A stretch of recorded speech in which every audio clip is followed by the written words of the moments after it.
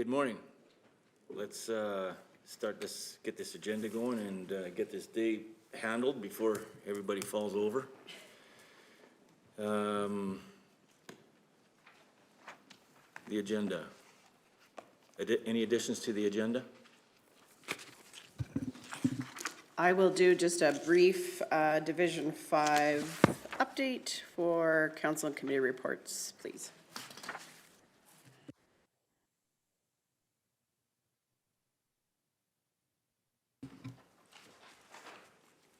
.2, okay. Any other additions?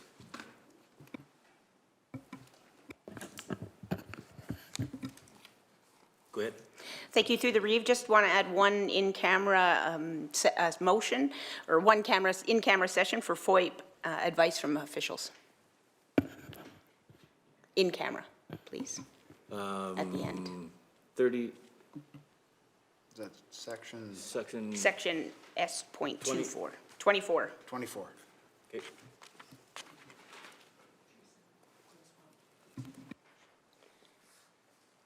Privileged information? Thank you. Just getting advice from the expert in the room, privileged information. Okay. I'm just going to let Carolyn talk because she knows what she's talking about. Good. So we need two closed session items. One is for privileged information. It was an ask from a councillor to put it on the agenda yesterday, and another one for advice from officials. Okay. So yeah, that would be privileged information is section 32. 32 and 20 should be right. 20. 24, workplace investigations.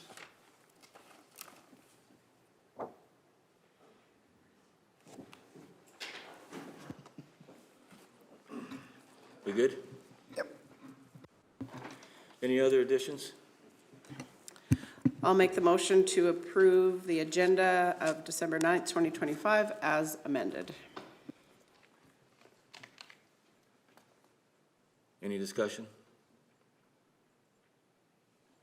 All in favor?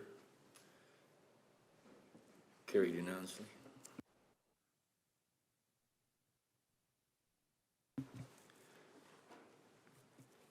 Okay, the regular council minutes from the November 25th. Any errors or omissions or council sees?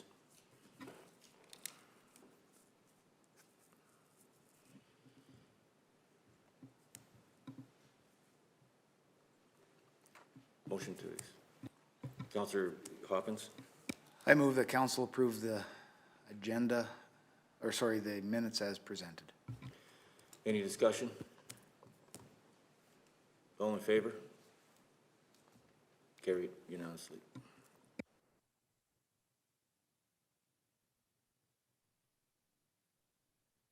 We'll be going to corporate services 4.1.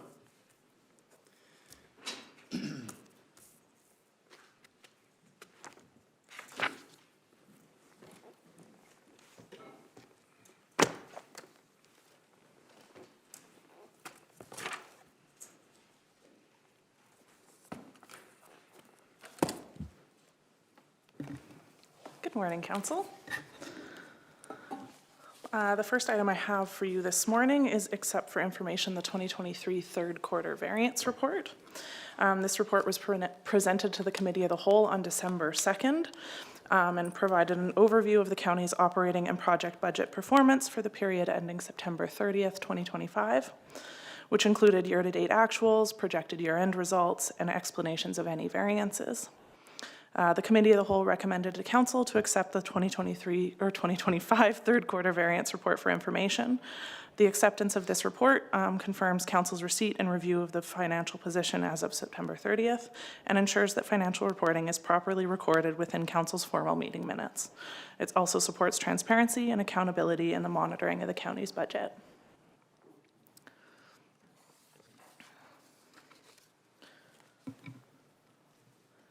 If Council wants, I can do a quick highlight of what that report was, but if Council just wants to accept for information, I'm that's pretty sure we all know what it was. Yeah. absolutely. You want to accept Councillor Penner? So I'll move that council accept the 2025 third quarter variance report as presented at the Committee of the Whole meeting on December 2nd, 2025 for information. Any discussion? All in- Carried unanimously. Sorry, Jerry.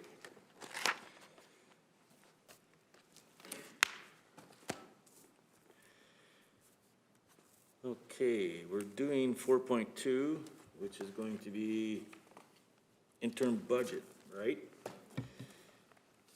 So this is going to get into the good stuff, right? Okay, before we get going, I want staff in this room to know right now that we're going to be asking some questions, along with having conversations about how this works, why we're doing this stuff. And if we don't agree, if we don't make sense, we need to ask those questions. Don't take anything personally here. This isn't against you guys. We're not going to shoot the messengers. It's something that we have to work out. That being said, you ready to go? Absolutely. I welcome all questions. Okay. And if I can't answer them, we will get back to you on them, always. No, that's what I'm saying. Yep. All we need to know is that if we ask a question and you can't answer it, don't worry about it. Like, don't threat or worry. Like, it's going to be good. But the other thing that I want to talk about too, going forward, like with this stuff, just because council passes a motion on a budget, it shouldn't mean that staff or administration can spend that any way they want. Each taxpayer dollar spent best have a motion and authorized by council. When general budgets like this are passed, I have a concern because some things aren't identified. Some of the littler things aren't identified. And that staff or administration take for granted that we don't see, right? And the next thing you know, council's wondering how an item was purchased or, how this got into play. And the answer is going to be, well, it was in the budget. Yeah, it could have been in the budget, but we didn't see that part, right? So we want to make sure that those hidden, these are the questions we're going to ask, and it's going to be a slow process. But the problem that I have, and I'm going to say it up front, is when presenting budgets this way for us, is almost like we're rubber stamping it, and that's not accountable to taxpayers' dollars as far as I'm concerned. Now, that being said, I do understand that this is an interim budget, and due to the election and timeline restrictions, we need to get this done. We have to be accountable to our ratepayers who voted us in, wanting change in the structure of how this county is run from top to bottom, and every dollar spent. And I think we can accomplish that by working with everybody. So that's why I say, if we're asking dumb questions, they're going to be dumb questions to you, but they aren't to us. We're trying to be accountable for every tax dollar. Cool? Absolutely. My job is to do what council needs me to do and provide the level of detail that council would like to see when it comes to the budget. In terms of everything that's ever gone forward, there's always more detail in the background because I'm working with that detail every day. And so when council asks those questions, then we will provide that information. And I'm more than happy to provide more detailed information than we've had in the past. It's not that that's not there, it's just we've rolled it up in a way that council historically has been comfortable with. And what I'm hearing is this council wants more detail, and we will provide more detail accordingly. Absolutely, with this interim budget, it's a little bit more high level. It's sort of a roll forward of 2025 levels of budget to just ensure that come January 1st, the county can operate.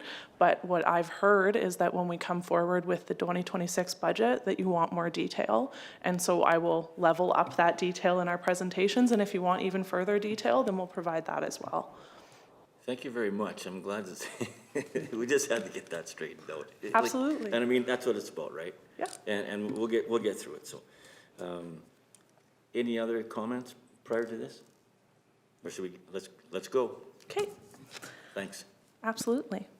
So this report is looking at the 2026 interim budget and carry forward projects from 2025. Council through the MGA, council has to adopt a budget before the start of any fiscal year. If we didn't have an interim budget, the county would have no authority to spend any funds to do basically anything come January 1st. And the MGA also allows, when the full budget isn't ready to be adopted before January 1st, the adoption of an interim budget. So that's what this is today. And what we've based this one on is being able to do operations from January 1st to April 30th. And this is based on a calendarized look at the budget, so looking at trends of expenditures, trends of revenues when they come in, when they go out, and ensuring that the county can meet its contractual obligations, its typical spending patterns based on existing levels of service from January 1st to April 30th. The reason we chose that time frame from an administrative point of view is that we typically pass the tax rate bylaw in April in order to facilitate putting out tax and assessment notices. And so to do the tax rate bylaw, the official budget actually has to be passed by council, because that tells you exactly how much of taxation revenue is going to come in the year. And so we've done that time frame just to ensure that council has adequate time to look at the budget, to discuss the budget, to develop what that 2026 budget is, but also ensure that operations can continue in the meantime. So what I've done is I've gone through, in the background I have by every account, by every category. I look at kind of the typical trends of different expenditures, look at different types of contracts, what we have on the go, and then I can calendarize the budget. And the reason I have the budget calendarized is because when I come forward with quarterly variance reports and we look at those trending, we're actually doing that based on the actual expectations, based on historical data of when those revenues and expenditures come in and grow out. So I've just done, what I've done is I've looked at that in more detail to kind of determine what we think we're going to need to do an interim budget. And in this report, I have where we've landed on each different functional area in terms of each revenue and each expenditure, and I can walk through those. Okay, we'll start with one question here. Absolutely. So when you're doing this and you look at these, so we're based on a 2025 budget Yes. that's preceded. So we already know that, like, there is no cuts in that budget. All it is what it was last year. There's nothing, so that's basically what you're bringing forward. Through the chair, unless there's been some direction from council, then yes. And if there's certain things where if we have agreements and the amount that has been adjusted in that agreement that's reflected in the 2026 interim operating budget. Thanks. But it's effectively, on the base level, it's done based on what 2025 budget was. But as we go through and as council makes more adjustments, administration will adapt to what that direction is, even throughout this interim budget before we have the official budget. So first I'm going to go through just how each line item on the revenue pieces were put into this interim budget. The first one is licenses and permits. This primarily relates to planning department area. The interim budget has $40,033 in it, and this just represents the portion of expected revenue from January through April based on 1/3 of the 2025 budgeted revenue for this category. Then we look at operating grants. So this includes operating grants from CCBF and ASB. And the interim budget actually of $499,353 represents the full amount of annual operating grant revenues expected for 2026. So the reason we recognize the full amount is both of these are amounts that the province provides the county. We have more than enough expenditures even within the interim budget to qualify for them. So they've been brought in as a full amount into the interim budget. And then we've got other revenue, so this primarily relates to industrial water licensing fees. An interim budget of $27,033 represents the portion of expected revenue from January to April, which is based on 1/3 of the 2025 budgeted revenue. Then we look at sales of goods and services. This includes water distribution fees, bulk water sales, dust control, campgrounds, sewer and waste charges, as well as various other smaller revenue sources. The interim budget of $485,124 reflects revenue expected for the interim period for major revenue sources. So that means things like campgrounds, we look at actually when those revenues come in. Oddly enough, we actually get significant revenues come February because we actually open booking for the year then. So that amount has been adjusted accordingly. We also look at water distribution fees and bulk water sales. So that there is just an estimate, right? That's not an actual. Like, all these aren't actuals, because they can, right? Through the chair, absolutely. All of these are budget, right? So everything we do when we're looking forward is our best estimate on what we're going to receive, and there's always going to be some fluctuations on what that actually looks like. With the ASB, the ASB grant, is that a given? Is that a given every year, or like that, or no? Through the chair, we have an agreement that is a given as long as we still meet the different program requirements and the different expenditure requirements associated with it. Okay, thanks. Okay, so for sales of goods and services, that amount is reflective of actual expenditure patterns. So something like bulk water sales, we actually see a larger portion of those come through in the summer than in the earlier months, so you would see less of that revenue is associated in the interim budget. And then we look at sales to other governments. This includes fire reimbursements, dispatch services reimbursements, peace officer contracts, and water management fees. The interim budget of $30,667 represents the portion of peace officer contracts and water management fees expected from January through April. I will note that this amount looks low compared to last year's budget. This is because there's a $75,000 revenue that was associated with the anticipated carbon management services contract that did not end up proceeding. So we've actually removed that from being included in the interim budget because we know it also won't be included in the 2026 budget as a whole. Then we look at rental income, includes rental income for county-owned buildings and land, and the interim budget of $47,000 represents the portion of revenue expected, which is based on 1/3 of the 2025 budgeted amount. Then we look at penalties and fines. This primarily relates to penalties and fines on property taxes, but also includes ones related to enforcement and utility billing.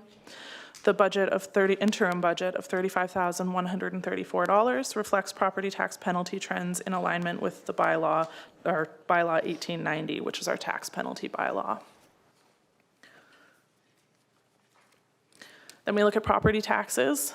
This item represents property taxes related to all property tax types, so residential, non-residential, and farmland. What we've included here is the interim budget of $27,710,295. This is the same amount of property taxation revenue that was included in the 2025 budget. The reason we've included the full amount this year is really just to reflect the county's overall revenue position. The difference between full taxation revenue and interim expenditure approval is presented at the bottom of this schedule as uncommitted operating funds. And so the reason we put the full property tax revenue is really, I went actually looking at what typical other counties do when they pass an interim budget, and they almost always include a full taxation year revenue in there. And really that's just to ensure that there's no picture going out there that we're going to reduce property taxes to 1/3 of what they were in 2025. That does not mean that count, right? So if we just did 1/3 or if we didn't do anything, it would potentially put a perspective out there that is not likely to ever be achieved. But council's not bound to this amount of property tax. When we do the property tax bylaw, council can actually determine exactly what that number is needed based on the actual full budget that comes forward. So when we do that, like I said, the majority of those funds are sitting at the bottom. They're uncommitted funding. That means the administration has no authority to spend those uncommitted funds. It's just the balancing piece that is required to put the interim budget into a balanced position. Same with special taxes and frontage. This includes amounts collected for the Trochu swimming pool and water connection levies. The interim budget of $97,101 again represents that full year of anticipated special tax revenues to ensure transparency regarding the county's overall revenue position. And the amount has decreased from the 2025 budget as there's one levy that expired in 2025. Quick question on the Trochu pool. We're receiving that income? Through the chair, so that's one that we have a bylaw where we levy that on the properties that are within that area, and we then put it back to Trochu, yes. So it's it's paid for by taxation revenues. Okay, thanks. Then we have return on investments. This is a base amount of return on investments utilized to fund the operating budget. The interim budget of $255,595 reflects the estimated revenue from January through April and is based on 1/3 of 2025 budgeted revenue. When we look at transfers from reserves, these represent budget balancing transfers from reserves made by council motion, and there's no interim budget allocated for that line item. And then we look at capital equipment plan sales. This represents revenue associated with the sale of capital equipment. It's included annually as a base amount. Typically, council transfers amounts exceeding this value back into the capital equipment plan reserve to fund future capital purchases. We have included the full $100,000 in the interim budget as we have 2026 pre-approved capital equipment purchases and anticipate some assets to be sold in that first part of the year. So that concludes my summary on revenues. Before I move on to expenditures, are there any questions from council? I think we're good. Okay. Everybody good? Yep. So we look at expenditures. The first one is contract and general services. This represents expenses related to external service providers, so professional fees, advertising and PR, training and development, contracted repairs and maintenance, IT contracts, insurance, waste collection, and public land mowing. The interim budget of $1,561,576 reflects the portion of contracted services anticipated to be incurred January through April based on historical trends. So again, we've looked at all the major classes, looked at kind of the historical trending of when those expenditures come through, and then calendarized that and put that into the interim budget. Materials, goods, supplies, and utilities includes things like fuel, water for resale, utilities, and departmental operating supplies. The interim budget of $1,516,748 reflects the portion of materials, I missed that, anticipated to be incurred through January through April based on historical trends. And then we look at salaries, wages, and benefits. This represents all costs related to staffing, including base salaries, government contributions, group benefits, and pension contributions. The interim budget of $3,573,574 reflects salaries and benefits for January through April based on the pay periods occurring during that time frame and based on staffing levels as of December 2nd. Salaries, wages, and benefits, that, what we have down here for the $3,573,000, that doesn't include any raises or stuff like that? Through the chair, that is correct. Okay. One more question. When we go back into contract and general services, for an example, professional fees, advertising, training, development, and stuff like that, that's training and development for office and field? Okay, Yes. so where's communications come in that? Are they in there? Okay. Yes. So when I look at communications like this, and for an example, podcast material was bought. So if we approve that, there's stuff like that that can get purchased. This is what I'm talking about, right? Or am I thinking wrong? Thank you. Through the reef to all of council. No, that podcast was an approved project, so that was when the podcast equipment was purchased. What will be approved through this budget is the general activities that we participate in as expected. So anything that we would normally do. We typically do a quarterly newsletter, so it's nothing in addition to what we already do. This entire interim budget is just to hold space while we work through the full budget as a council. Councillor Olson. So we're just, it's based off of last year's budget, and it's to satisfy the government having a budget by year end. But this can all be, this will all be changed when we get into, or well, I mean, most of it will be the way it is, but some of it can be changed once we get into the 26 budget, is that correct? Through the brief to all of council, absolutely. So our goal is to bring council with a zero-based budget, which is far different than what we're looking at here. This budget is based on last year's budget. Just because it's in our budget doesn't mean we have any intention of spending any more than already approved. The intention is to be fiscally responsible. We understand where council's going, and we have no intention to go purchase things rogue like equipment, podcast equipment, if it's not already an approved project. So everything comes through as a project to council. Thank you. That's what I wanted to hear.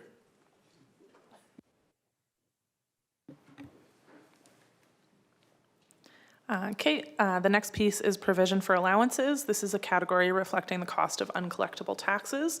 No interim budget has been included for this item, as tax write-offs typically occur later in the year, so we've just excluded it from the interim budget. Purchases from other governments includes payments to the province for policing, to the Regional Water Commission, and to the Drumheller Waste Commission. The interim budget of $896,058 reflects the full amount payable for these services, as they are typically paid earlier in the year. The increase from 2025 reflects the expected increase in the provincial policing payment.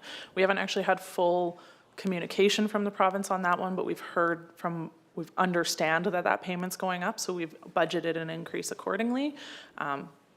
So this is one of those one-off ones where we know that those payments typically go out early in the year. They're based on agreements, they're based on amounts that we're contracted, we have to pay, and so we've included them as a higher amount in the interim budget. And then we look at transfers to other governments. These represent transfers basically primarily through ICF agreements. The interim budget of $644,245 represents payments that are typically made in the first quarter and relate to those ICF agreements. Then we have transfers to individuals and organizations, which primarily relate to grant programs, which are listed in policy or are council motioned community supports. The interim budget of $272,872 includes the full amount for most of the grant programs as they were included in the 2025 budget. A few items are paid for throughout the year and have been adjusted in accordance with historical trends. And most of these actually come through, some of them are in policy, some of them come through as council decision when those grant funds are allocated. So council would still have a secondary review on some of those if they were to actually be incurred during the interim period. Then we have transfers to local boards and agencies. This includes payments to FCSS and the library system membership. The interim budget of $152,356 represents the full amount budgeted for these programs in the 2026 budget. So this is one we've actually updated, reflected on the information we have available. Again, if council made some motion to adjust something like this, we would adjust that in the interim budget accordingly. So this is really our baseline. If council provides alternative direction in the interim period, we will adapt operations accordingly. Then contributions to reserves. These represent contributions to reserves to fund future projects, and no interim budget has been included for this line item. Just at this time, we're including that as something that will be up for council deliberation during budget. Do we always do the reserves at the end? At the end of the season? Through the chair, they actually are typically booked at the very beginning of the operating budget. They're timed. Yeah, that's what I thought, okay. Yes. We just chose at this time because we knew council was going to look through the budget and determine the actual 2026 budget. We left that amount out. It's typically about $9.2 million. So we really do, as administration, anticipate that number be similar to what it is now, but have left it out of this piece. And then gravel inventory projects, again, includes for the annual crushing of gravel, and no interim budget has been included in this line item, as gravel crushing typically occurs later in the season, and there was no detriment to not including it in the interim budget, so we left it out until we do the 2026 budget in full. And then that last piece is the uncommitted operating funding. This includes $20,709,906 of uncommitted operating funds. So this represents the portion of revenues that have been recognized in this interim budget but are not authorized for expenditure. Essentially, these are funds the county has available but has not yet allocated to specific programs or expenses. So that concludes my operating budget piece. Then we look at carry forward projects. But before I do that, are there questions from council? Everybody okay? Yep, I think we're good. Okay, so this next piece is looking at the 2025 projects that are looking for carry forward into 2026. So these are projects that were approved in the original 2025 budget itself and aren't completed yet or aren't anticipated to be completed by December 31st. This is a really normal function within the operating budget each year. There's typically not every project is done within the year, and there's some that are going to carry forward.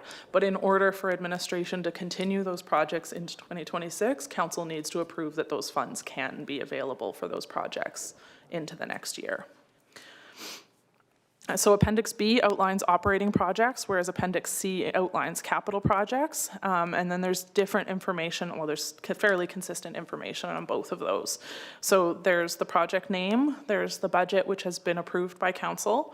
There's the costs incurred to November 28th. So this is the expenditures reported in the county's financial software as of November 28th.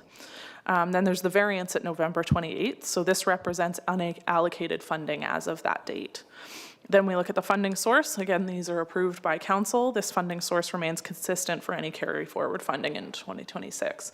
So this means whatever was approved in 2025 is being the recommended funding source for the 2026 carry forward.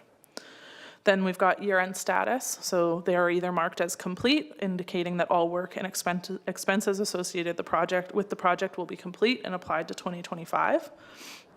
There's carry forward, indicates that the remaining funding at the end of 2025 is being requested to be approved for allocation in 2026. And then there's canceled, which indicates that the project did not proceed and is not being requested to be carried forward in 2026. And then we have potential funds retained in reserves, maximum.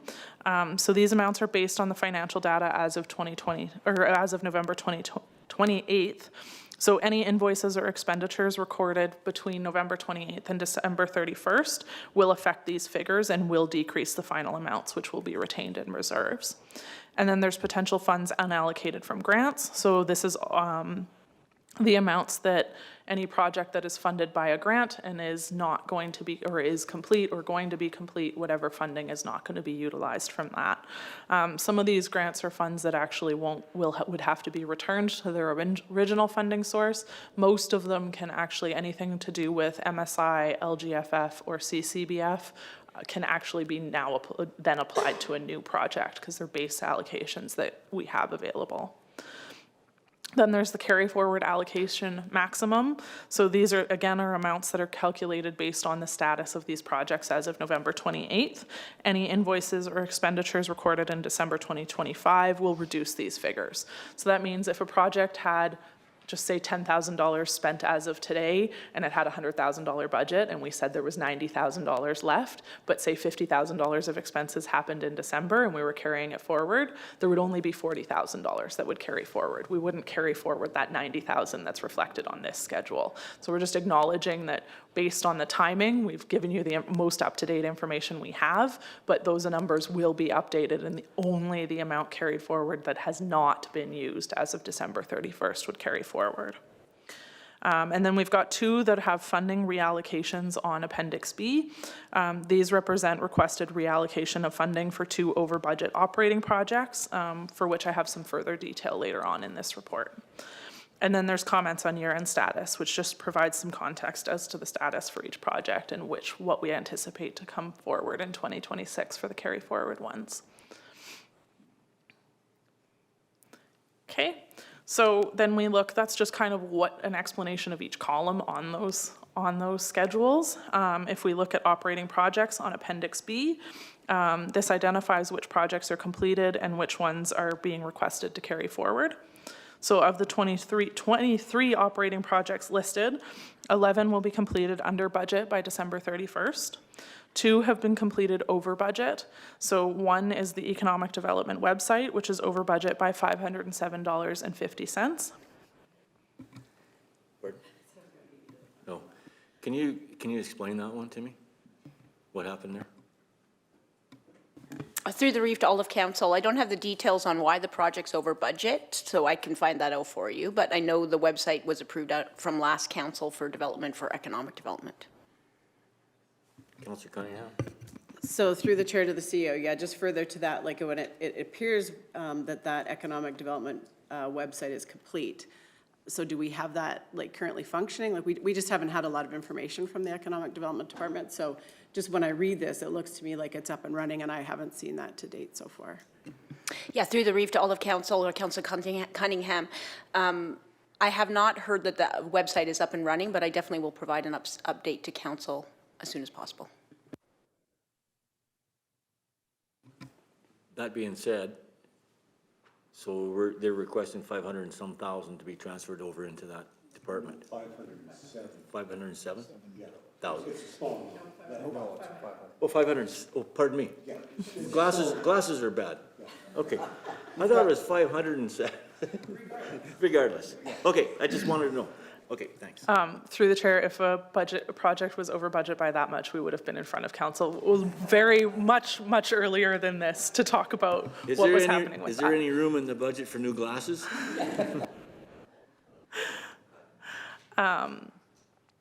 So this one, and actually both of these over budget ones, we've actually looked at, there are other projects approved within this budget that we're asking to reallocate a small amount of funding over.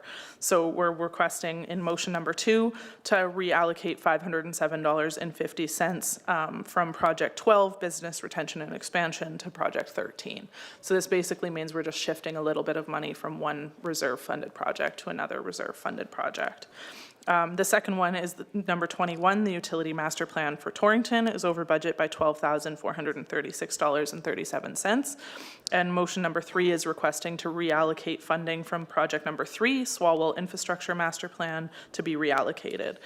This one's a little bit different. This one is actually one that the first, number 3, was approved in the 2024 budget, and we ended up carrying it forward into 2025, and we did it in conjunction with project number 21.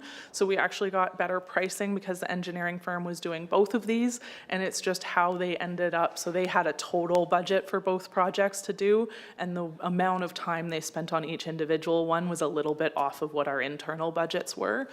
So we're just reallocating, we're asking council to reallocate those funds accordingly so that both projects are fully funded. And then there's 2 projects which have been canceled. One relates to Horseshoe Canyon and has been canceled pending further council direction. The other relates to fire software, for which the pricing was beyond budget and was subsequently canceled.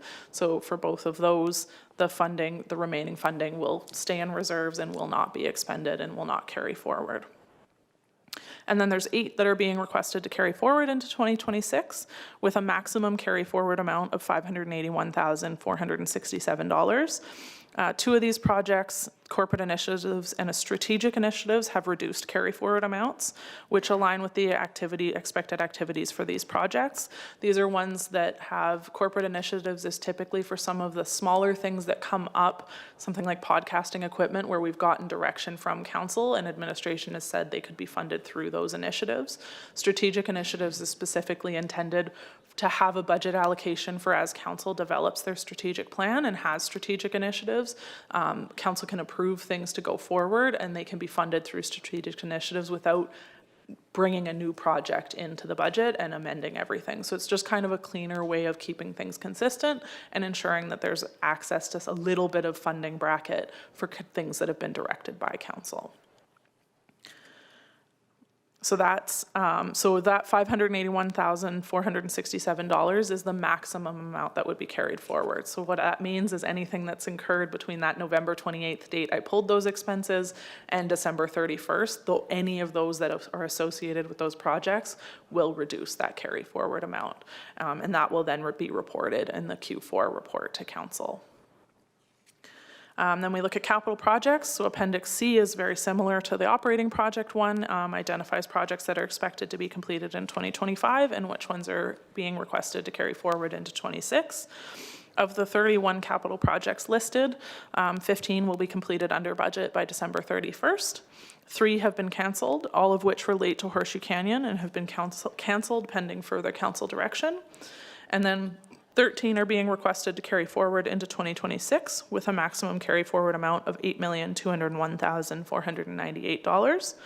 One of these projects, number 15, 2025 Capital Equipment Plan, has a reduced carry forward amount, which aligns with the expected activities of the projects. What that just means is we've had some cost savings on some of the assets in that category that have been purchased, and so those amounts will return to reserves, and the amounts carried forward are only the amounts associated with assets who haven't landed yet. So motion number 4 reflects the request to carry forward the maximum of that $8,201,498. Again, anything that happens before December 31st will reduce that amount. And that's the end of this report, unless there are council questions. Councillor Olson. So just because the majority of this council does not have previous years as far as the carryover, are these typical numbers to be carried over in years past? Through the chair, the carry forward amount year to year varies. There's usually quite a few projects that carry forward from one year to the other. A lot of the initiatives that the county undertakes are major projects. Some of them have projects where we actually fund independent amounts each year. Some of them are just that it just takes longer to get them done. So it is very normal for there to be significant carry forward projects, absolutely.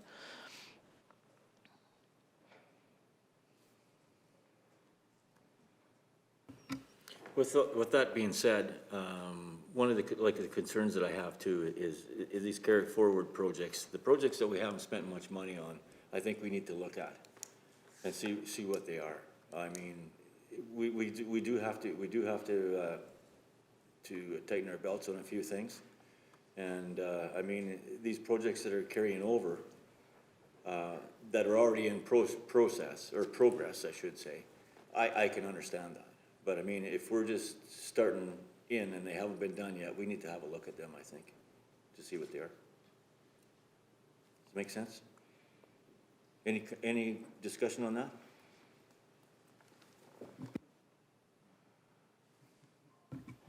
Okay. Away we go. No. No. That was a discussion. Yeah. I told you this could get weird. Through the chair, if there were, at this point, if council approves the motions as laid out, they would realistically be approving administration to continue with whatever legwork is happening on them and whatever process is happening. I know, I'm actually trying to look at the various ones that haven't had progress. Like I'm looking at the carry forwards for operating, and we look at the emergency management functional exercise. I know that one is scheduled. It just hasn't, the way scheduling happened. I think we actually got some grant funding for that one, if I'm correct. So there's sort of some justification as to why that one's being carried forward. And some of the planning has already happened. So if we canceled that now, then there would be some implications of that. I look at public engagement for land use bylaw. That was actually a strategic thing done by administration to delay, to wait for this new council to come in so that council could direct what level of engagement that would happen. So when it was first put forward in August of 2024, there was some anticipation that progress would happen in early 2025 for that. It didn't, and then it was sort of done intentionally to give this council more control over what would happen with that initiative. I'm trying to look at any others that have, the fire software is one that's been canceled. The facility condition assessment and asset retirement, I know some work has happened there. It just looks like no payments have happened in that one. I'm just going to, sorry, I apparently didn't bring my printed versions of these, and That's okay. That's all I want to know. That if we got to go ahead, we got to go ahead. But if there's stuff that we don't have to, we need to identify that. Because like I say, that now's the time to look at stuff like that. absolutely. And thank you for that. That's what we're looking for. Thank you, Carolyn. I'm just going to take a quick peek. I can look at the carry forward capital ones and see if there's any that haven't had. Councillor Olson? Yeah, I'm okay with carrying forward with what we have here. As long as going forward, that carry forward amount isn't increasing year to year, because I mean, yeah, pushing these things off sometimes catches up with you as well. But also, I think later into the next year's budget, we can pick some of these projects apart if we want. Is that correct? Through the chair, council directs what administration does. So absolutely, if council wants to look at something, we provide more information on that. Any other questions? Councillor Cunningham. So thank you, Ms. Von Merbeck. You do such an amazing job. And I really appreciate your willingness to listen to council's wishes. And I just wanted to comment briefly on what Reeve McCook said at the beginning about the accountability piece. And it's certainly not a reflection of staff, but what I've heard over the last 4+ years is, I always go back to I say it every year, so people can get tired of it, but I always say, like the late Margaret Thatcher always said, in government, we have to spend the people's money wisely and well. And so, unfortunately, in my last term, for example, it came to me that the county had bought a $2,200 cooking pot for, I don't actually know for what. And so I think that's, if I'm reading Reeve McCook well, when we put a budget item of, let's say, $20,000, that was explained to me that was spent on that cooking pot because the money was there. Now, I don't think any of us want to get into like how many paper clips is the county buying or anything like that, but I liken it to my own business. If we budget for $20,000 for a hot water tank, let's say, and we didn't need it in that year, we don't just go spend that $20,000 because it's there. And so I think for me, that's what the ratepayers are asking for, is they're asking for the accountability of their dollars. And so I think we just, we want to be clear that when we're putting an amount on a budget item, that it's not allowing for a $2,200 fish pot or whatever it is to be spent of the taxpayers' money, if that makes sense, right? And so if I read you correctly, that's what I've heard over the past 4.5 years is it's the people's money and they just want to make sure that it's spent well. Like I said, I don't need to know how many paper clips the county's buying, but I need to know that if there's money left in a budget item, it's not being spent just because the money's there, if that makes sense. Thank you. Absolutely. I fully understand that sentiment and will always do whatever we need to do to make sure that council has that information that they'd like to have. I don't believe that that is necessarily a pervasive spending pattern that would happen in the county, but I can understand what that concern might be and why council might want more detail.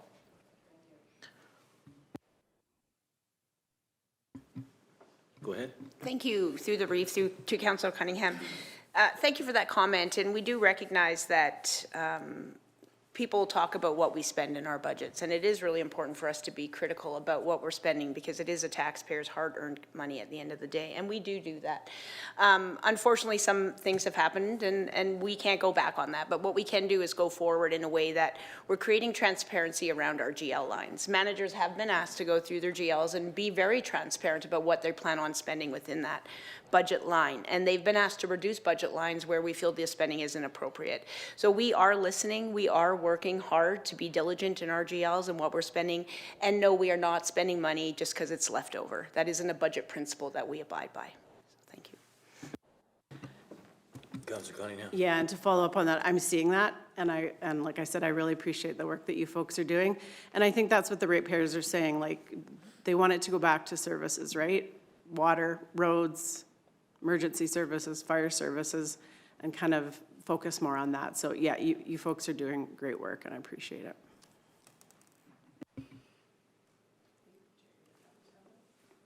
Councillor Woodstock, did you have your hand up? Yes, I did. What I would like to do is make the motion that council approve the 2026 interim budget as presented in Appendix A.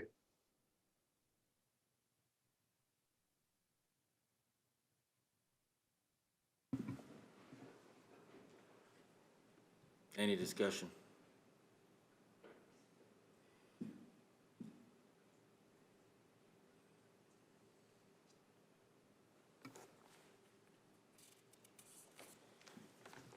Nope.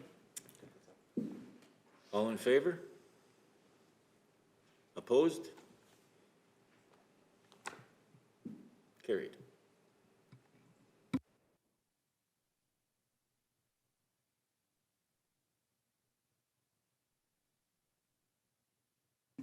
Councilor Cunningham. So in terms of the motion number 2 about the reallocation for that, the economic development website, is that one that we want to table until we find out more information? Because it sounded earlier like Ms. Cochran maybe would have more information coming forward on that. My thought would be is, and this, that's not why I opposed this, but, I mean, for $507, that we're gonna pick that up the next go kick at the cat, right? So is it worth, pardon me? Are you allowing me to speak? Yes, go ahead, Thank you. please. Through the reef to Councillor Cunningham, I just did receive an update. We have a great Teams chat going on here. It looks like the company that's building our website is still building content, but they're nearly done. So this week will be the end. Once they're finished, we just need to do our final approval, and it will come to council in February for review, or January potentially for review. So at this point, we've already invested so much into this project, we just need to get to the finish line. Certainly council can decide as we move forward in future budgets whether that's a service line they want to continue with. Councilor Cunningham? So that is excellent on-the-spot information. Do we know, like, did the company itself that we hired go over budget, or where, like I know $500, $500, but I'm just curious, like, what, if we had an agreement with this company, how we ended up with $500 over? I don't have this, through the reef to Councillor Cunningham, I don't have the specific budget details, but I will dig in. Sometimes these things, it might take an extra hour, and that IT budget goes up very quickly when you're dealing with consultants and building websites. Are we okay with that motion and everything? It's passed. Everybody's okay with, everybody's okay? Okay. Good.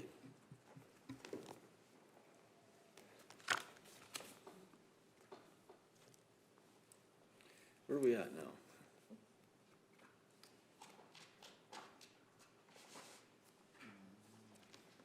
So that was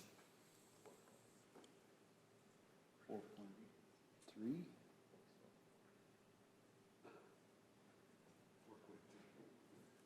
4.3. We've done that one? No. For pre-approved, that's pre-approved next. projects. Okay, 4.3 pre-approved projects, go ahead.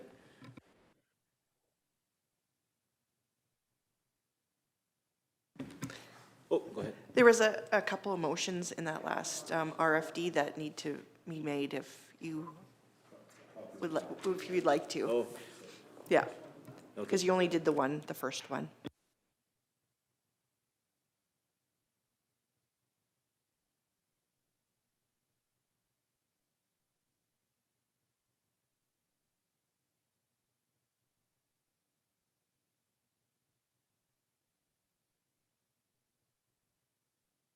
Okay, Councilor Cunningham.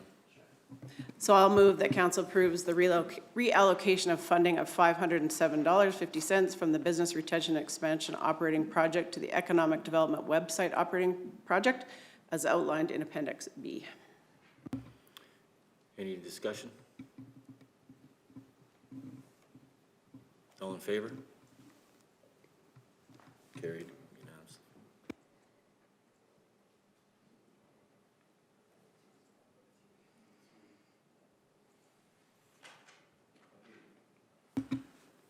Approve this. Oh. Councilor Olson? I can make the motion that council approves the relocation of funding of $12,436.37 from the Swalwell Infrastructure Master Plan Operating Project to the Utility Master Plan Torrington Operating Project as outlined in Appendix B. Any discussion? All in favor? Carried.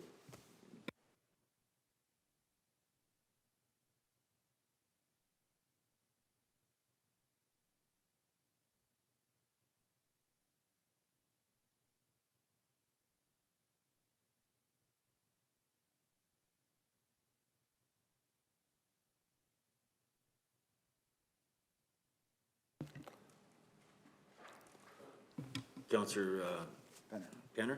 I'll make the motion that council approve the 2025 carry forward operating budgets, operating projects of $581,467, including funding sources as listed in Appendix B, recognizing that the final carry forward amounts will be reduced by any expenditures incurred after December 28th, 2025 and before December 31st, 2025. Any discussion? All in favor? Carried unanimously.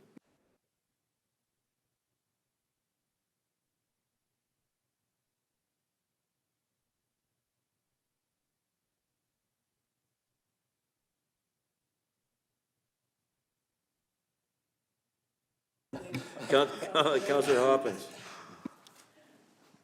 Sure, you leave the biggest one for the last.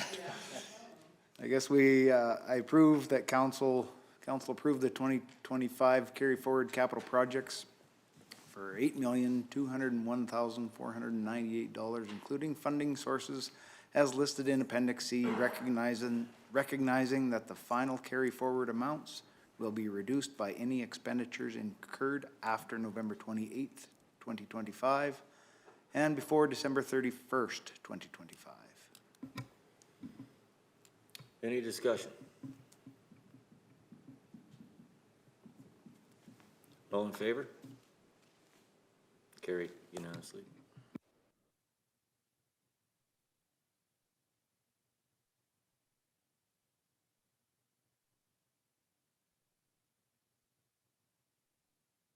Four point three.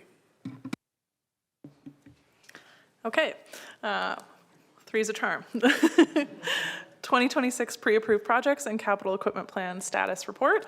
At the September 23rd, 2025 council meeting, council pre-approved a series of projects and capital equipment plan purchases for 2026. With the municipal election in October of 2025, the 2026 budget process was delayed from its typical timeline, with full approval planned for early 2026 rather than in December. This delay allowed for newly elected council members to participate in orientation activities before starting the 2026 budget process. Considering this timing, specific projects and capital equipment plan purchases were brought forward by pre-approval to ensure that critical initiatives planned for 2026 could proceed without delay. At the December 2nd Committee of the Whole meeting, a status update on these projects was requested to be brought forward to the December 9th council meeting.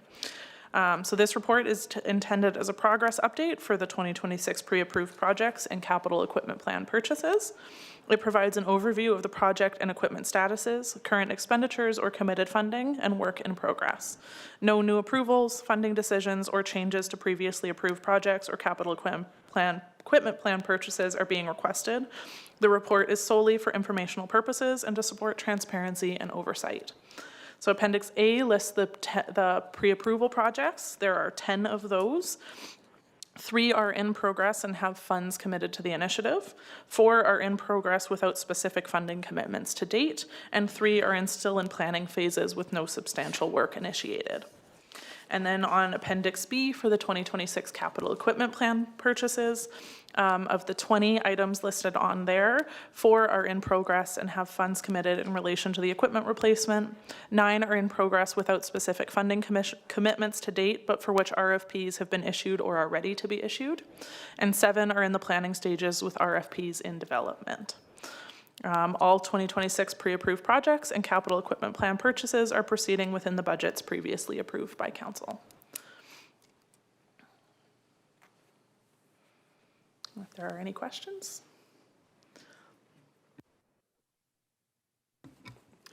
When I look at these, the capital equipment, and we're looking at half tons here, and the process is not started. It states not started, so there's nothing in the process going on with those right now? Through the chair, that would mean that the RFP has not been issued yet. There's likely been, I believe, some work kind of done on the precursor of developing that RFP. We just haven't issued it at this time. But they are equipment that is planned to be purchased based on our capital equipment plan, which is based on a lot of data. Go ahead. Through the reef to all of council, we do have Mr. Dale McNair here to answer any questions about that capital equipment plan, should you want to get deeper into any of those things that we put forward. Also, Mr. Conkin is also here to support any questions around our operational projects through roads. So if we are prepared to answer questions, should you have them. Okay, one of the things that, and I mean, one of the things that brought up to me quite a bit from basically the ratepayers is that we're driving around in the fanciest trucks around. We're not here for show. We don't need the fanciest lines of trucks. We're trading trucks way too quick. We're trading equipment way too quick. These are concerns that ratepayers are stating to us. And I mean, I know when you punch your numbers into your asset machines and stuff like that, it kicks out whatever. But when you look at the variances and stuff like that on equipment, trucks, et cetera, I mean, it's public perception. It's public perception that's killing us here. So we really got to watch stuff like this. I mean, if we can get by without having new trucks every year, which I think we can, maybe we should be looking at stuff like that. Through the chair, so we could hold on to vehicles for much longer, but the drawbacks is we're going to have higher maintenance costs and the depreciation is going to go down faster. So if we look at 4 vehicles that we're looking at replacing in 2026, they're all going to be around 160,000 kilometers, and that's the optimal time to actually sell those vehicles with the maximum amount of return. And as we know, if you own a company or a farm, that the quality of equipment has decreased greatly in the last decade. And so getting rid of vehicles sooner saves a lot of money on maintenance and downtime. So that's the optimal range to actually sell your vehicles. I agree with that in a sense, but when you talk about me, when I look at that on my farm, I don't do that on my farm, and a lot of people don't. We're not in there to drop at 160,000 on trucks or tractors or whatever. Dollars and cents, these aren't cheap anymore. So this is something that I'm bringing forth that ratepayers have talked to me about, and I think we got to look at this. And like I say, it's a perception. When we order trucks, I mean, this is taxpayers' dollars. This isn't the private enterprise. This isn't a private company. So that's something that we got to be well aware of. And I mean, if we can get by with, we're going to have some tight. I hate to say it, but we aren't going to get a lot of money coming down from the government this year or next year. And I think everybody understands and knows that. I mean, that's what Horner said to us. So we got to start looking at this stuff, and little stuff like this is where we start. So just a thought, just a comment, and I mean, that's one of the things we can go for or have a look at. Councillor Hoppins. Just out of curiosity, how many vehicles, pickup trucks, half-tons do we have? Do you know off the top of your head? Through the chair, we have 18 half-tons and 11 3/4 tons. Okay. Thank you. And three of those half-tons are rented, so they're only seasonal for about 4 months, because it's cheaper to do that way than have them sit. And then as part of 2026 pre-approval, one of those 3/4 tons will be sold, and it'll be going to a rental as well, just for the savings and not have those vehicles sitting there all winter.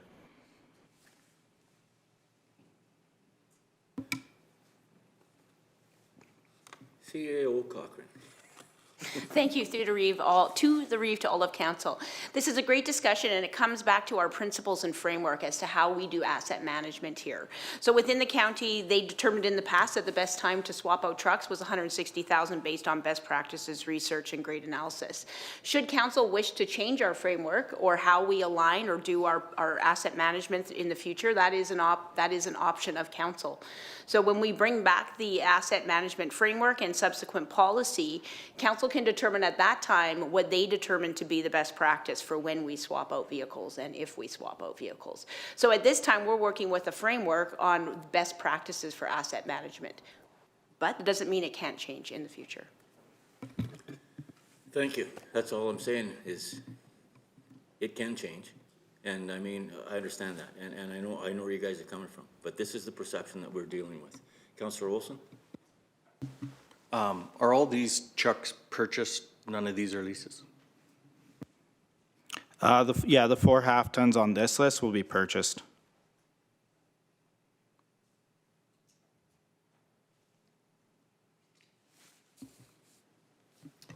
Councillor Penner? I guess the comment that I'd make is that these are all items that, as a council, we've decided that we want to look at, but we're not going to get them all looked at in the next week or the next 2 weeks. So we have to approve some of these budget items to give the administration and the staff the ability to do the day-to-day operations that we have them here for. That's correct, and I mean, this is the interim budget, right? Like, I mean, this is from now to April, so we got lots of time to get going. Sorry, through the chair, just as a correction, 4 of the trucks on this list are for purchased, and then 3 of the half-tons are rentals, and 1 is 3/4 ton, just as a correction to what I said. Ms. Scott? Through the reef to all of council, so these are pre-approved projects that were approved from the previous council. Should you want to revisit any of these, today would be the day to bring that motion forward. Otherwise, this work will progress as planned, as approved. So it's not our interim budgets, our pre-approved capital projects.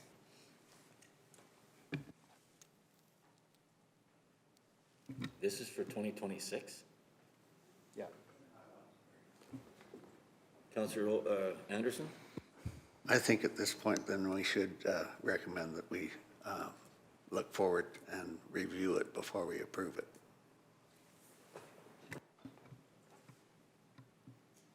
Is there discussion? Councillor Cunningham? I guess just because I was sitting here before, if I remember correctly, I did bring that comment up, because I think it was September, maybe it was brought forward. And I did mention that maybe we wanted to hold on to this and bring it forward for the next council, but at that time it was determined that it wanted to go forward. The majority determined it wanted to go forward. So I understand the hesitation, because you don't really have a hand in this. You're gifted this, but that was the decision of the majority of the past council.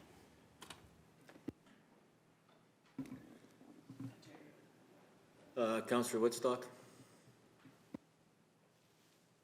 These pre-approvals were done for the reason that as of January 1st, there was going to probably be a price increase on these pieces of equipment. So therefore, if we can get it started prior to the increase in the equipment, it turns out to be cheaper in the long run. Some of these pickups that are listed here, you can see them listed as a budget of $62,000. There is municipal pricing on these vehicles. So we do get a discount as a municipality by buying them. The reason that we've picked 160,000 kilometers, actually it wasn't picked, it was actually, the reason it is 160 is because that is the price point where we can get the most value out of these vehicles when they go to auction. So if you take a vehicle that has 200,000 and you take it to auction, you're not going to get as much as you can for a vehicle at 160. Difference between 160 and 150 is probably not that big of a deal, so therefore 160 was picked.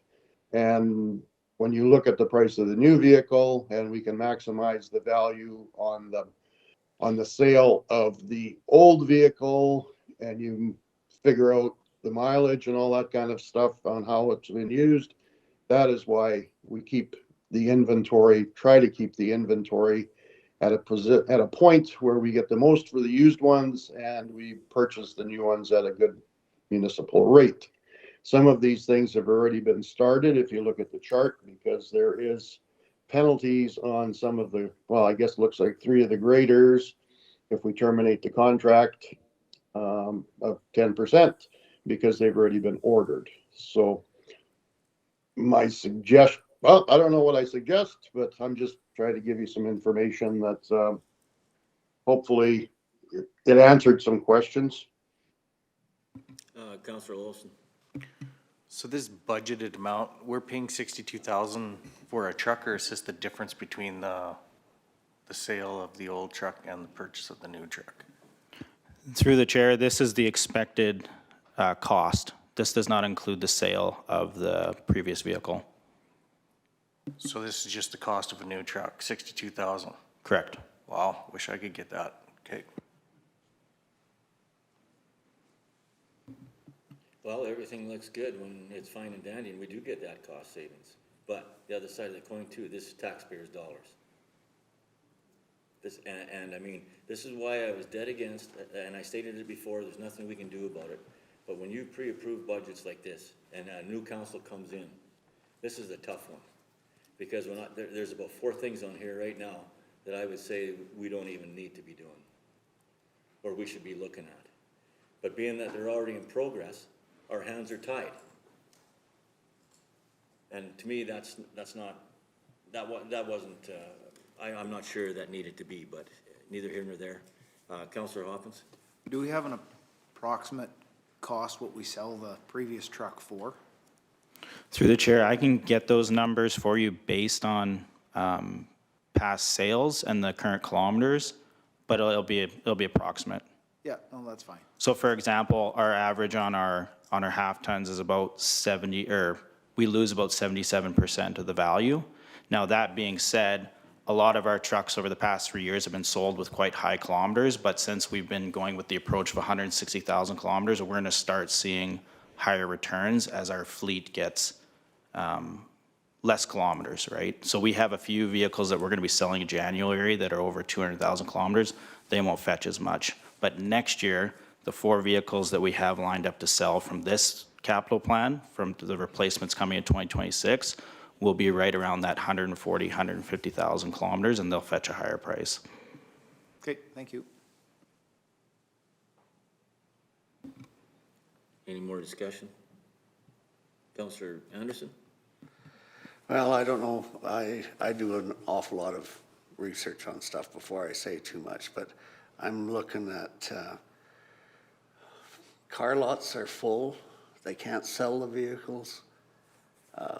I think we gotta get more reactive to the times that we're looking at than the times that were, because if we don't, it's gonna eat us alive.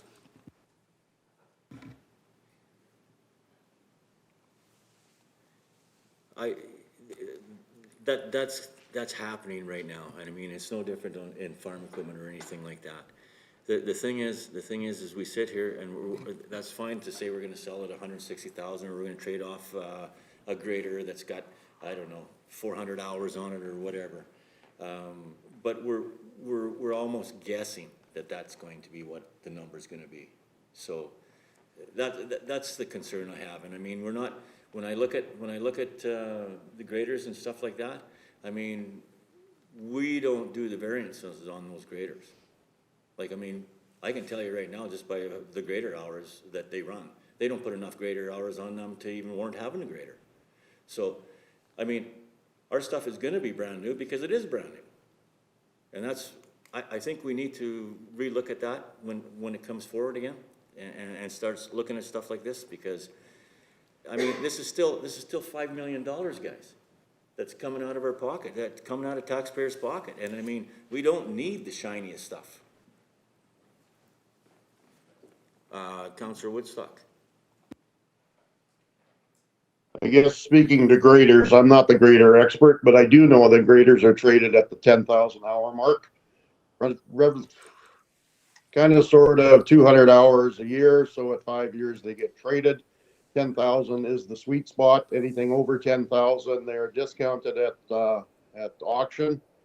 But if you keep them at that 10,000, you get a decent price for them. I think Mr. McNair may be able to further that sentiment. Through the chair, that's correct. And a lot of counties are selling their graders actually at lower hours. Some are 5,000, some are 6,000, but we do an extended warranty so that we can safely keep our graders for a longer period of time, up to 9,500 hours, and then sell them still with some value left.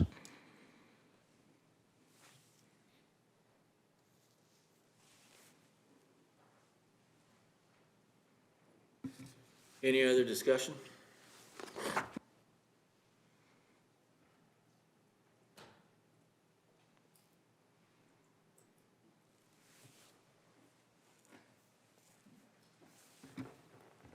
Councillor Cunningham. So I can make this motion. And as I said previously, I did have hesitation in September. On this one, I believe I voted against it for that specific reason, but in saying that, that was the will of council, so we move forward. So I guess that's something we can have a more comprehensive look at in 2026, and then this council will have more of an active role in that. So with that being said, I'll make the motion that council accept the 2026 pre-approval project status report for information. Any discussion? All in favor? Opposed? Carried.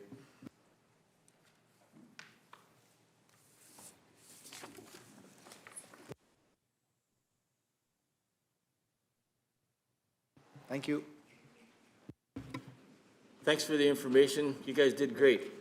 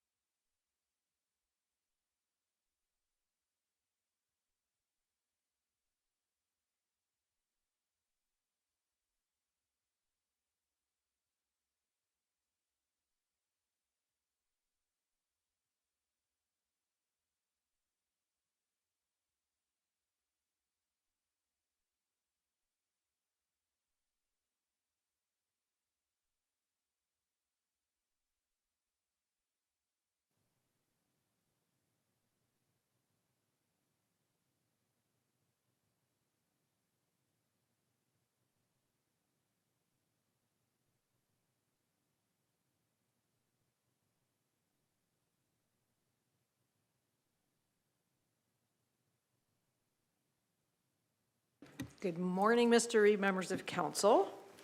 So we have a couple items for you today. The first one is a return of Bylaw 1924, which is the draft Municipal Planning Commission bylaw. Again, this is something that's required under the Municipal Government Act, that we have to have a bylaw that provides for how development and the subdivision authority approval works. And like I said previously, with the exception of a couple changes that we did quickly in 2016 and 2019 to allow some electronic viewing of the meetings, it really hasn't been reviewed since 1925. So planning oversees all the applications and processes as required by legislation, and we're leaving the authorities the way they were set up in the past. So the Municipal Planning Commission reviews all applications for discretionary use developments as well as subdivision applications. The bylaw has been attached as well as the previous existing bylaw. So we've basically added a couple sections to the bylaw. One's particular to minutes and how we take minutes. And then we've added the pecuniary interest and conflict of interest section to this. Bylaw 1924 received first and second reading at the November 25th, 2025 council meeting, and third reading was deferred, so we are now bringing it back for third reading.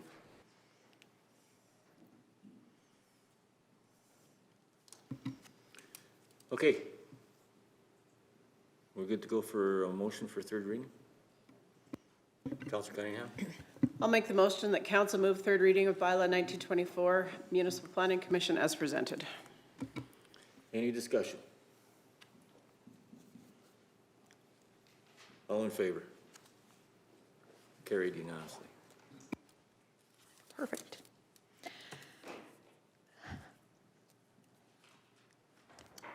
Okay. 5.12, public engagement options.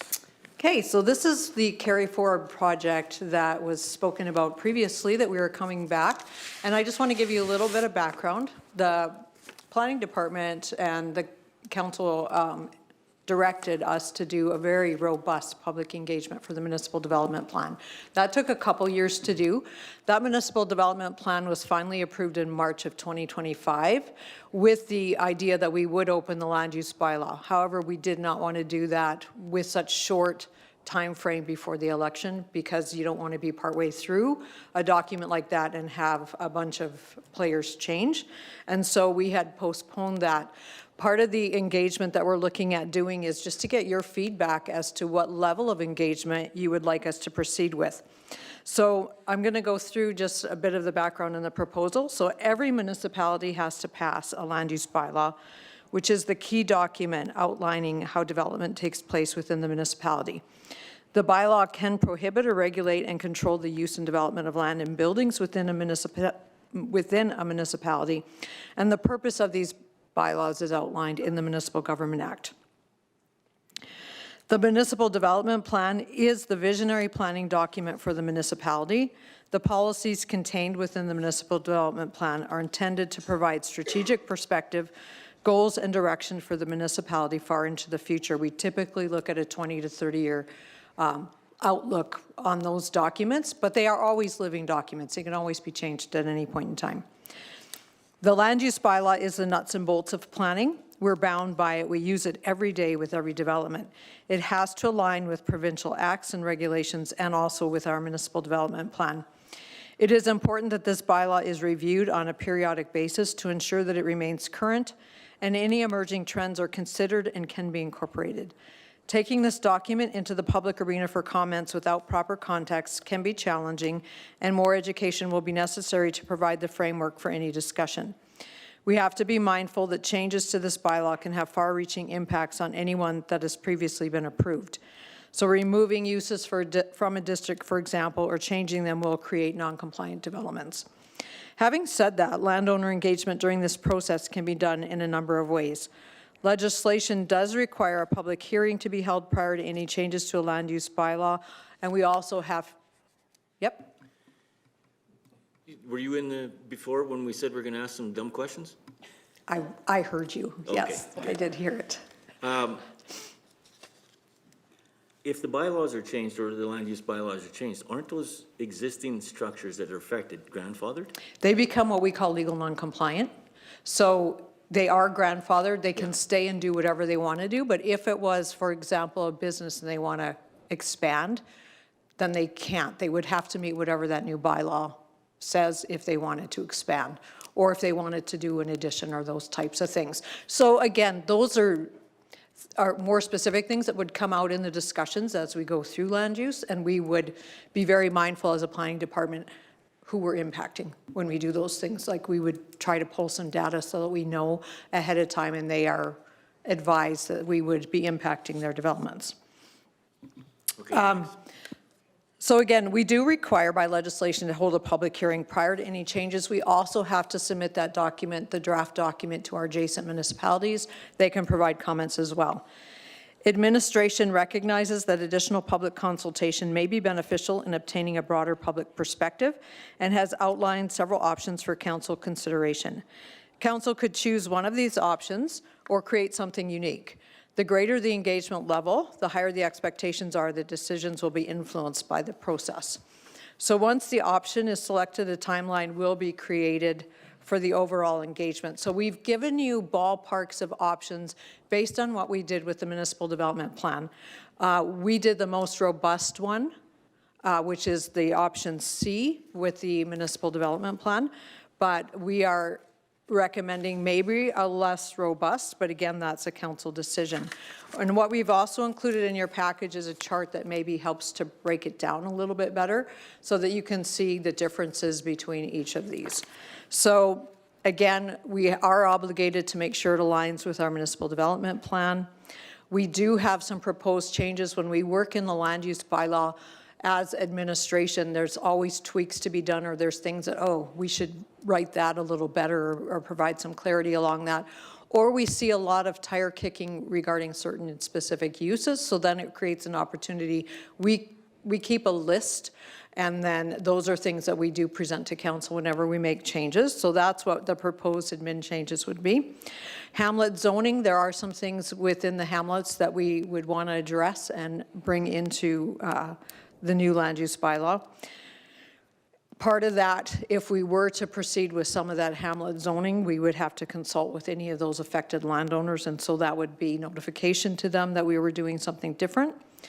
We're looking at a council working group, which would be you, and it would be several sessions to go through, and again, to whatever detail you want to review it, we would be open to doing that, but the more detail, the longer the process takes.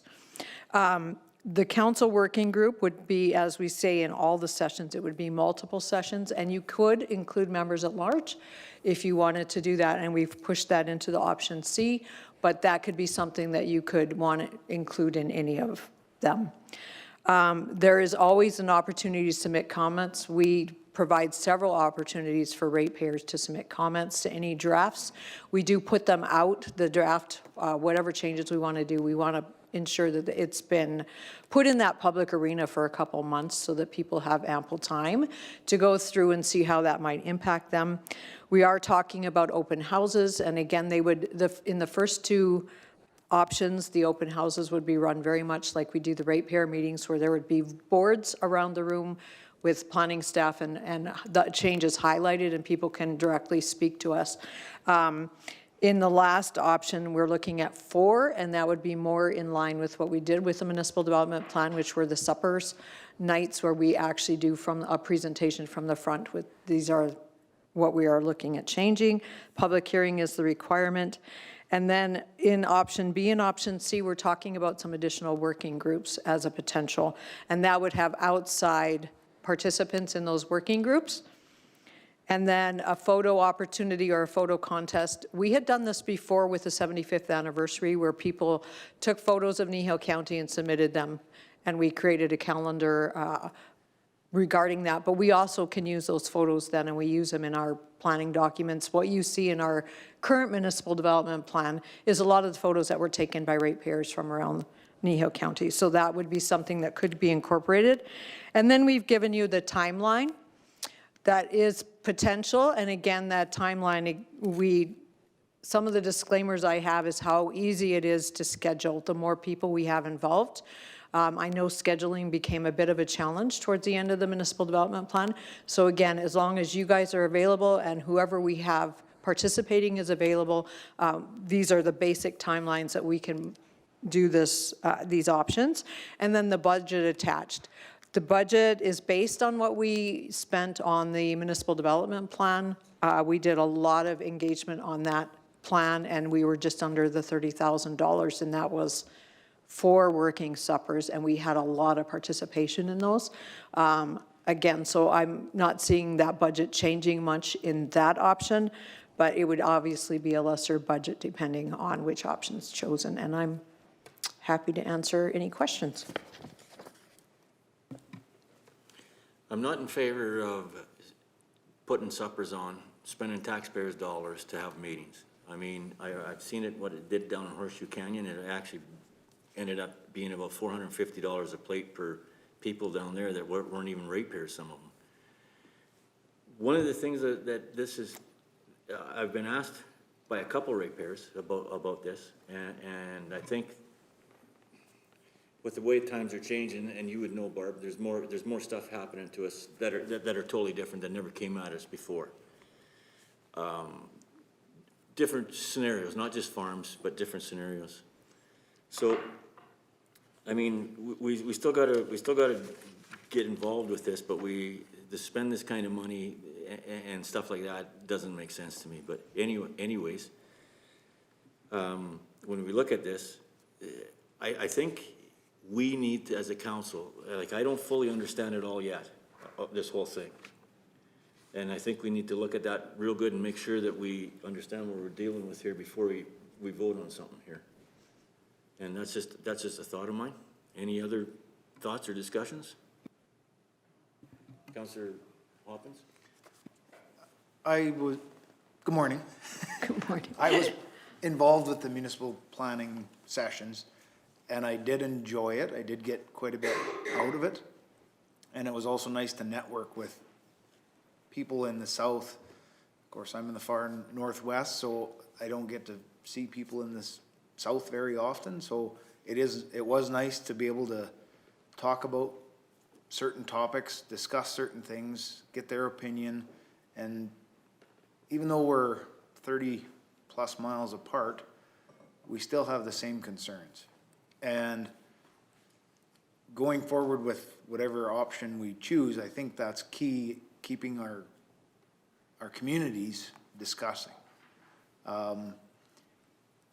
The meals, they were nice, but as far as I'm concerned, not necessary. But I know a meal draws people in that, because they think, I'm getting a meal, I will go participate and voice my concern. So it's a tough line, where do you start and where do you stop? So just my 2 cents. Councillor Olson? Yeah, I mean, we do have an engagement problem.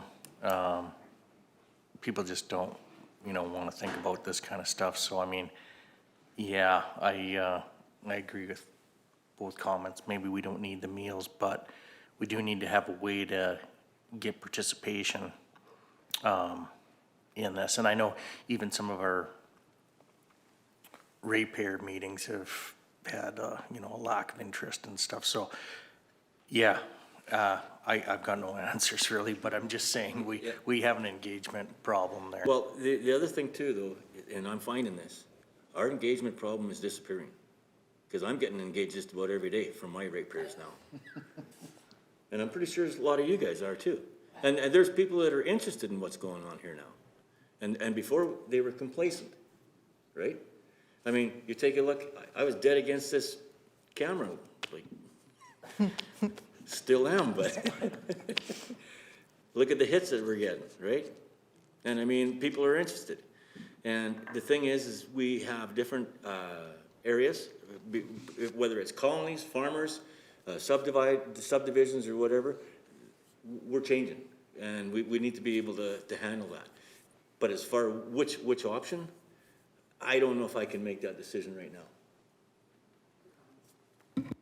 Councillor Cunningham. Shocking, I have a lot of comments, but And I'll have you know, the Three Hills Repair meeting that we did at the community center was full to the house, so we did have a good turnout, but not saying that's anything to do with Division 5, but anyhow, I digress. So my opinion is, and I did go through the last process, and I think it was done amazing. Ms. Hazelton, you and your staff did a great job. So that to me is a bit of a template for going forward. The land use bylaw is a huge deal. Like you mentioned, you use it every day, and this is a roadmap for our county, really. So do we want to do meals? I don't know, like Deputy Reeve Hoppin said, I mean, it gets people out, like, hey, I got to run the kids here and there, but I can come and have a meal and whatever. I mean, my comment would be to people, to ratepayers, is though you have to be engaged. Like, we're going to put it out there, whether it's option A, B, or C, because sometimes we have people that say, well, I didn't know anything about it. Well, it was in the Capitol, it was on our website, it was in the newsletter, it was in social media, your counselors have talked to you. So when we put those abilities for you to come and have your voice heard, please take advantage of it. That's just my advice for everybody. So again, whatever council decides, the three options, again, just participating in the 4 years, I did really like the members at large. I think, again, we're asking the public to come and have a seat at the table. And to me, that was really helpful because we as council can have opinions, but to actually have people, I don't want to say on the outside, but outside of council, I think it was really beneficial. So, you know, whatever council decides, but I just have to say that the way the MDP went, in my opinion, and talking to a lot of people, they really enjoyed it. There's people out there, actually, I think that's when I first met Mr. Anderson, was in Acme at a meeting. So I think you even saw some people get out that maybe don't normally come out to county events. So, but yeah, we want to hear from people, but we need people to be engaged at the same token, so. Yeah.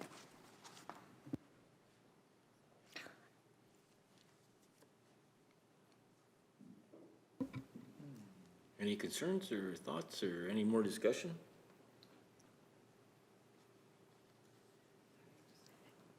Councilor Cunningham? Oh, Barb, sorry. If I can just add one comment, we are happy for a hybrid. So if there's pieces out of some of them that you prefer over others, we are happy to draft a hybrid. What we would do is come back to you then with a more realistic timeline and budget based on whatever it is you're wanting to do.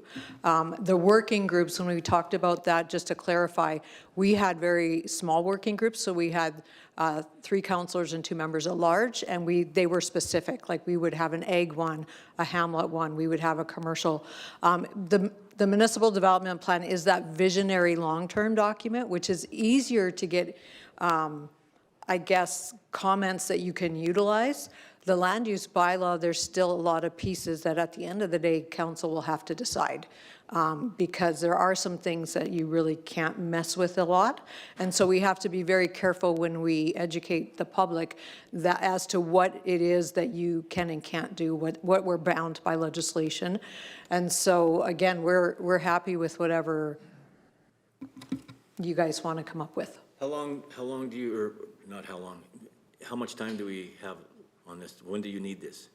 It's part of that 2026 budget. So again, we would come back. It's not an emergency. We would want to touch the land use bylaw and start opening it. And we do need to know how you guys want to engage in that process before we do it. But okay. we just thought we would hit the ground running in January if it's part of that budget. If not, if you want to put it off, I'm. I'd like to just make a motion that we accept this as information and get on this on another day once we figure out what's happening. Okay. I make that motion. Any discussion? Councilor Cunningham? Yeah, that was going to be my question to Ms. Hazelton is what's the time frame for this? Because I mean, you know, Councilor Woodstock and I did sit here last term, and so we did go through this, but the other folks here haven't had, well, Mr. Hopkins, you said you were part of it, but I don't think we're in a panic to do it, so I kind of agree with that too. Just take a little bit of time. I just want to say too quickly, the photo contest idea, I absolutely love that. We've talked the last 4 years about telling the county story more, so I think that contest is a great idea, just as a side. So, Councilor Olson. Yeah, and I think if you're looking for some kind of direction, I'd be warm to a hybrid of option B, just going forward for the next time we table this. Just one question. if you guys are looking at tabling it, just so you can give us some direction as to when you would want us to bring it back.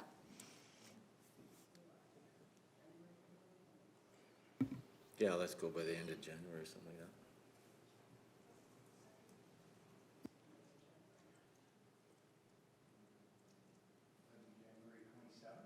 Okay? If that works for everybody, January 27th?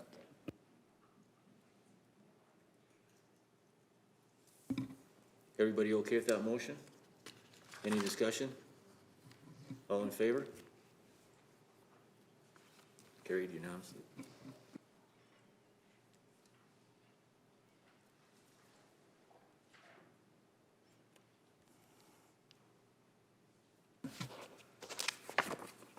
.1.3. 5.1.13. It's me again. Last one. Are you gonna go through the whole thing? I am not.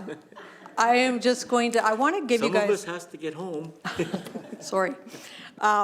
This is really just to give you guys an idea of what has happened in the past with this large project. So Lone Butte Solar is proposing to do a solar project on 2,000 acres. It's in 3 different segments of land, and it would be basically west of town, close to the Torrington Colony.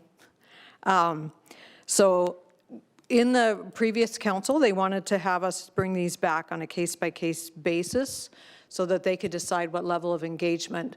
The municipality is considered, they do have standing within this application. This application is before the Alberta Utilities Commission currently. The company has asked for a second extension to coming back. The hearing was previously scheduled and it got postponed because the company asked for an extension. That status is required to be reported back to the Alberta Utility Commission by December 15th. Previous council had said we wanted legal representation with a $75,000 cap. To date, they have spent $46,000, but we do get the potential to have some of that back. So far, we've received $20,000 of that back, but that is costs that have to go through the AUC. They determine what level of costs get returned. So I guess my question to you today is, do you want the same level of engagement? The hearing hasn't been scheduled. The hearings can be very long. They're typically 8-hour days, 5 days a week. If we have that legal representation, we have not included experts in that. So that would be additional funding if you wanted to proceed with that. And we also have lost the spokesperson that was submitted as the participant on behalf of the county besides the legal representative. So again, whether or not you would want to change that spokesperson and just how you want to proceed with this, because the budget is not sure where it would land. And if you want us to just cap it at that $75,000, not knowing what we could get back, it might only take us partway through the hearing. And so again, it's just open for some discussion there. Barb, what actually is it that we're getting for the $75,000? What are they doing? They will be representing the municipal interests, and so I have attached what they've submitted on our behalf. So there were a few things, and I'll just maybe really quickly highlight some of the things, because the challenge, anything that goes to the Alberta Utilities Commission, if they hear it and they've considered it, it's off of our table. The legal is actually saying there are some things that are of a municipal interest and we want them on our table. We ask that you leave them with us. Some of those things are like the road use agreement, stormwater management. So how does that work and does it impact our infrastructure? Weed management. We want some of that, but we also realize that that's probably something that is going to come up from adjacent landowners, and so the AUC is likely to consider that. We also want to make sure that they are very clear on what they've considered and not considered. Some of their previous decisions, it's not necessarily been very clear as to what they've already considered, so we don't know if we're stepping on things that they've already talked about. The other thing that is on this one is the amount of agricultural land. And the company, just to give you just a really quick if they are using number 2 land, which we talked about the land suitability ranking, they have to do an agrivoltaic plan, which means agriculture has to be part of that, as well as, it's not just the solar unit, there has to be some ag. They have done some testing of the site itself, and they want to reduce that number 2 to a lower number. They are still proposing to do that agrivoltaic, but part of the interest that, or the concern that the county had is that is provincial and federal, or that numbering system is based on provincial and federal data. So a company, the concern is a company coming in and just changing that to suit their purposes. And so that's part of the arguments that are being made. That big document that is attached is our submission with our points. And I would say if you're just in the first chunk, what we're proposing is the AUC add conditions that put some of these things, emergency management's another big thing, put some of these things in our realm and provide conditions that would be more ours. That being said is great, but how did that work out here? We weren't involved in it? We did not have standing in that one. And so now the legislation has changed. And so now municipalities do get standing, and so they can automatically participate. But what we are finding is if you do not have an expert at the table, they don't want to hear your argument. So if you're not hiring a soil guy, you're not hiring somebody else to do that, they... So is that the same thing that's happened to that one out here? The landowners participated in that one, and they did hire experts in that one. But we didn't? No. We submitted some... Our stuff, yeah. Our stuff, Yeah, but yeah. we did not hire legal representation or experts for that one.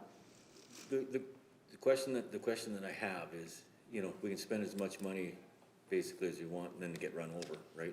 And we're not getting it back, correct? Or is it? You can now submit your costs, and so a lot of those have been awarded back. You may not get the full amount, but you can submit your costs, and it goes through the AUC process to determine. Right now, we submitted the 40,000, and we got 20 of that back in the interim costs. We would resubmit at the end of the hearing, but again, it's anyone's guess as to what we get back. Councillor Olson? Yeah, I agree with you. We're fighting a giant anyways, but I mean, I still think we should have some representation for our ratepayers, just to find out, just to have that representation. But I think, yeah, I would want to cap that still at the 75%. That's just my opinion. Councillor Cunningham? Yeah, so as Ms. Hazelton said, municipalities did not in the past have a standing, and so I have to say, like, we are fighting a giant, but in the 4 years that I was on council, it became a very hot topic at RMA, huge. In fact, the Premier, Danielle Smith, commented quite a lot about this. So there has been changes. Is there enough? No, but there has been changes. With this particular file, we are already into this one, is my opinion, and now to not to back out wouldn't be right. In saying all that, as Ms. Hazelton mentioned, the agrivoltaic piece is something that I know Minister Neudorf talked about at one of the RMAs. What is the definition of that? If you put 10 sheep on the land, does that fulfill that agrivoltaic piece? And they still haven't determined some of this, but anyhow. So further to all my rant is that I would like to see a separate motion where we have the Reeve send a letter to Minister Neudorf, because what's frustrating for me is every project, including the Kneehill Battery one, and then there's going to be the one on 21, is asking for extensions. And so what that's doing, it's costing the municipalities, which in essence is our ratepayers, and then for the private citizens that are involved in these, it's costing them more money as well.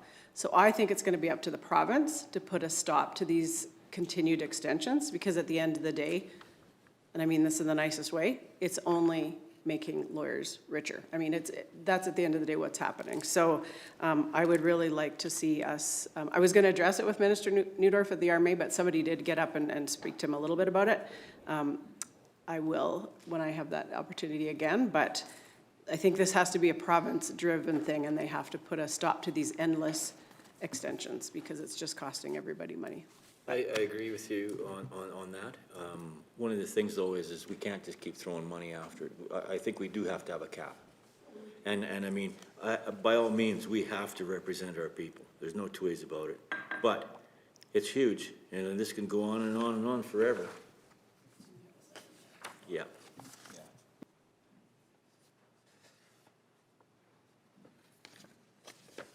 Any other comments or concerns?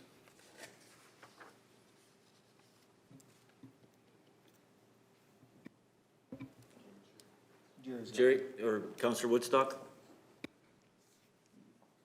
Yeah, I guess it comes back to some of the stuff that it's been reclassified by the Lone Butte Solar Project, because they took 35.2% of, it was classified as number 2 lands, and when they reclassified, got through the reclassification or their testing, it ends up that there was 3.1% that was number 2 lands. I don't know if they have the ability to actually just go in and reclassify lands willy-nilly. And I think another thing that we really have an issue with is the reclamation bonds. I mean, I certainly don't want the county to hold the reclamation bonds, but I don't know how they're going to determine what it's going to cost to reclaim down the future and who is going to be stiffed at the end. I know it'll be the landowner, but in the end, somebody has to hold that money and use it for the reclamation. And I think we should probably have representation there. I agree that we should have a limit on the amount that we're going to be paying for that representation. But I think it's important that we do have some sort of legal entity there to argue on our behalf. And I don't know if it's an argument on our behalf or if it's an argument on the land classification system that the federal province or the federal government put in. But that being said, I guess it's going to be a council decision on how much we put in and what it is that we're actually going to argue when we get there. Thanks, Councillor Woodstock. Barb? I just will clarify a little bit on the reclamation because they have changed the legislation regarding that as well. There was no piece in place, and now Alberta Environment oversees the actual reclamation. And there is a security that has to be provided. They either have to provide it to the province, it has to be reviewed on I think it's 6-month basis. The company has to review that. And then it either is provided directly to the province to hold that money, or if they work out an appropriate deal with the landowner, the AUC could determine that that's sufficient. So again, that's part of that process. And again, we're looking at landfill space and all those types of things when they're doing those reclamation costs that you might have to truck that somewhere else. And I just to clarify, so again, we're hearing, and when we hear the motion, we'll know for sure that you want a cap. But if we're partway through the hearing and we've hit that cap, do we want to finish the hearing and hope we get that funding back, or how do we want to work that piece? And is legal representation sufficient for you? I think you're on the right track there, but that comes back to council and we can decide that. We may not have the time in the middle of the hearing to do that. Well, you're going to run out of cash in the middle of the hearing. You may exceed that $75,000 in the middle of the hearing, but we can get some of those costs back. We do apply for that, Okay, yeah. but we don't know what percentage we would get back. The thing that scares me the most is, like, even on the reclamation and everything, and Councillor Woodstock hit it right on the nose. This is like an oil lease. This is all going to come back on the landowner, you know, and it's a sad day that the Alberta government isn't holding. They're talking big, but they also talk big on the oil and gas side too, and that didn't happen. So, I mean, this is going to be a tough one. Any other thoughts? Oh, Councillor Olson.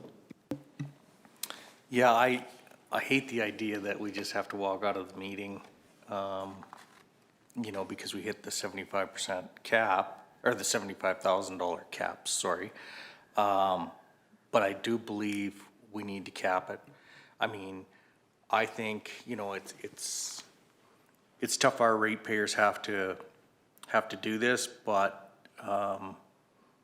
you know, if this county doesn't stand up to the AUC, and then, you know, I don't want to be the example here, but somebody has to, because it helps all the other municipalities in Alberta as well, that we can at least show that, you know, there has to be some pushback on some of these things. Councillor Hopkins. I agree with Councillor Whitstock and everybody at the table here. If we don't support our community and our ratepayers and stand up for other municipalities, the province and the industry is gonna keep doing what they're doing. And there's nothing to say that if we're halfway through a hearing and we've reached our financial cap, there's nothing saying we can't hold a special meeting to decide. With that being said, I'd like to make a motion that council move to direct administration to continue with legal representation during the AUC process and hearing for the Lone Butte solar project.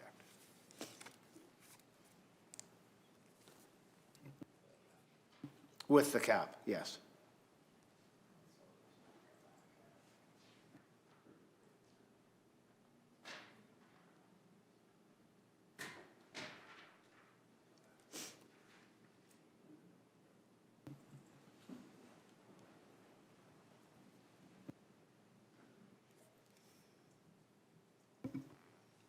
Did you get that motion? That's a tough one. We're making it up as we go.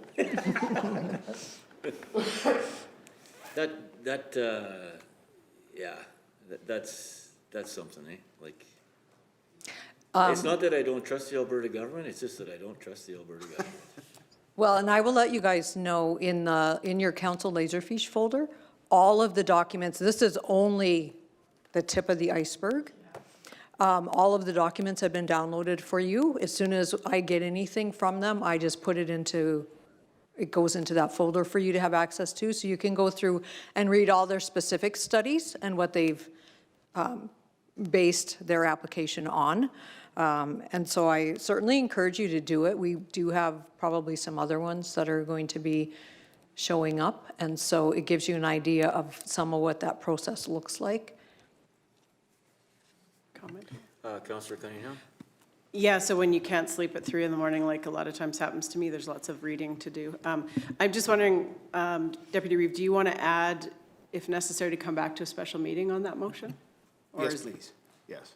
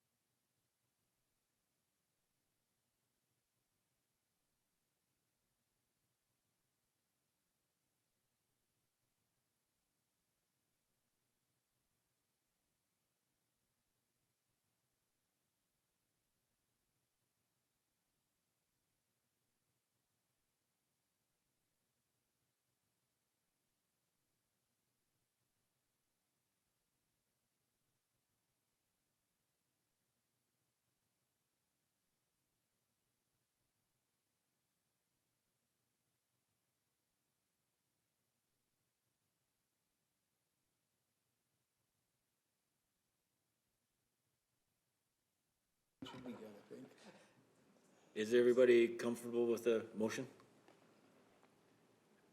Did you want to read that again, Councillor Hopkins? Sure, I can read it again. Move that council move to direct administration to continue with legal representation during the AUC process and hearing for the Lone Butte Solar Project. If the cap funding exceeds $75,000, then a special council meeting will be called to deal with the overage. Any discussion? All in favor? Carried unanimously. No. Councillor Cunningham. So can I propose a second motion that we have the CEO and the Reeve draft a letter for council to approve to the minister to Minister Newdorf to discuss the extension of these projects by the AUC and that it's creating additional expenses to municipalities, which in essence is the taxpayers and individual ratepayers. I mean, I think what we're seeing is they're waiting, their extensions are waiting because they're wanting to see if they're going to get federal dollars. So I would love to see a letter sent to Mr. Newdorf on behalf of Kneehill County. Any discussion on that?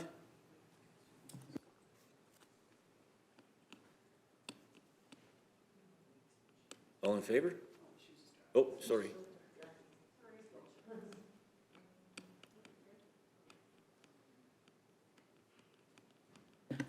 I just kind of mentioned too the additional expenses to the municipalities, which is our ratepayers, which also is creating that additional expense for those adjacent landowners as well.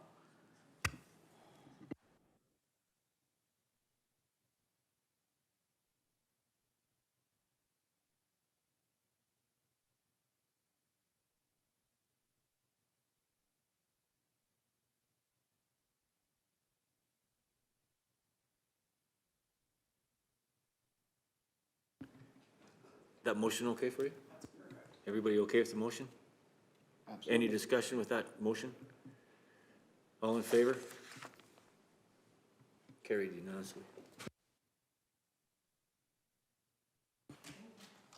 Thank you very much. Thanks, Barb. Okay. Give me a break or? Nope. Everyone's good? 5.2, Ag Service Board.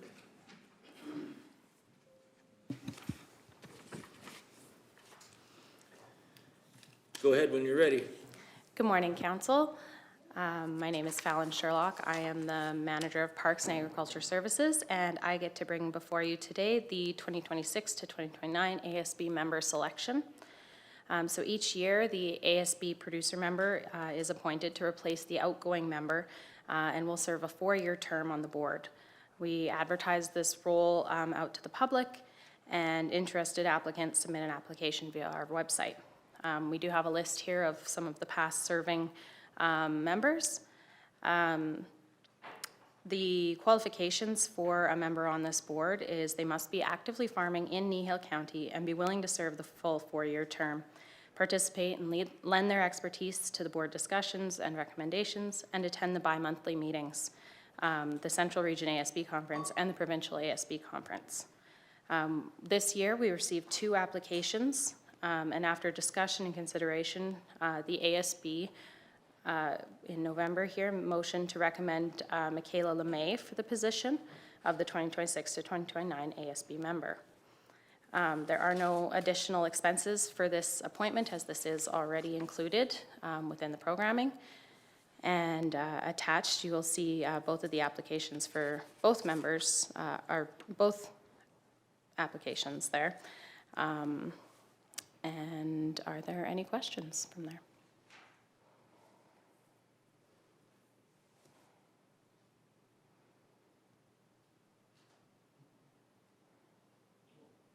Do you have any questions for? No, not right now. Councillor Penner. Then I'll make the motion. I'll move that council appoint Michaela LeMay as the 2026 to 2029 ASB member in accordance with the recommendation from the ASB. Any discussion? Councillor Cunningham? I just want to say I really appreciated how you put the past members up there. I think it's great that we acknowledge them, and I just want to say thank you to both of them for putting their names forward. And please keep doing that. I encourage people to come on board with us. So, but thank you for your applications. Any other discussion? All in favor? Carried. Perfect, thank you.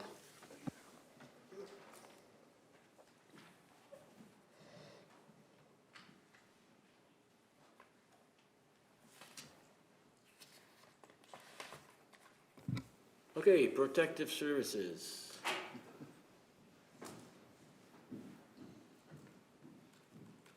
Morning. Good morning.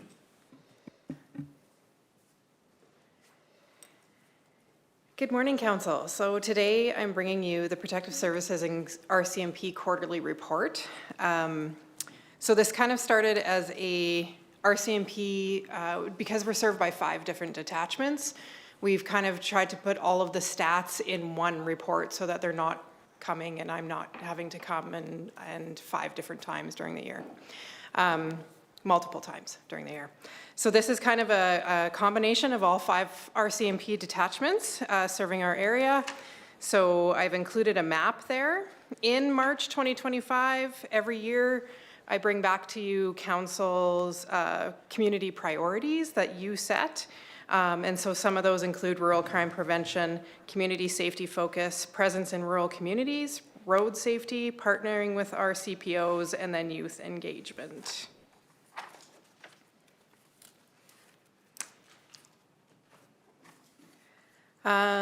And so those reports are included, and then you also met with K Division, I think, at the RMA Fall Convention as well. So talking about some of those priorities and concerns.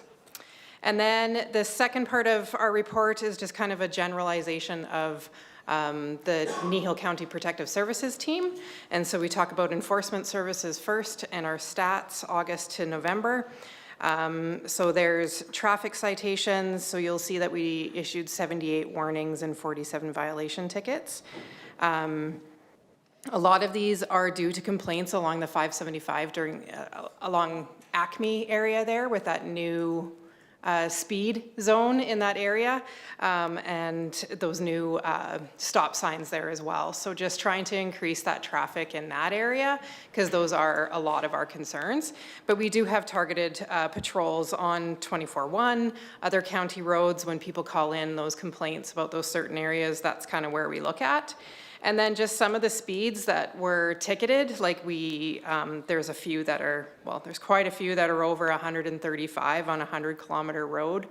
And then again, some that are 114 was the highest, km, whatever, on an 80-kilometer road, which is our gravel road. So we're out there to try to do some presence and some public safety out there to try to keep those roads safe.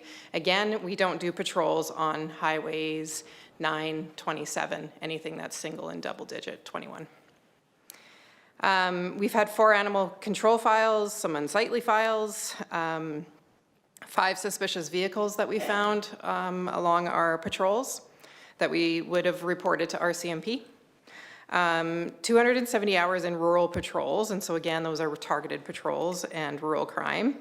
Some school events, including some Halloween safety that we were able to get in there with that teacher strike. We've done 11 assists to other departments, and so that includes planning, some weed inspections, some taxation notices that we needed to take out. 9 assisting the fire departments, so that's traffic control and scene safety. And there was 1 ticket that was issued under the Traffic Safety Act for going through that scene. So it was very helpful to have that peace officer presence at that scene. So, and then 8 community events. So those included community discovery nights, Linden Harvest. Yeah, and then contracted municipalities. So again, we charge for these hours under agreement. And so we had 10 contracted bylaw calls. Bylaw files, and then 56 contracted hours, which includes patrols and bylaw enforcement for those other urbans. And again, we do contract those out. Yes? How many officers do you have? We have 3. Thanks. Yeah, 3 level 1 officers.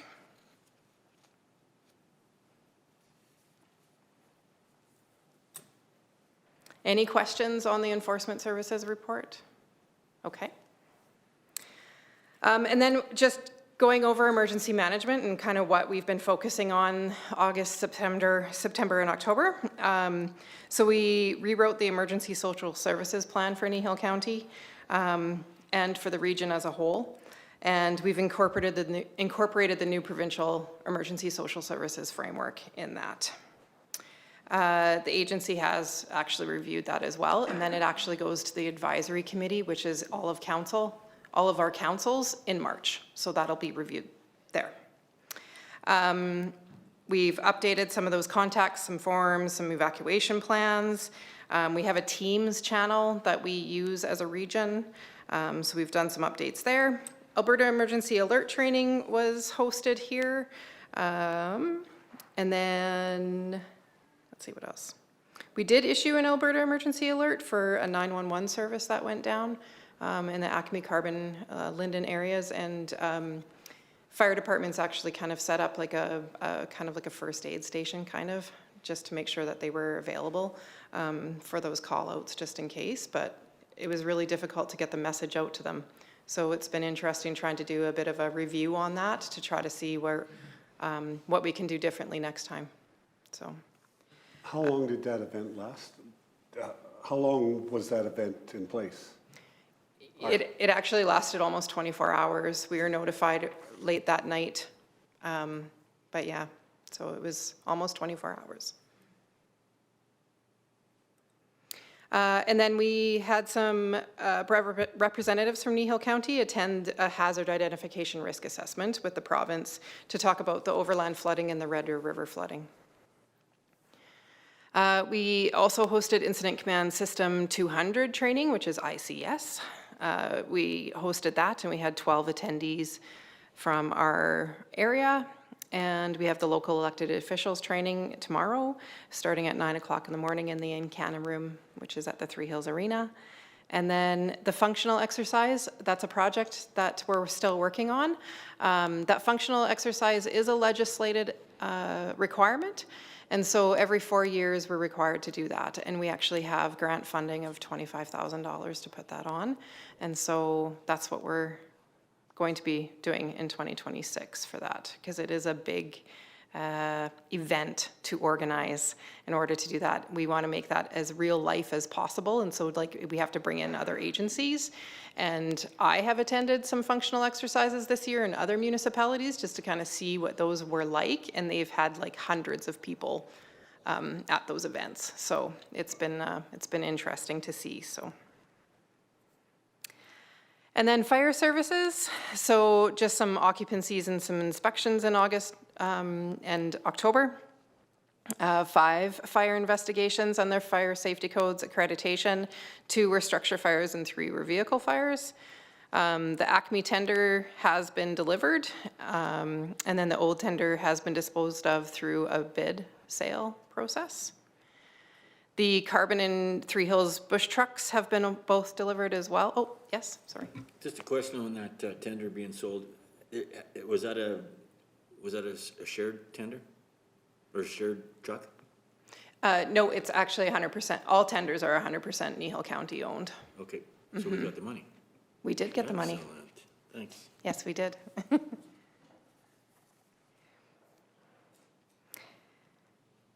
And then the Fire Chiefs Committee held a meeting in October, and there was a presentation on solar installations on residential homes, and so that was quite interesting. And so we are reviewing the standard operating guideline for that as well, so that we're ensuring the safety of our firefighters when they attend those fire calls at those residential places. And then we met with the Alberta First Responders Radio Communication System. So that's the system that we're on right now for fire responders on that radio system. And so we just kind of talked about setting up different systems with the surrounding counties as well. And they're kind of looking at a regional setup for the AFRAX radios with those other counties to ensure that we have communications across those boundaries. Critical stress following the Torrington structure fire that was offered to the Torrington firefighters, and we also did an operational debrief as well with all the fire departments that had attended, including our own staff as well, because we had CPOs that attended, and transportation also supported that event. So. And then the Torrington Fire Safety Program is still being reviewed and implemented this fall. So that's something that we are absolutely working on over the winter to try to make sure that we're in alignment there. Can I ask a question on that? What the Acme structure fire and the Wash Bay fire, what are those? Or was it a fire in the Wash Bay and the Acme or something? No, the wash bay, actually, it was our own wash bay fire. We had one in Kneehill County. Yeah, that we did. In a wash bay. Yes, yeah. There was an electrical problem, yeah, Okay. with one of the trucks. Okay. You bet.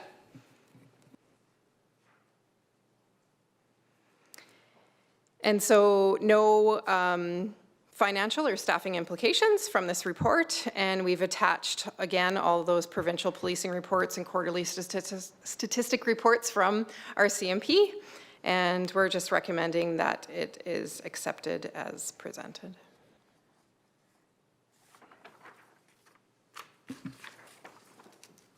Councillor Olson. Yeah, I just have one question. I don't know if you have the answers for it. It's just what's happening with regards to the fire in Torrington. Do you have any idea what's happening with the site since? Yeah, so through the Reeve, we, there's fencing around the site for public safety. Unfortunately, it goes back to the homeowner or the landowner to do reclamation on that property. So,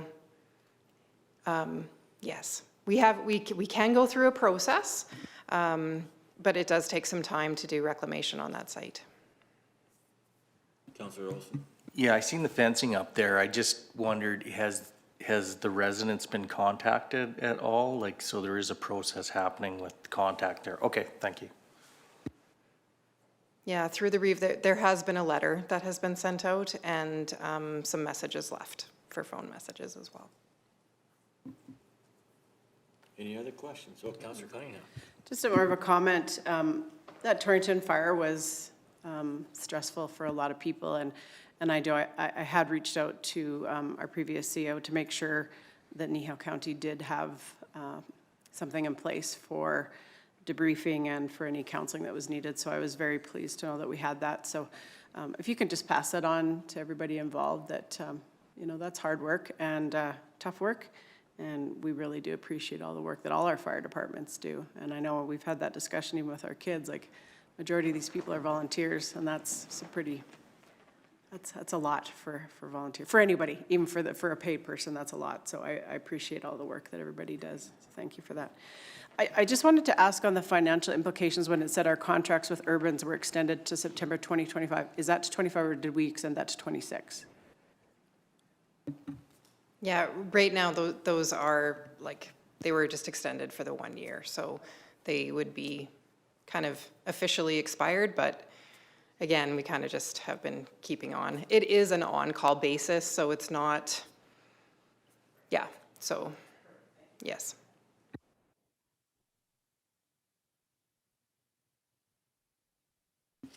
Any other questions? Councillor Cunningham. If nobody has any further questions, I will move that council acknowledge the Protective Services report of December 2025 as information. Cool. Thank you very much.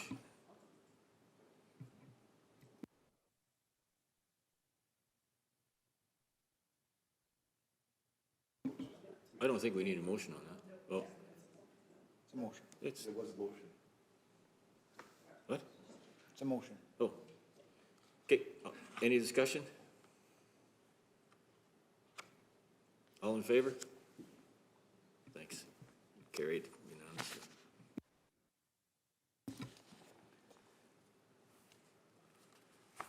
What else we got?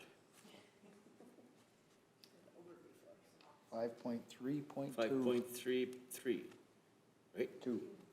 5.32. Oh, Yeah. jeez. She's here till lunchtime. Oh.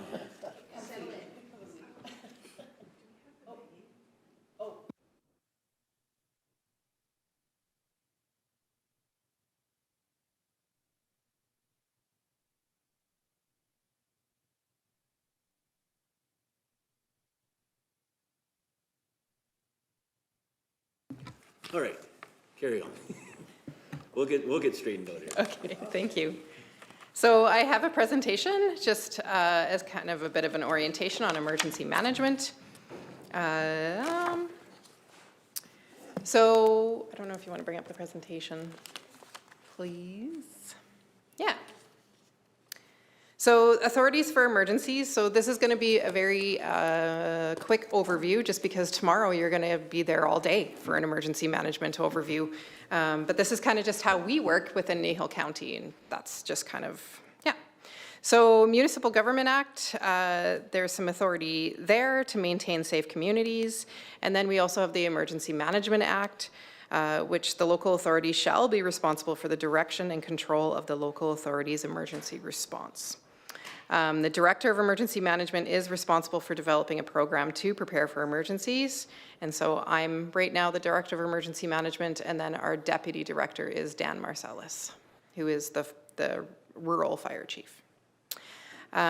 We are under a ministerial order for a regional system, and we received that in 2020, and that designates the powers and duties to the agency from a regional perspective.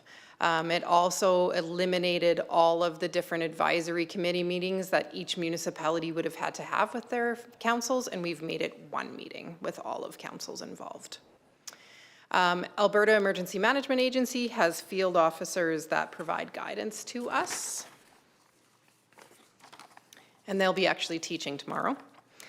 The LEMR refers to it further defines what needs to be in a bylaw, an order, a plan, training requirements, and mandatory exercise schedule.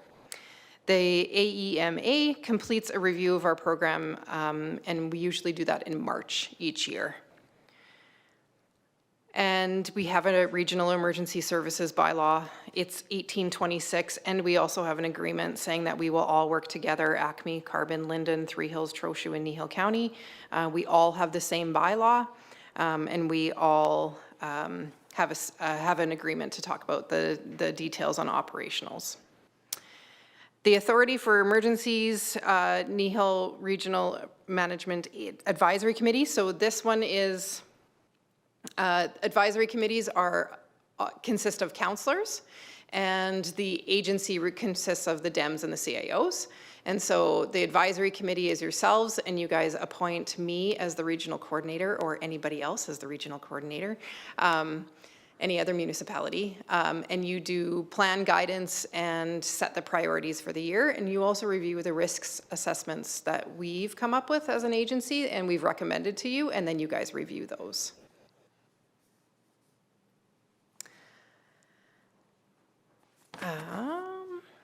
So the regional plan, so we've been working together for at least since 2007.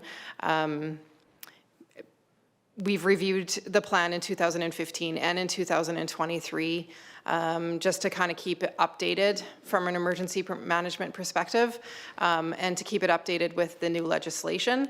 So if you think municipal government has a lot of acronyms, emergency management has a lot of acronyms, and so we've tried to spell them out, but you will hear a lot of acronyms tomorrow. But this kind of is a little bit of a snapshot. So the regional plan includes objectives, authority, and that we use the incident command system. You're going to hear about the emergency coordination center and the incident command post. Some supplementary plans that we have to the regional plan include an evacuation plan, a livestock evacuation plan, communications, recovery, and emergency social services, and contacts, resource lists, and maps. Council's primary role in an emergency is not only more of a stakeholder presence and actually talking to the CAO of that municipality, but also declaring the state of local emergency. And so that one allows us special powers to access resources, evacuate people, and then like cause demolition of structures or procure goods. So an example of this is that you might need resources that are beyond what you currently have. And so that might be fuel. And so you might actually be able to take over a fuel station and use their fuel for only only the emergency response, and won't allow public to sell that fuel anymore. That's kind of an example of a sole power. So the region's process is that should an emergency affect only one municipality, the authority is delegated to that reeve and the one member of council, or in the absence of those two councillors. And then number two is should the emergency affect multiple municipalities, the authority is delegated to 2 elected officials within the region. And so they may declare that state of local emergency if we have members that are out, say you guys are all at conference or something and you're not able to do state of local emergency, some other municipalities, councils would be able to do that on our behalf. A SOL does not need to be declared to activate the plan, and it does not secure us provincial funding. Planning for the county's hazards. So these are our kind of 7 main hazards that we have identified. And that's kind of based on just level of risk. There's a matrix that they go through, level of risk and the amount of people that are impacted. So an emergency can happen anywhere. The flooding can occur anywhere, but it actually is the impact on the people and the critical infrastructure that is the emergency. We also included the region's hazards, so each one of the regions will say what their number 1 is. And so that was updated in February 2025, and it'll be updated again before our next agency meeting as well. The emergency management cycle is posted there, and you can see the different typing. So this typing is like a type 1 is you need a lot of resources and it goes over a long period of time. It's actually opposite in the oil field. So if you have any oil field experience, this typing is actually opposite of what oil field is. So that's fun. And then just an example of a full activation of an incident command system. These are kind of the main sections, and it's very, it's colorful.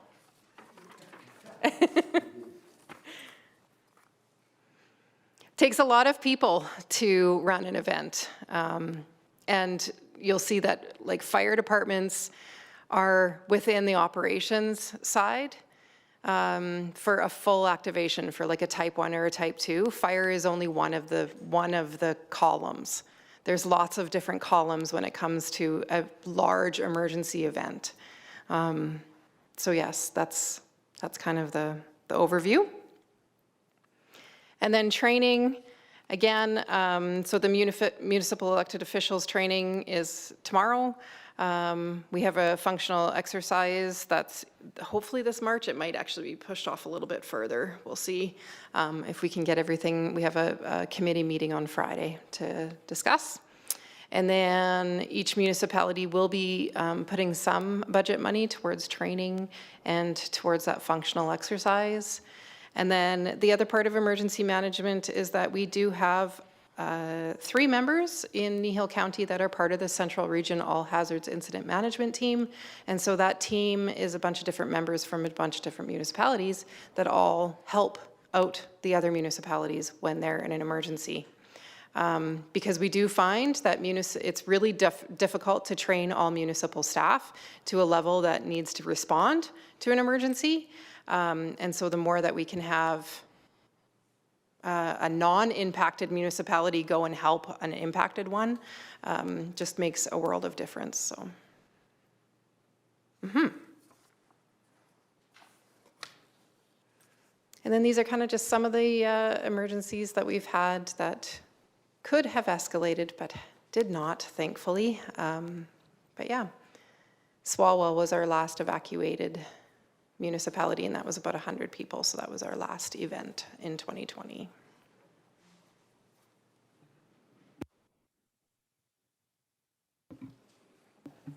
Good, thanks. Any discussion on that? Any questions?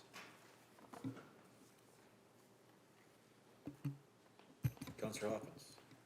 Not so much a question, just a going forward.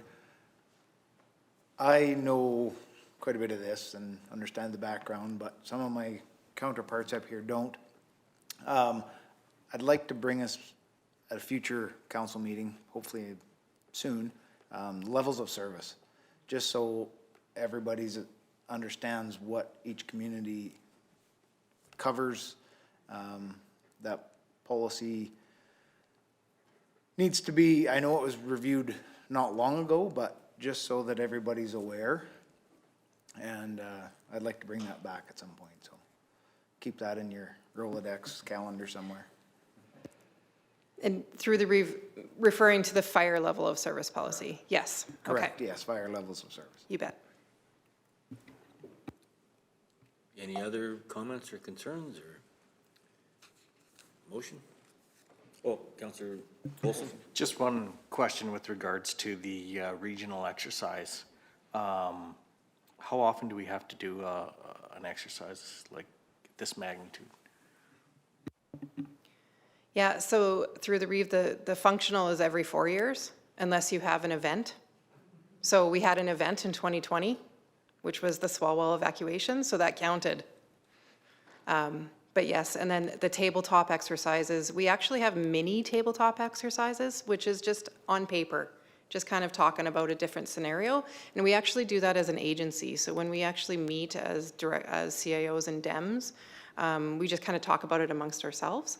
But slowly those are actually going to the fire departments a little bit more as well, as we try to make sure that fire is also involved in that because they're first on scene for most emergencies. But yes, tabletops happen frequently, at least one per year, and then functionals are every 4 years.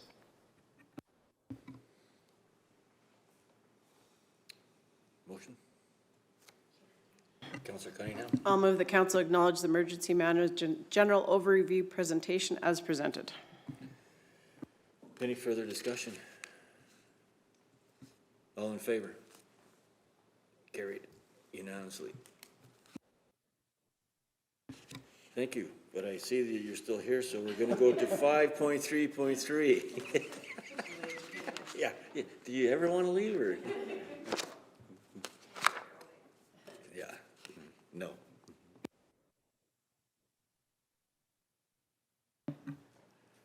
Okay, so then the next one is fire.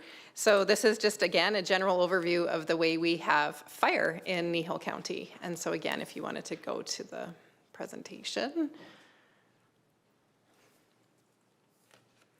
So legislation. So we are covered, the legislation that we align with. So Municipal Government Act Part 2 says a council may pass bylaws for municipal purposes regarding the safety and health and welfare of people. And then it's actually, that's very general. And then the part that we fall under is the Forest and Prairie Protection Act, which states that the council of an MD is responsible for fighting and controlling all fires within the boundaries of the MD, except that part of the MD that is under the forest protection area. And there are many maps to show that forest protection area. We are not within that. The FPPA also stipulates fire guardians, so it talks about fire guardians, so that we have to appoint those fire guardians annually. We have a fire service bylaw that details that process and includes appointments on recommendations from the area fire departments through our CIO. There is no compensation for the county, from the county to those fire guardians. And each fire department probably has, I'm going to say probably 3 to 5 fire guardians, just because there's a lot of fire permits that go through because we do all year-round permitting. It states that the councillors are all fire guardians by virtue of their positions, the Act. However, it's very operational. You would need a login ID, and it's operational, so we really prefer that the fire departments just take that on. And then we update those fire guardians annually through an RFD that comes to you. And they process over about 600 permits annually. So it does take a lot of time to go through those permits, and that permitting system is an online system. And so we prefer people to do that, and we've actually added pictures. So you actually need to take a picture of that pit before they start it, pit or whatever they're trying to burn, before they start it, just because we've are working closely with Alberta Environment on some new processes there. We need to make sure that they're not burning prohibited debris. So fire safety codes is the other legislation that we fall under. So we are an accredited fire safety codes jurisdiction, and we do this with Acme Carbon Linden and Trochu. Three Hills has its own accreditation, so they have their own fire safety codes officers. So we hire fire safety codes officers with the correct designation. They need a lot of training in order to do this job. We have contractors, and then we have one internal person who is the rural fire chief, who is a fire safety codes officer. This requires a quality management plan to be adopted. And so right now, those inspections are upon request. When a business changes a name, they need to be re-inspected. When they change owners, they need to be re-inspected. They are upon request. So we actually work with those other CIOs, those other towns and villages, to get those business changeovers so that we can actually go in and do that inspection and occupancy. And then we conduct this under the Act for the investigations part for all fires that have a dollar loss, is what the Act says. So, again, we might be hiring investigators at 2 o'clock in the morning to go out and investigate a fire for us. So, yeah, so these guys do this for us, and they do a really good job. And we report to the province, and we are audited every 2 to 4 years. So our last audit was actually 2019. So we are due for an audit. We just haven't got there yet. So, any questions on that? Just one question about quality management plans, safety code inspections, public facilities. What does that time frame look like in public facilities? Yeah, so we're trying to actually get them a little bit more ahead of schedule. It would be great if we actually, I mean, if you have one from 20 years ago, it is what it is. It's still relevant. The issue is that the acts and the building codes are changing, and we need to make sure that we're doing the inspections. Right now, they're on complaint basis, but we would really like to do those public ones a little bit more regularly, and we need that capacity in order to do that.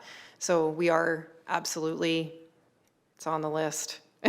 We have a lot of facilities on the list, but yes, those public ones are very important to be doing. And then just as a note, we don't do fuel tanks. So those ones we do not have in our quality management plan.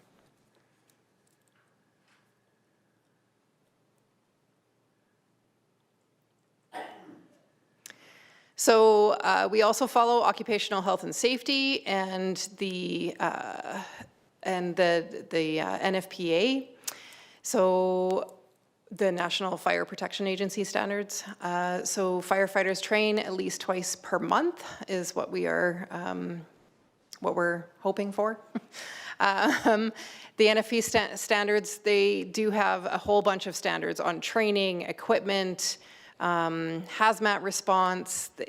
We try our best to align by those. We also have our own standard operating guidelines as well, and that document was actually put together by all the fire departments. They all had representatives that sat on that committee, and we actually just reviewed them and just got them out here in 2023. And so those have all been reviewed recently, and they're reviewed annually. Because things just keep changing. And like I said, the last one was on solars. So that one is being reviewed again, so. We have a fire services bylaw. So this bylaw was written and based on a 2003 study. That study actually was to set up a regional fire service. So back in 2003, we were on the road to set up a regional fire service. We had district fire departments, we had district fire chiefs that answered to a regional fire chief here at the county. That lasted for, I'm going like maybe 8 to 10 years off and on, but the bylaw has remained the same, and so that bylaw really needs to be reviewed and updated. I always say we're not a regional fire system, but we are a quasi-regional fire system because we do have agreements and we do work together, and all the fire departments work together to serve all of our communities. So we are a kind of regional fire system. But definitely that fire services bylaw will need to be brought back. It includes a very old map that needs to be updated. So that needs to be reviewed for sure by this council in the next, hopefully, year. This is the fire level of service policy, and this is kind of what Deputy Reeve Hoppins was talking about. So the purpose of the level of service policy is to define operational expectations on levels of response, and so that has a direct impact to equipment, training, safety standards, and liability. The policy was written and approved in 2023, and one specific for departments responding within Kneehill County borders, and then each of the urbans have their own within their own boundary. So this sets what our core services are. And so a course, like when you actually look at the policy, and the policy I think was attached for your reference to take a look at. So a core service is going to be firefighting. That would be a core service. An extended service is going to be rescue services. So that, and that includes whether or not council has funding to support it. So one of the other extended services that you're seeing at a lot of other fire departments are working towards grain rescue. Right now we have awareness grain rescue ability, but we don't actually have equipment to do grain rescue in our county. That is something that we do not have. But that is an extended service, and so if council wants to go down that level of service, they would need to be putting resources towards that level of service, including funding and equipment. This policy, sorry. Let me see, I can go back. This policy also is referenced in our ICF agreements. And so we have sub-agreements with each one of the urbans that we have fire services. And so basically that ICF agreement says that they will basically be the contractor to come to Kneehill County and provide fire services within Kneehill County boundaries. That's what that ICF is. We give them funding, they provide a service, and that's what those agreements are. And so 2 of those have been signed, and so that was Troshew's and Acme's have been signed and gone through, but the rest of them all need to be done.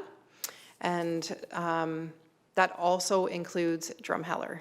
And so we do not right now, as a kind of a sidebar, Drumheller we don't have, we have an agreement that we're working on from 1994 with them. The map also in the bylaw shows that they're actually district number 7, and it doesn't match the agreement.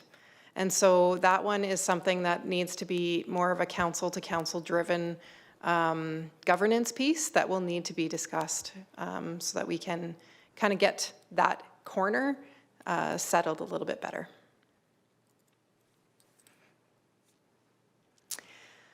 So Torrington and the rural fire chief. So we changed up the regional fire chief in 2016, and we made it more of a rural fire chief. So that rural fire chief provides support to the area, including anything in Kneehill County. So if there's a response in Kneehill County, they can either be sitting here, providing support via phone, or arranging, say, like with Alberta Environment or something like that. They might be providing support in the background, but they also might be providing support to some of those fire departments if they request to be like a safety officer or a guidance person for incident command, just to kind of be another set of eyes.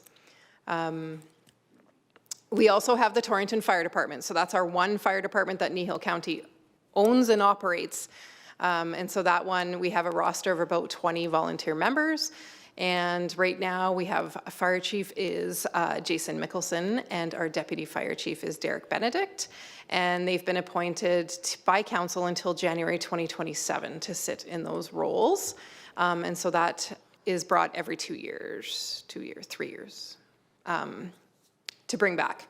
And then most members of the Torrington Fire Department are trained to a NFPA 1001 level 2 firefighter.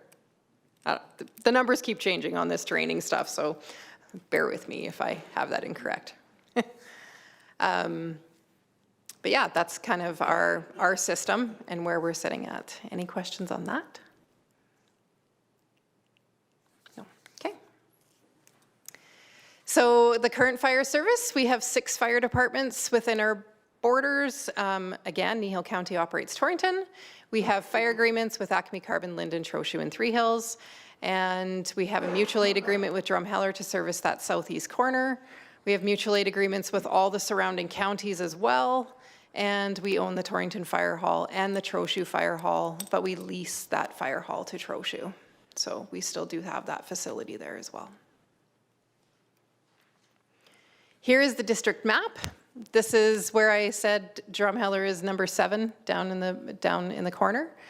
The other part of the map is that we've actually made changes for operational purposes so that some of the fire departments may get to some tricky areas faster, and just some clarity on some lines when they were crooked lines and stuff.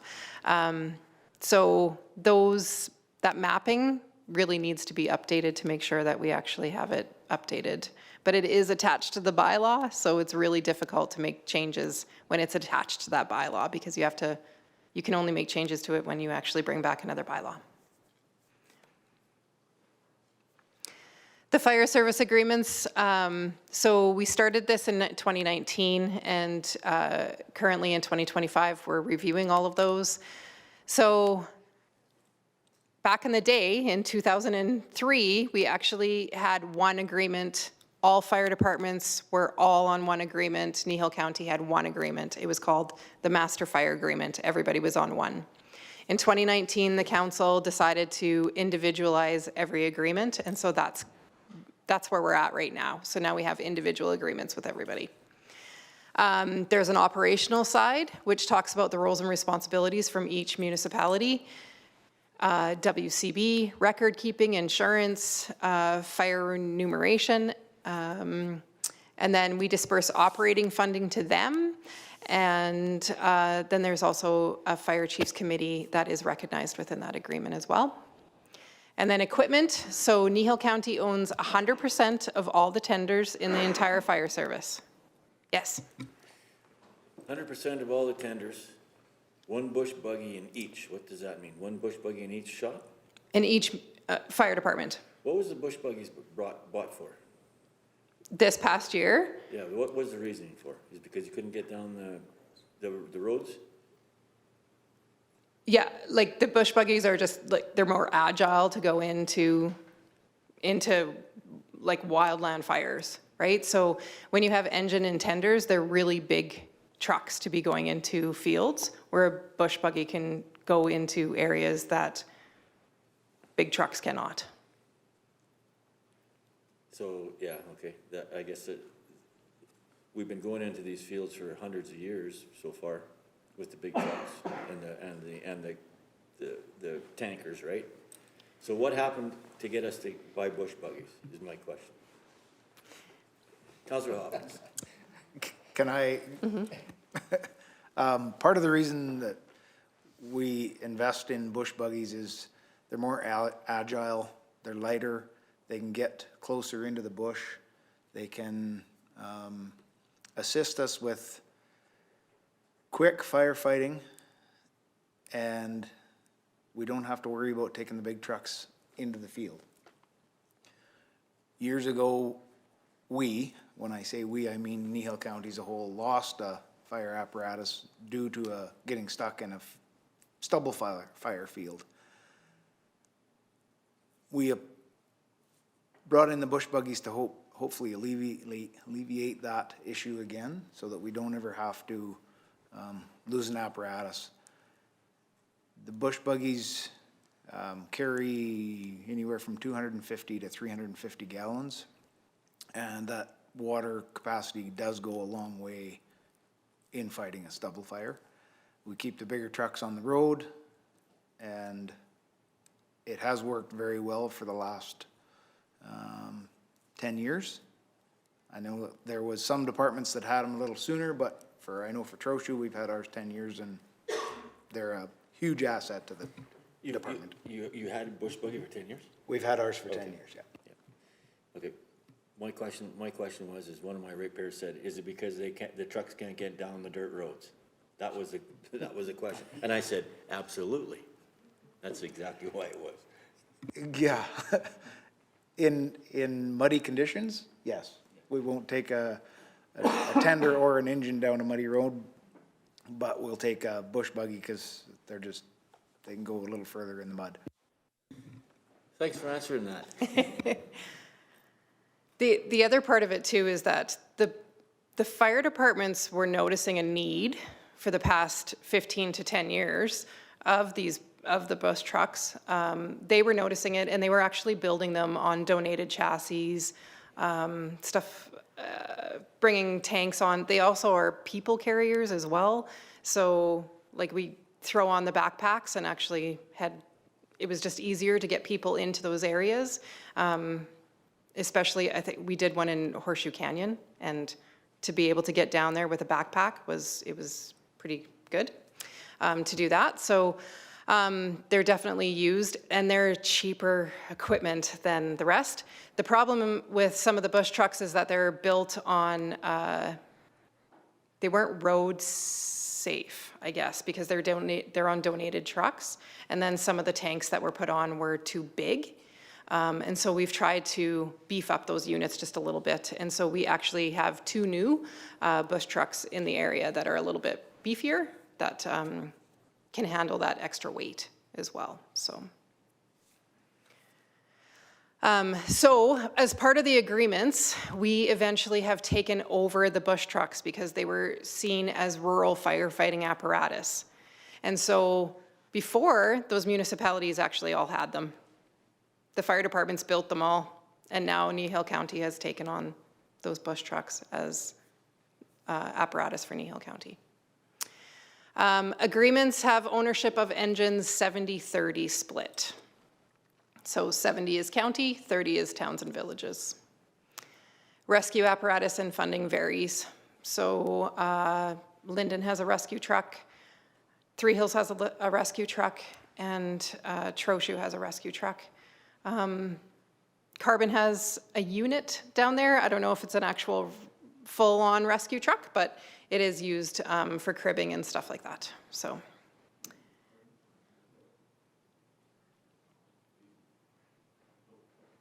One of the reasons that Torrington doesn't have rescue?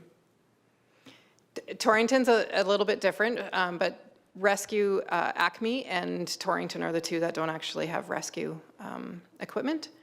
They have some rescue equipment, very basic stuff, but Torrington has always kind of been no rescue. That's a level of service that council has set. The other problem with Torrington is that they only have 2 bays. So their hall is full, and the units are already doubled up, so. Trochu still has their rescue truck and knows where I live, do they not?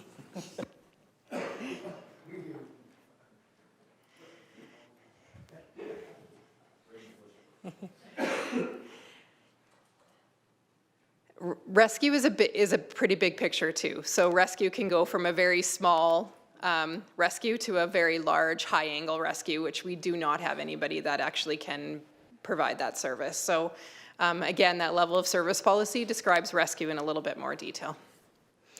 So we've had great accomplishments in the fire service. So in 2016, we had an Alberta Collaboration Program grant that we actually did upgrades to the training center. So we brought in a live burn training unit, which is in the Trochu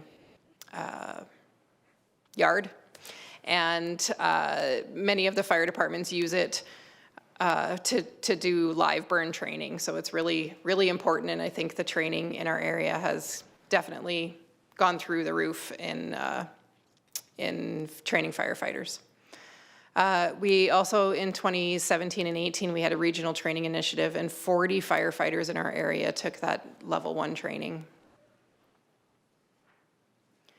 In 2020, we had purchased 4 new engines, Acme Carbon Trochu Torrington. In 21, we moved to the AFRAX radio system from a digital system, and so this was because our tower system isn't really built. We had to actually build new towers, and so we still have a tower system, and it's a project that's going to be coming to you to review and do some repairs and maintenance on, because we do still use that tower system for broadband and some other uses. But we did move to that AFRAC system, which has been a real huge asset to our firefighters. And then in 2022 to 2025, we've purchased the Three Hills engine, the Acme tender, the bush buggies for Carbon in Three Hills as well. In 2018, we did a bush truck for Torrington Fire Department too. So a lot of our big apparatus has been changed over. And so it's the fire service definitely, this council, Kneehill County Council has put a lot of money and resources into fire apparatus, and so it's a huge accomplishment, and definitely a big thank you to Kneehill County Council for that. So future priorities, so just we have a couple more apparatus to replace on the schedule. We're going that bylaw review. We can absolutely add that level of service review too. The tower repairs project is being proposed. Through the regional partnership, a provincial grant has been applied for training as well. There's a provincial grant that's been applied for by Acme. So this was something that the CAOs kind of took through that Kneehill regional partnership. And they're applying for a regional fire study. So I'm not even sure exactly what that is or what the proposal is, but that's something that the CAOs and that regional partnership have gone forward with, and they've applied for that grant. Don't know the status of that grant. And then internally, we continue to work on a fire strategy for Kneehill County, and we still need to update that agreement with Drumheller. And the replacement of the Torrington Fire Hall building will be something that we should be looking at eventually.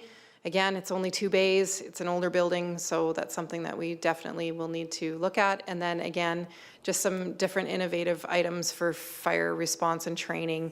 So a grain rescue, we talked about like a mobile training unit.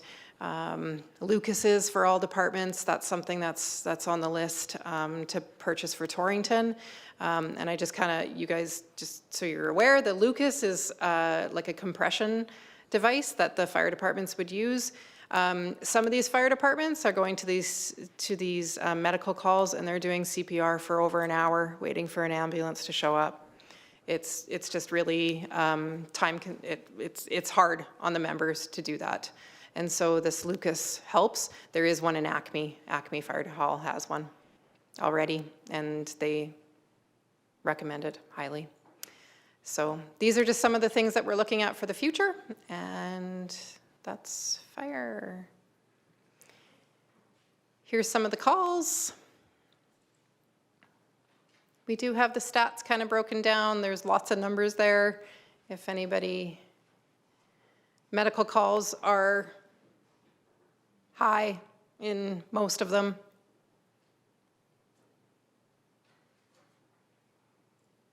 The fire departments are also, for those medical calls, all the fire departments are actually under the Medical First Responders program as well, and that's through the province, and they do get some grant money and some, I guess, some expendables back through that program as well.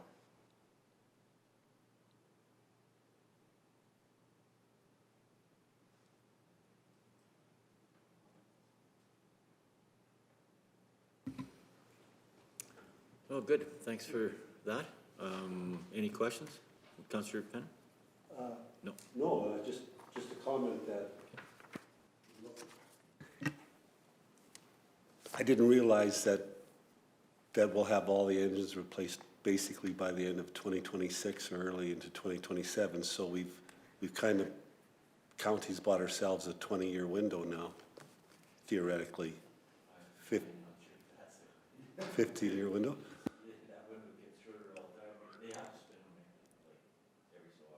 Yeah.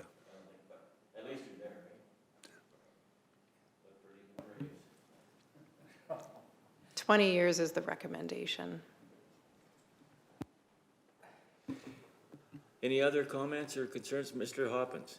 Yeah, I was just gonna say, the NFPA recommendation is replace your engines, every 20 years. I know there was a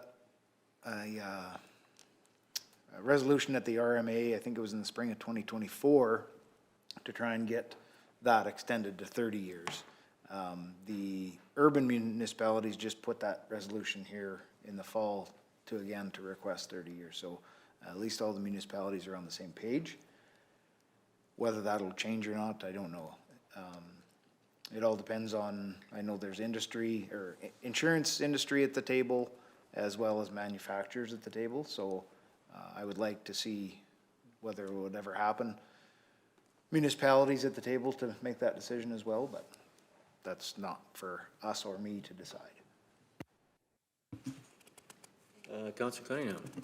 So yeah, just a little bit aside from the presentation, I just want to highlight too that our fire departments, I mean, in addition to the amazing work they do with the fires, there's a lot of community events that they're involved in too. I noticed on I think it was this past weekend, Torrington Fire Department did the Candy Cane Run. I think they said it was a good turnout despite it being so cold. So just want to acknowledge the work that they do above and beyond the other work. And I just wanted to follow up a little bit on my comment, my thank you to the fire departments for the work they did, especially on that Torrington fire. I just also want to highlight too the work that our Kneehill County employees did at that tragedy as well, and thank them for that, and for everybody to always know that, like I said, there is help available, and please reach out if you need any assistance. But thank you to the county employees and to the fire departments as well.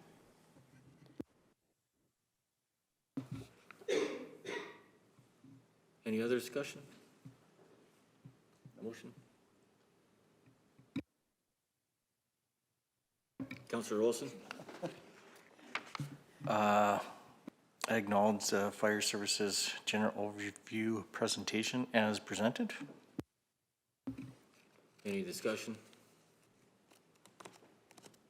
All in favor? Carried unanimously. Good, thank you very much. Thank you. Thank you very much. Your dinner's ready.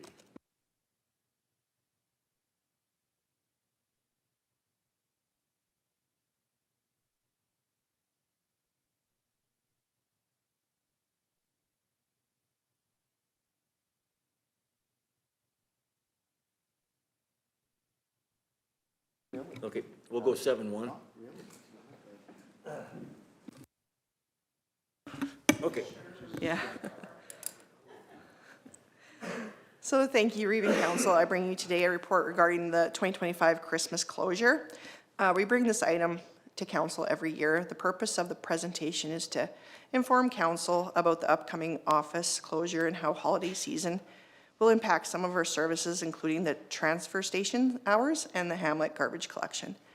We'll start with the county business. So following our human resources policy, most county business will be closed from Thursday, December 25th, 2025, and will resume work on Friday, January 2nd, 2026.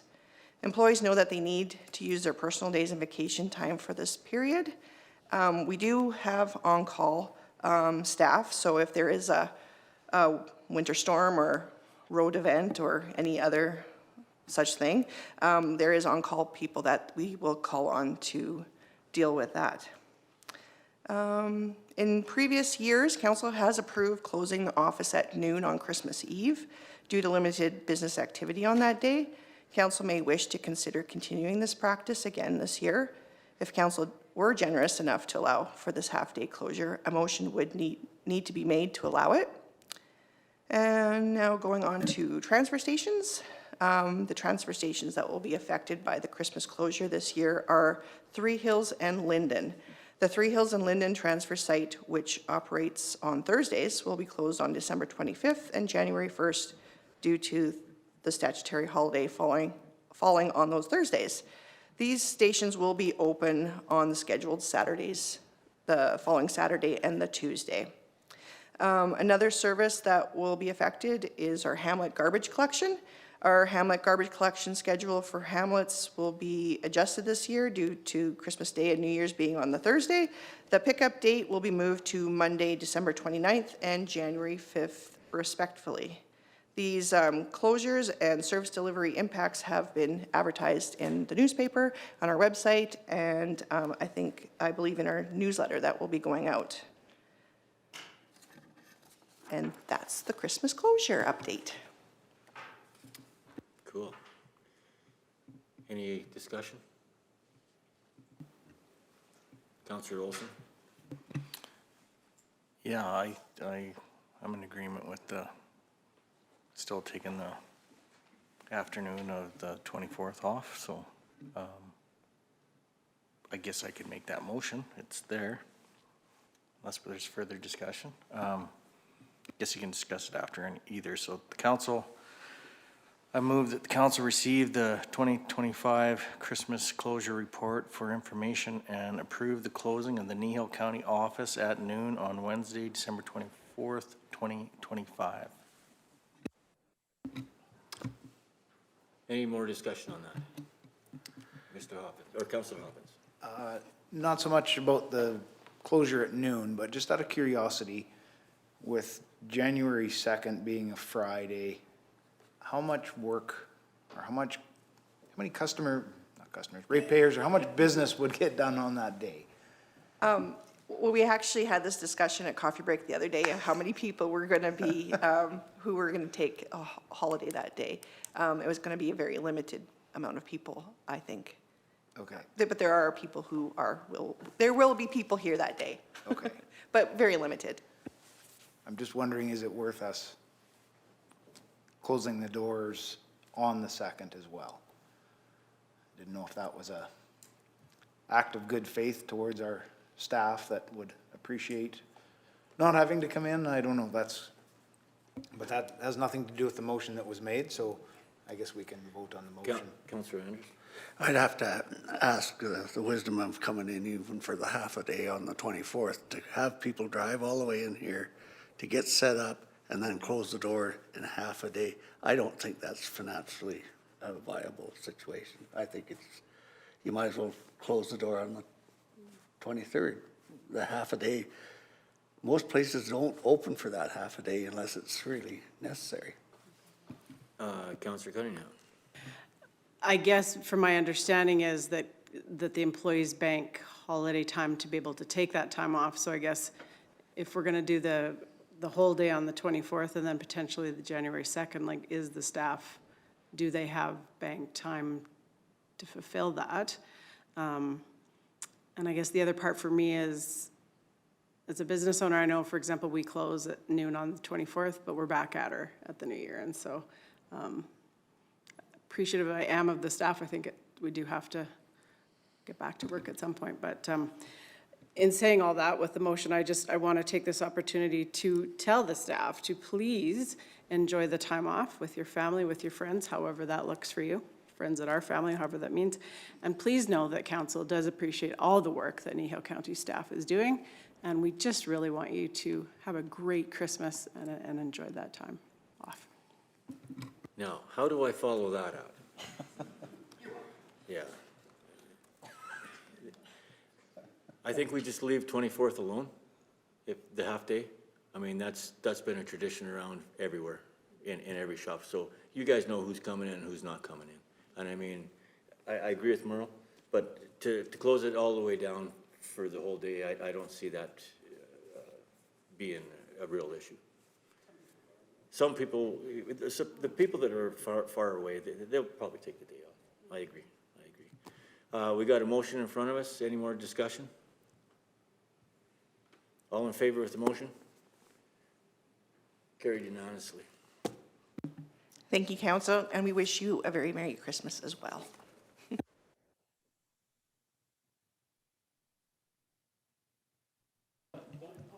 sorry, another motion?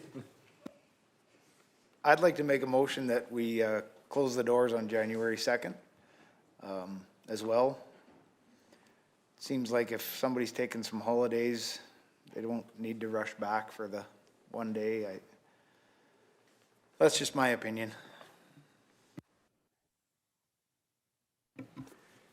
Councillor Olson.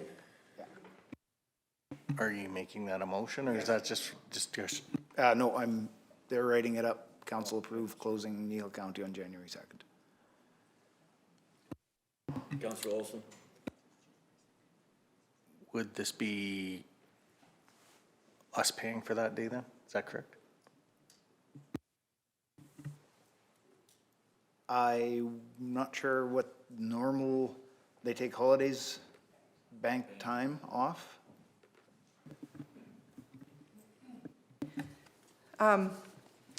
Thank you, Council. In the past, employees who, I'm just discussing Christmas Eve because we've never really gotten an extra day off, but whoever worked on Christmas Eve were given the afternoon off with pay, and the employees who did not work at all on Christmas Eve did not receive any additional time off or pay adjustment. So I think Teresa has some. Go ahead. Yes, through the Reeve to all of council. So if January 2nd was to be a day off provided by council, staff would be able to use a personal day or vacation day.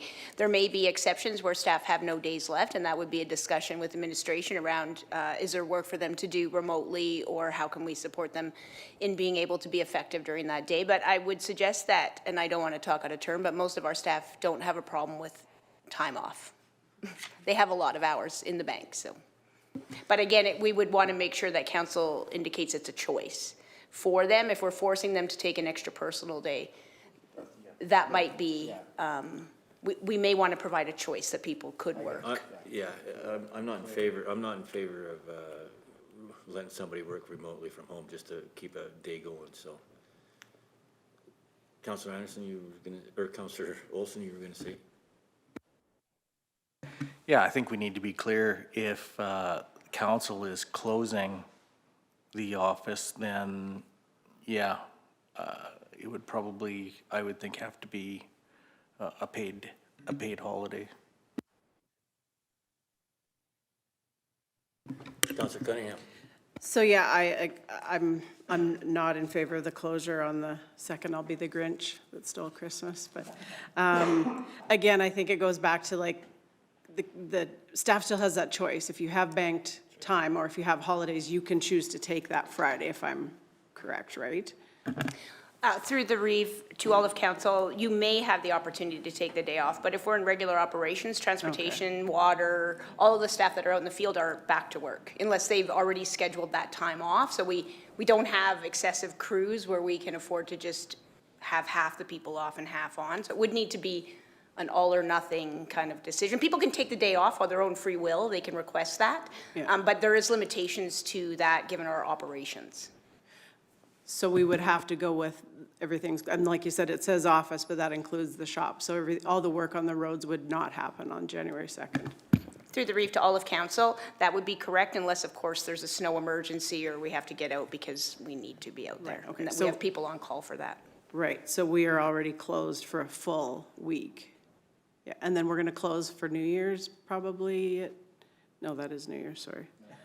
Okay, it's time for a break. Oh my Okay, gosh. We got a motion in front of us. Any more discussion on that motion? Nope. All in favor? Opposed? Carried.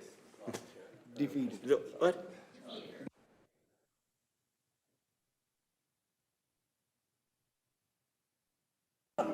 Yeah, sorry.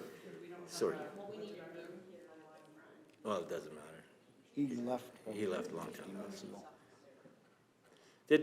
Did we get that one marked down? We're Yeah, okay? it's defeated. Okay, defeated.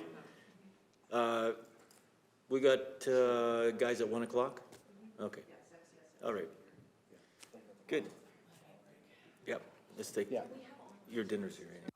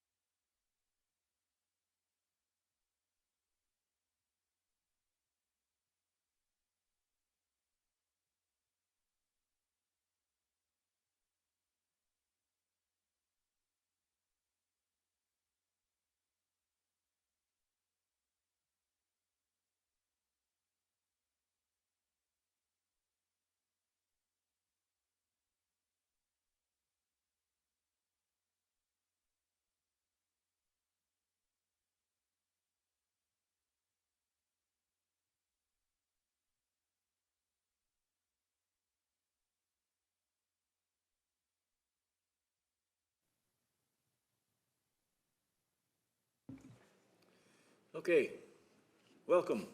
We're gonna get rolling here, and we have the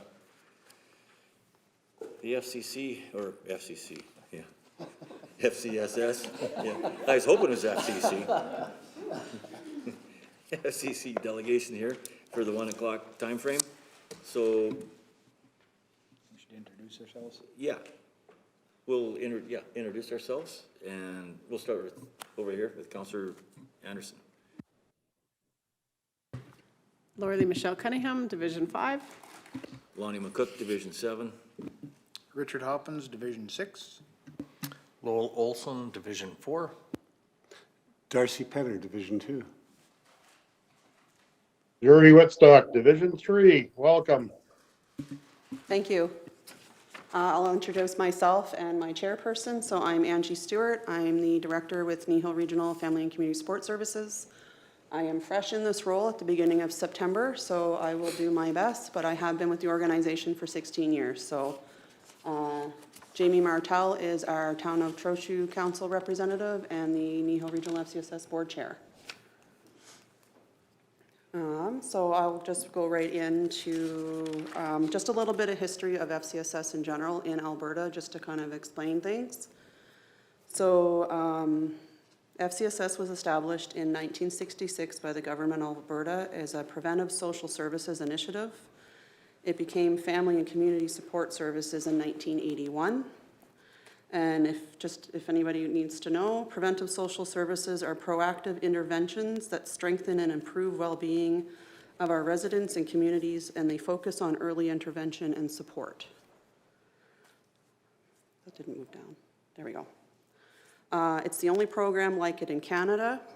It's widely seen as a cornerstone for community-based social supports. And we operate within the parameters of the FCSS Act, FCSS regulations, and the FCSS accountability framework. And just a brief summary of each of these. The Act establishes the legal framework for FCSS programs based on a shared 80-20 funding model. It gives municipalities the power to deliver preventive, locally driven, community-based social services under provincial oversight and assures accountability through formal agreements, audits, and regulations. The regulation details what qualifies as a preventive program, what FCSS funds can and cannot be spent on, financial accountability, reporting, and audit standards and terms for partnership agreements with the province. And new for us, we are, so in 2022, the province has developed the accountability framework and that they demonstrate clear outcomes and measurable impact. In each of your packages, there is a business card, and on the back of it is a website with a password where you can actually go and see all of these documents in further detail if you want more information.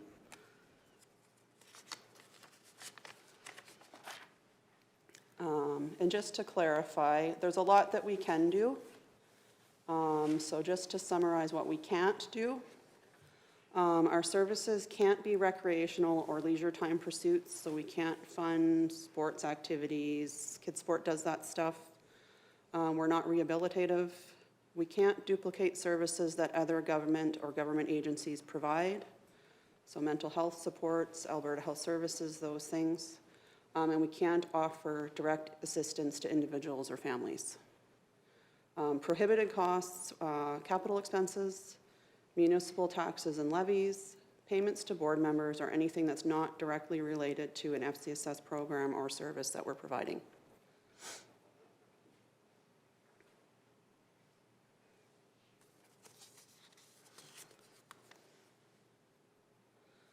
FCSS is voluntary participation by municipalities. You decide that you want to participate in the program, and then you apply to the government of Alberta for your portion of the funding. It is an 80-20 partnership with the province providing 80% and local municipalities. So with ours, it's a regional partnership, so everyone splits the remaining 20%. And many communities contribute more than the minimum required. And I'll go through that excess contribution when I go through the 2026 budget and the funding agreement.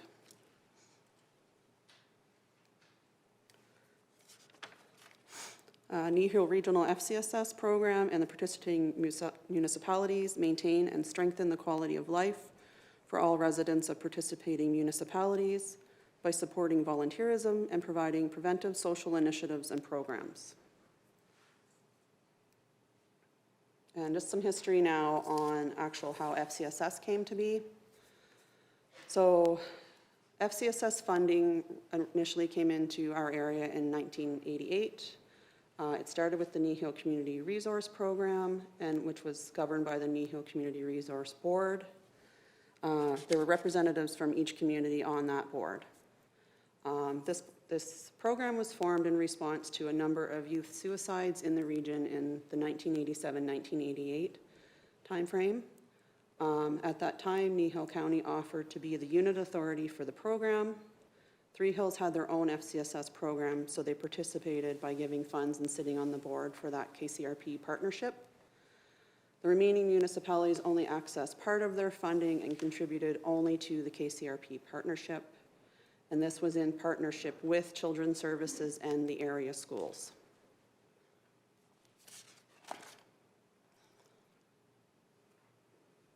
In 1997, the 6 participating municipalities of Acme, Carbon, Linden, Three Hills, Trochu, and Kneehill County began talks to access all available funding to them and create a regional family and community supports program.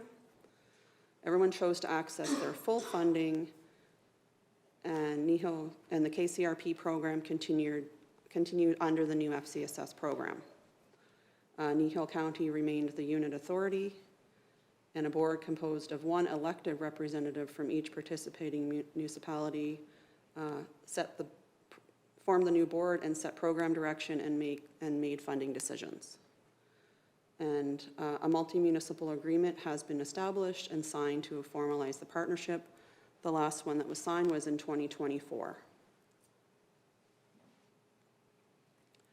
From 1998 to 2020, we kind of moved along fairly uncomplicated. Children and youth programming was being supported by Children's Services contracts. FCSS was able to support other organizations with grant funding, such as Seniors Outreach.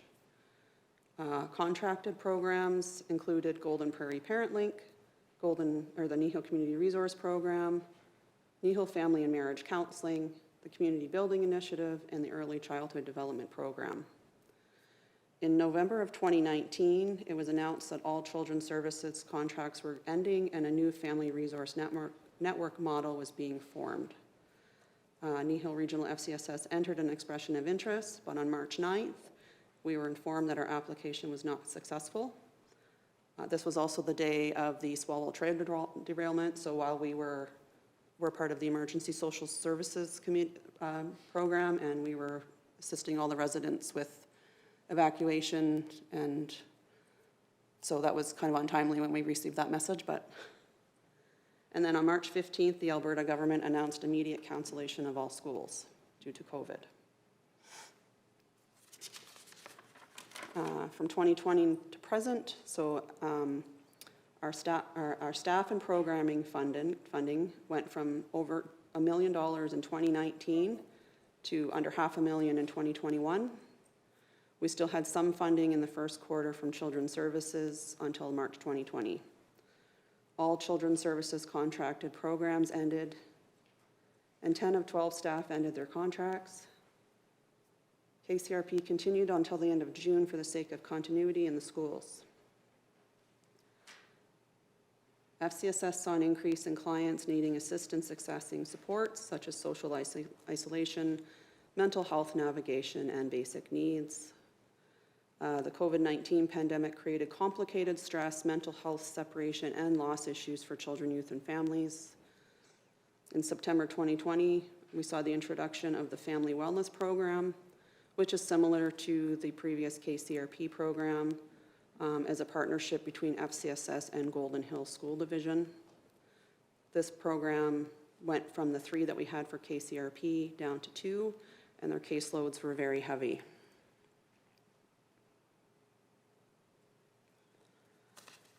FCSS was left with a surplus from Children's Services contract leftovers. It was initially proposed that a part-time position be implemented to do some community programs with children and youth, keeping in mind that that money came from Children's Services. But with the Family Wellness Worker Program seeing such an increase in their load and complex needs, a full-time position was implemented. This position was the Kneehill Community Support Coach and was to be in place for 3 years from March 2022 to March 2025. The FCSS board asked municipalities to continue the funding for the position for the remainder of 2025, and they are asking for continuation into 2026 to continue current programs and introduce early childhood programs.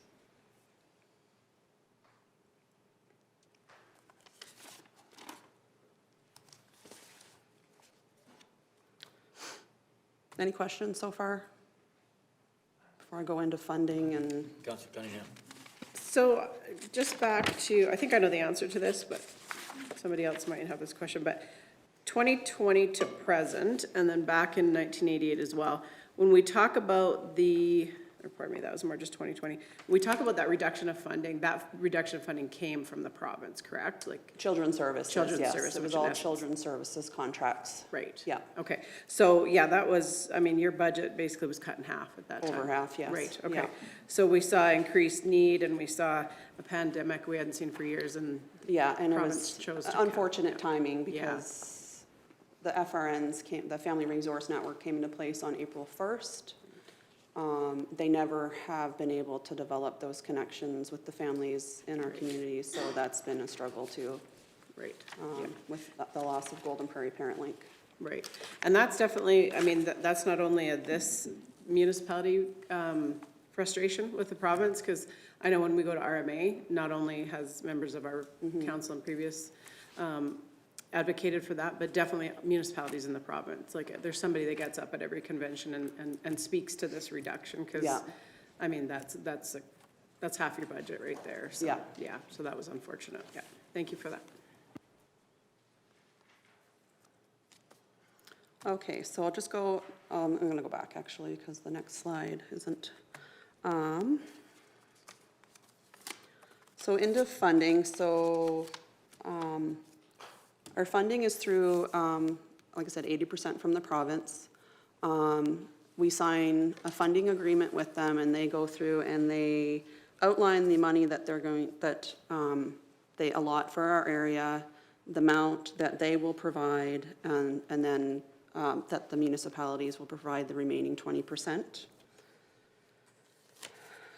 It's a contract that outlines the 80-20 partnership between the province and municipalities to deliver preventive social programs, and it's signed by the unit authority on behalf of the municipalities in the regional partnership agreement.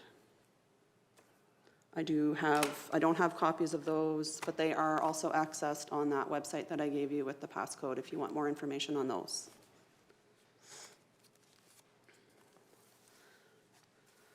In your packages, I don't have it because I wasn't ready for the slideshow, there's a financial breakdown for 2026. It kind of details out for you.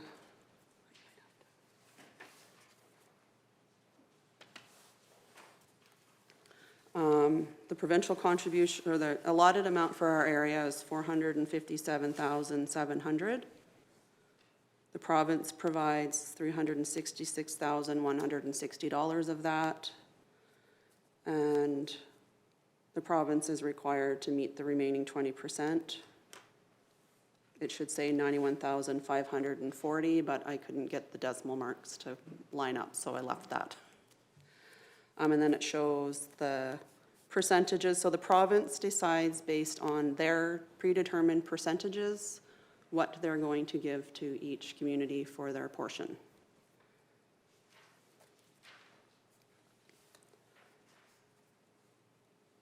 So in the first column, you can see the percentages per municipality, the provincial contribution for each municipality, the required contribution by each municipality, and then the next couple of columns are the extra dollars that the municipalities put in to support the programs. So there's a cost of living increase that the board requested, our FCSS board requested from the municipalities years ago, and we just implement that each year, a small amount. So that's above, the COLA there is what shows is above and beyond what the required amounts are that you guys contribute.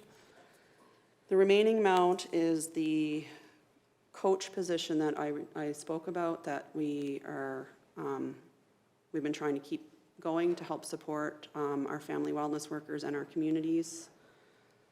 That position does do before and after school programming, lunch programming. So and then the final column shows the exact amount that you are contributing to FCSS.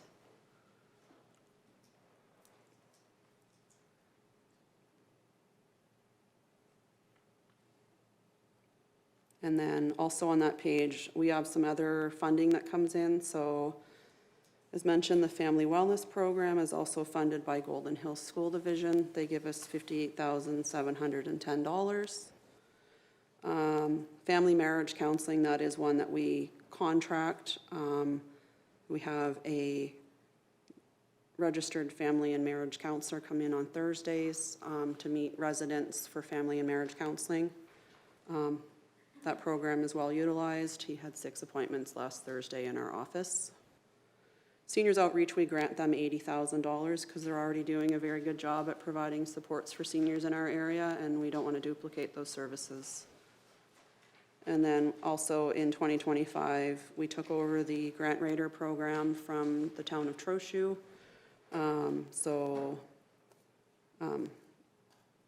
The municipalities give us that funding to administer that program.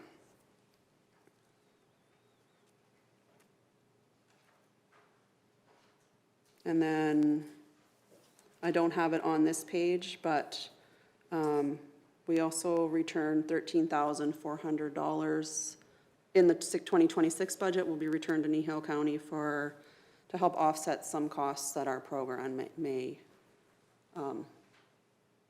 be loaded on you.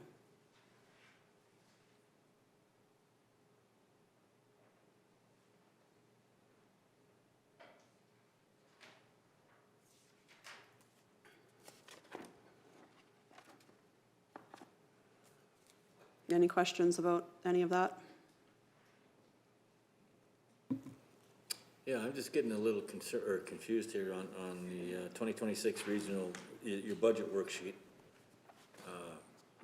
Revenue, that was in the package, this one here? Yep.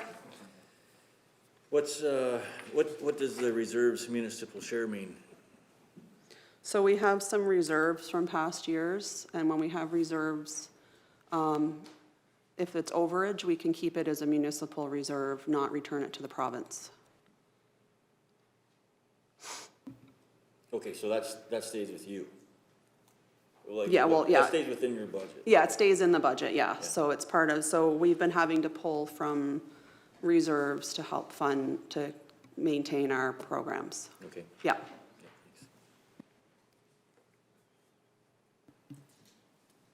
I have a question.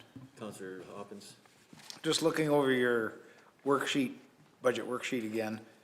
In 2025, there was just under 240,000 for salaries. It was estimated at 260, which is good. But then for budget for 2026, you're at 210. Shelley retired. Okay, so you're losing an employee. Yes, we've lost, Shelley was with us for about 27 years, Yeah. so she's retired, and now we've, Okay. yeah. I didn't know if you were replacing her. I or did, but not at that level of Not pay. at that level, okay. How many employees is there? We have 7. Now, that's not just this amount, so we do have, like, some of them get paid out of that grants to organization portion because it's a partnership with the Family Wellness Program. So their salaries come out of that. But out of the salaries that you see here, there's 4 of us.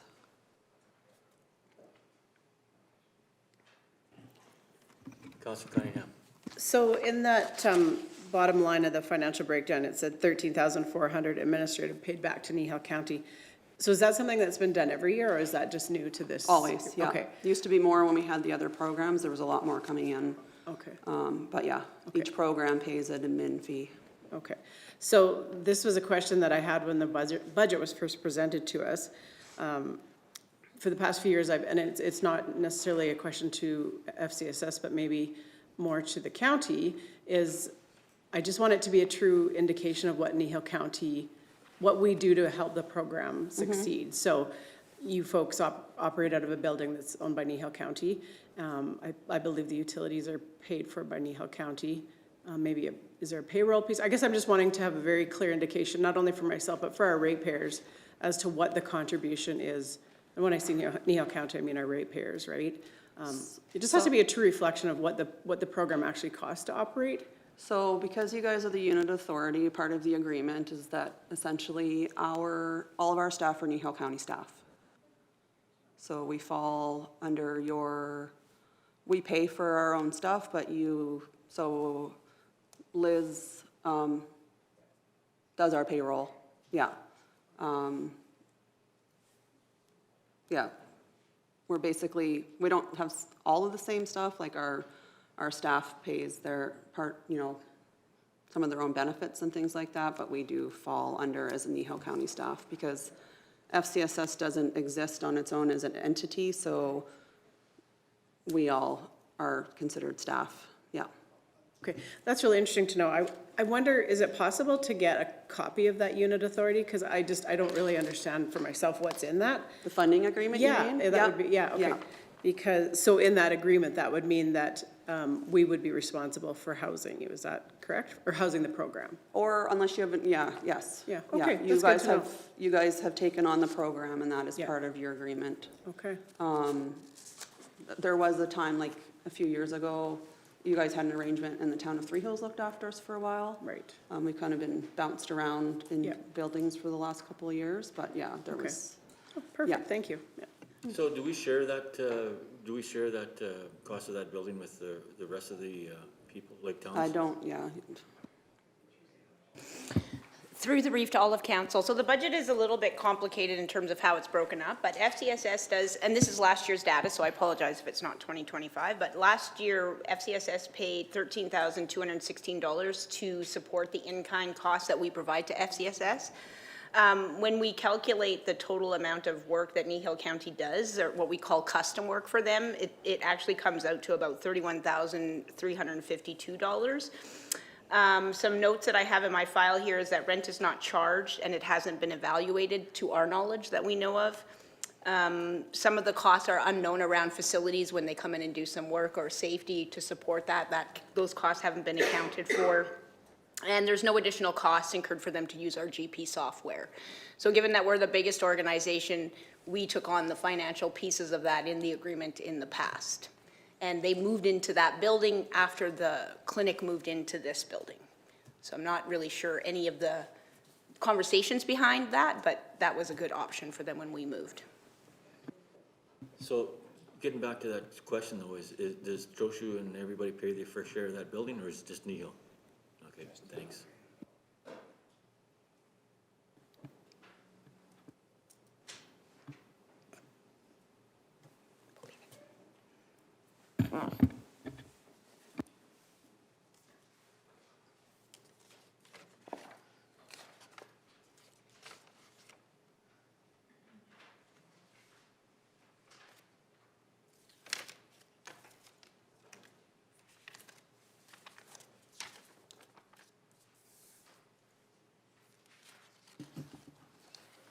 Councillor Hawkins. Thank you. Although I haven't utilized FCSS services directly, I've been involved with a few things where you guys have been present in the community, and it's greatly appreciated from the aspects of mental health. And I know there's members of the community that utilize FCSS with the aspect of confidentiality. And I know that's appreciated on their behalf. And I know it seems like a large amount of money that the county pays to assist this program in the financial amount and the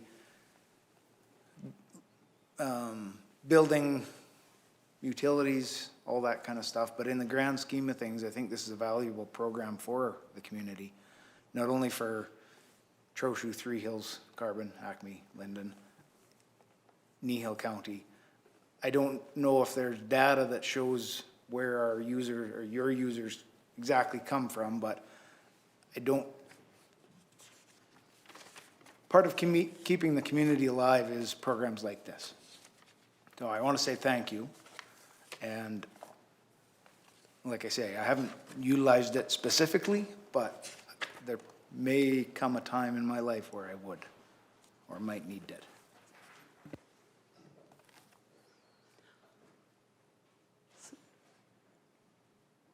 So yeah, we don't ask people we don't ask them where they live at this point or keep that data.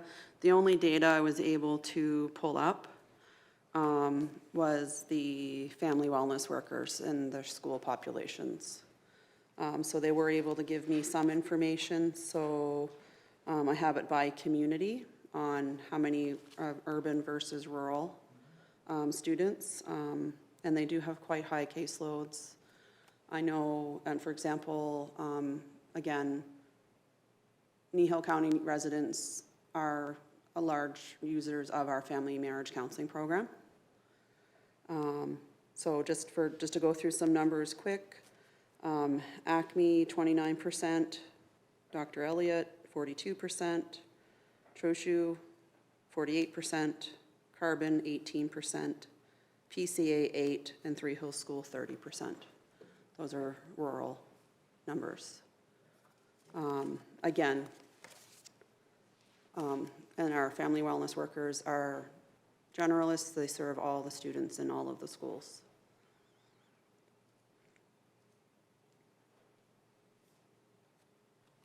But the rest of them, I don't have specifics on, yeah.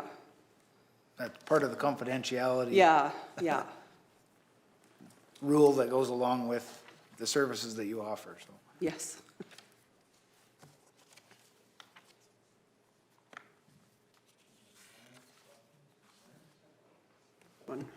Councillor Cunningham. So Councillor Hoppins, you maybe haven't used their services, but they do provide services to seniors, so I know you're getting up there in age, so your time may be coming, but no, I'm just kidding. So, no, I want to, yeah. Thank you both for taking the time to be here, because I know it's hard, you know, when you have a new council and people maybe haven't been, as Councillor Hoppins mentioned, they haven't been involved necessarily totally with the program or hear good things, but yeah, thank you both for being here and congratulations on your new role. Thank you. And I'm really excited to be the Kneehill County rep on Kneehill Regional FCSS, so yeah, look forward for the next year to come, so thanks again for coming. Thank you. And also in your package, I think I put just some details on just the staff positions and what they do. In your package is a directory. At the back of it is our program, some of our programs and services and supports that we offer.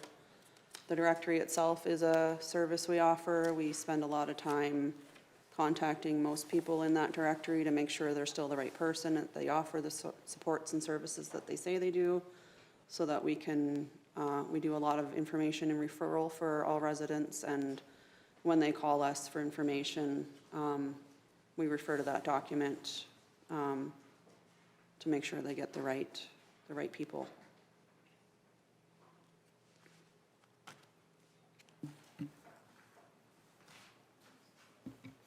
Councillor Hoppins? Good note for me, bad note for you, Councillor Cunningham. You might need their services first.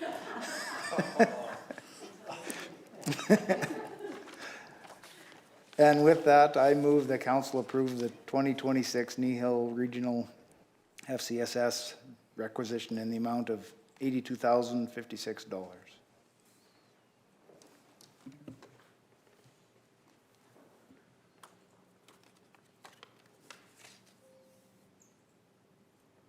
we supposed to be doing that? Yeah. Oh, I guess, yeah, we got 8.1. Yeah. I jumped the gun.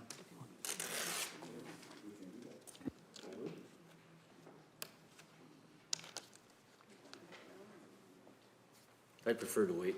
Okay. I'll retract that. motion and Counselor Anderson? I have to say that when I looked at the numbers, I didn't think that, I'm not arguing that the program's not good and beneficial, but our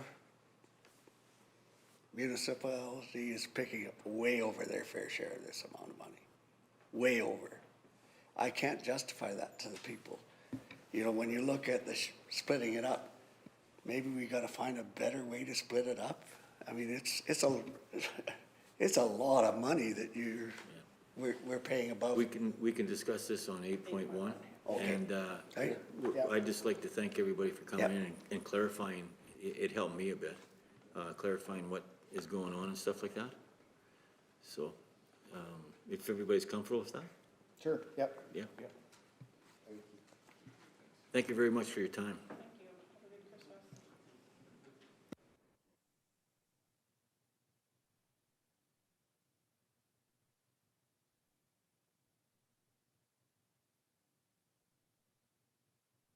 Thanks for coming in, Angie and Jamie.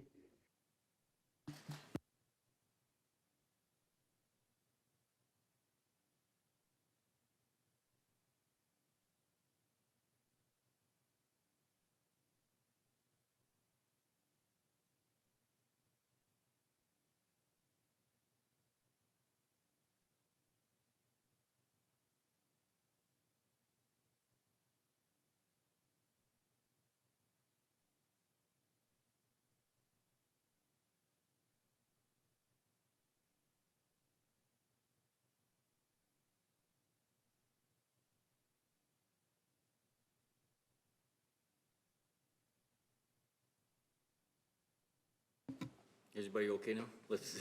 We can move on to 7.2. Let's go to 7.2 policy vehicle. Do it as per protocol. I think you being the reader, we should just do that.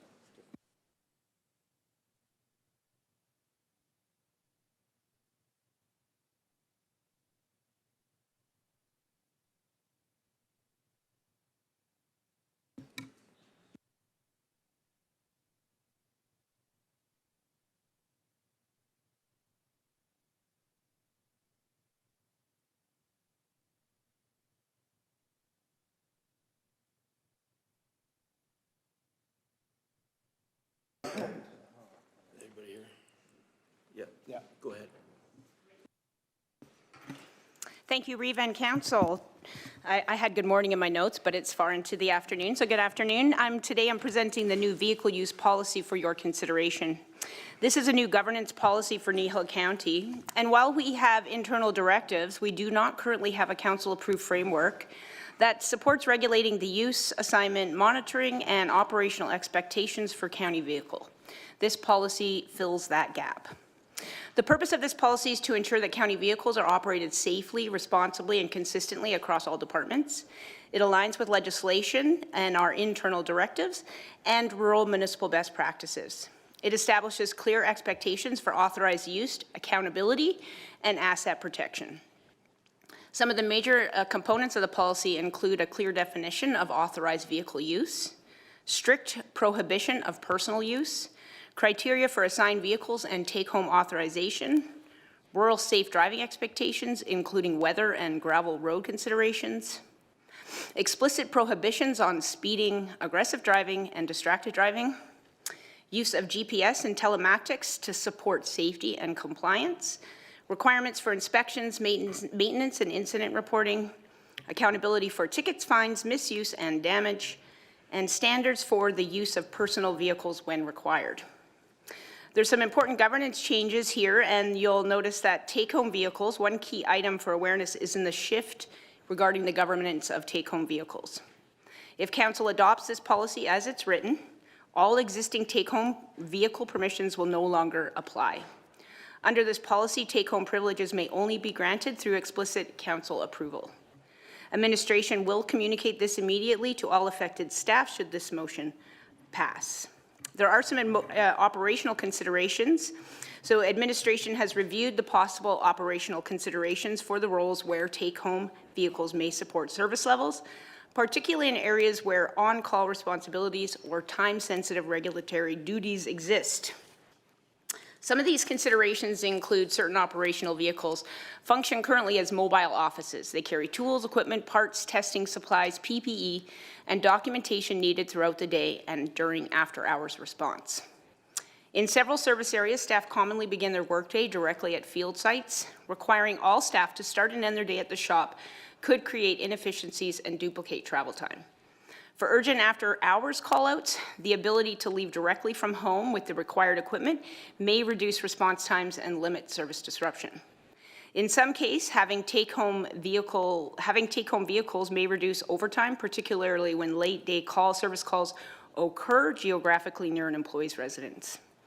Administration has estimated that removing take-home privileges in certain operational roles could reduce productivity by up to an hour per operator per day, resulting in reduced efficiency and possible added costs. An implementation approach: if council approves the policy today, administration will implement it in accordance with the legal advice we have received.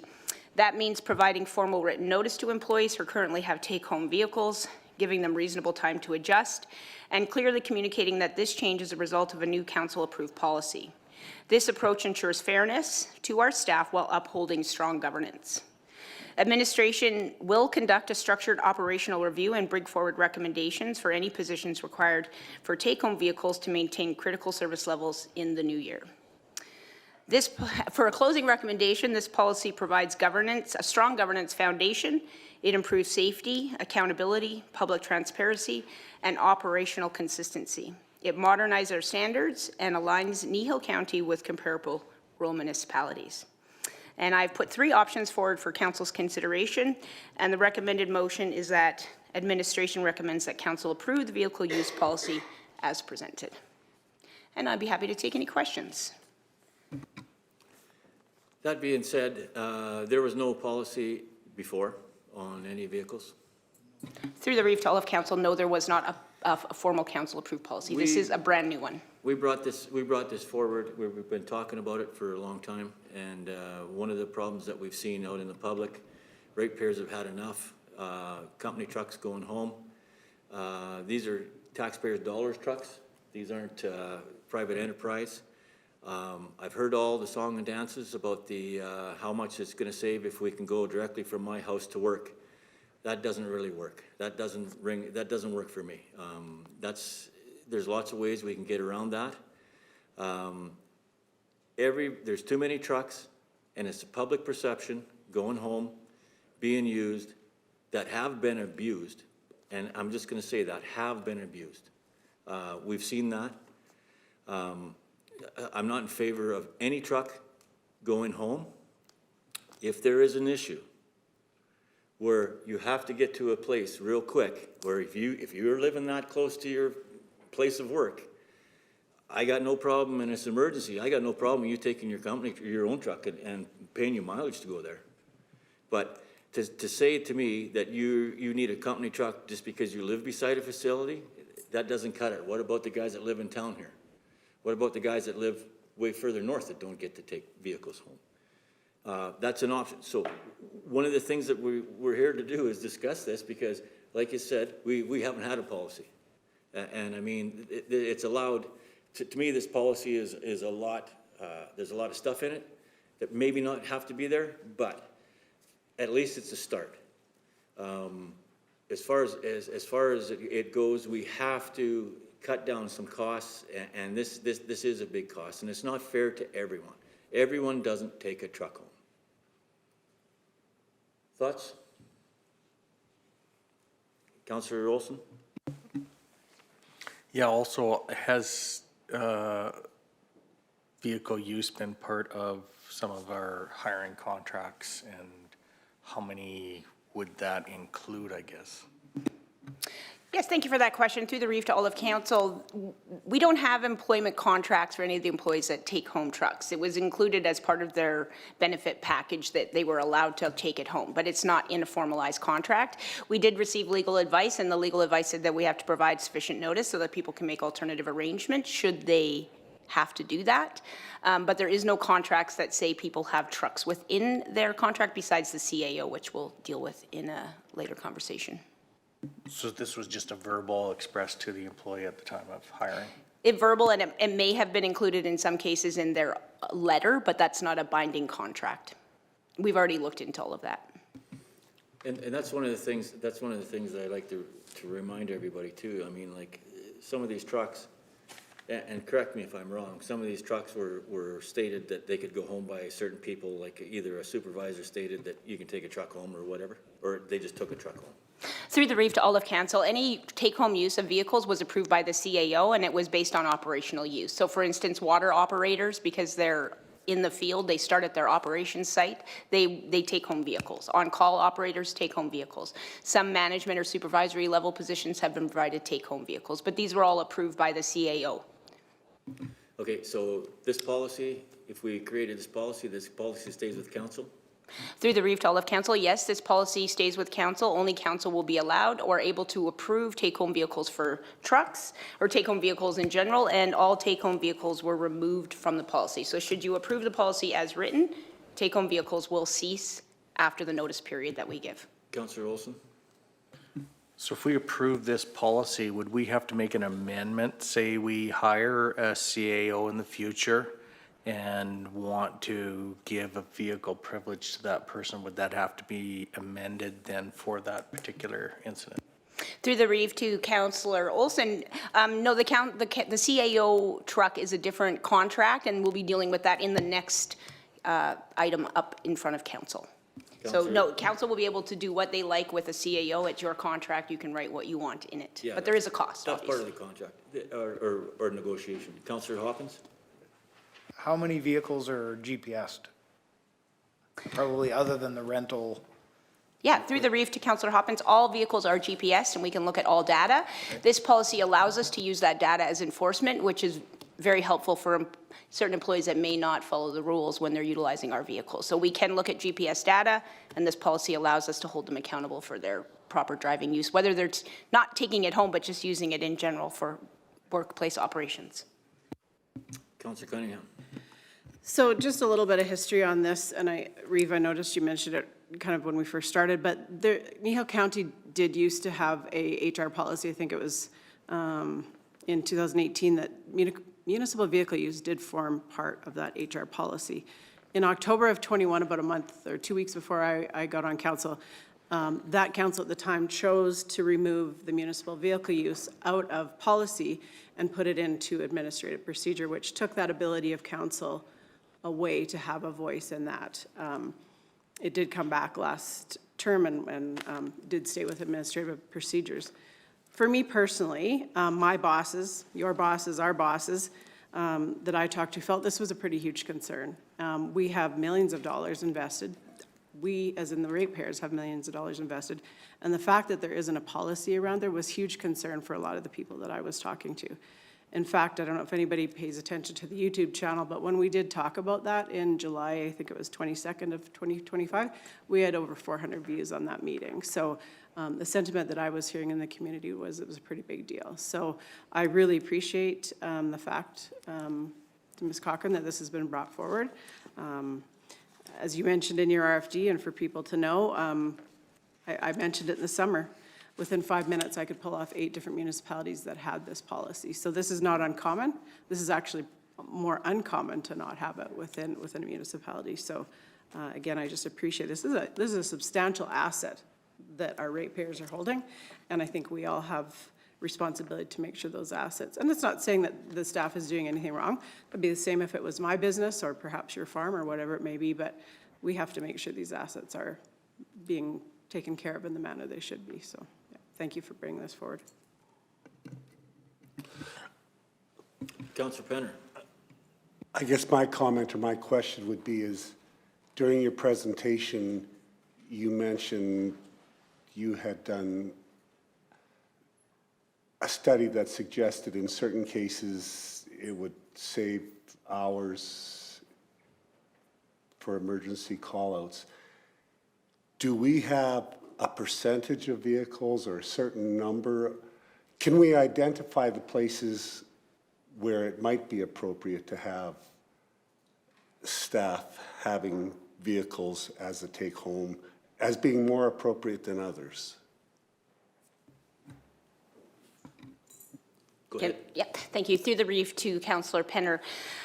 I don't have that knowledge in terms of which staff and what would need and what would be more beneficial for us in terms of locations, but I do know for on-call staff, unless we're changing our internal admin policy to say that you can drive your own vehicle, which we say you need to drive a county vehicle to, because people then will have to have proper insurance for their personal vehicles. We, as an administration, we do feel it's beneficial for our on-call people to have a truck with them, so when they're on call, they can deploy right away. People live, like, somebody that's on call could be on call an hour and a half from where the incident is. And so if they have to come to the county first to grab a truck and then go to the incident, there could be lost time. I don't necessarily know what kind of incident they might be responding to, but in certain situations that might be critical time we're losing. We haven't done a full comprehensive study, but we had intended to do that and come back to council with further recommendations should this policy go through in the new year to see what council thinks about that. In response to that, that's fine. I mean, you can say that it's going to save you because you're going to drive an hour and a half. I've seen it before where lots of times there is no on-call. You can be on call and you're not even going out. This is a benefit. This is an extra benefit that these guys are getting to take trucks home. And I'm not, if you're that far away, that it's going to take you an hour and a half to get here, maybe the guys in town should be taking the call. There's different options on this. I feel that if we start allowing certain people to take trucks home, it's not fair to the guys that we're taking the trucks away from.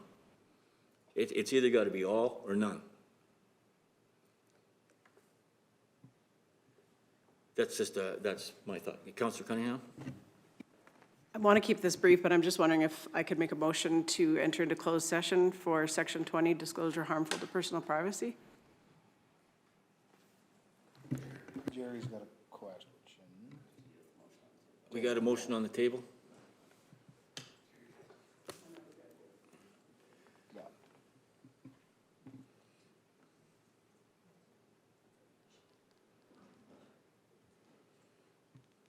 Which number?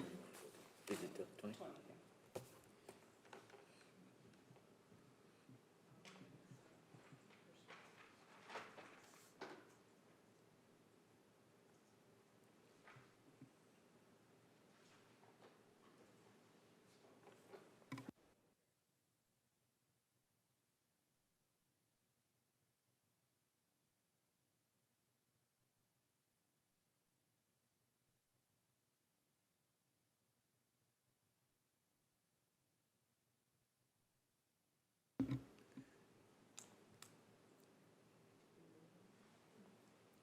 There's been a motion put forth.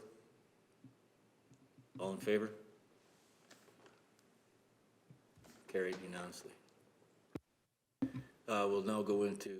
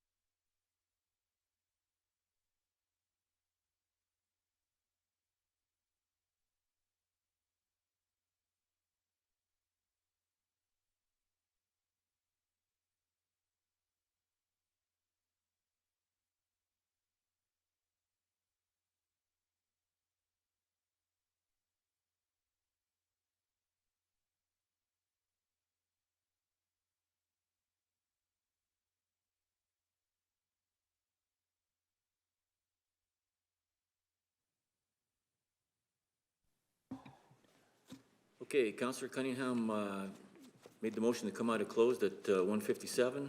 Took a little recess here. Motion coming forth.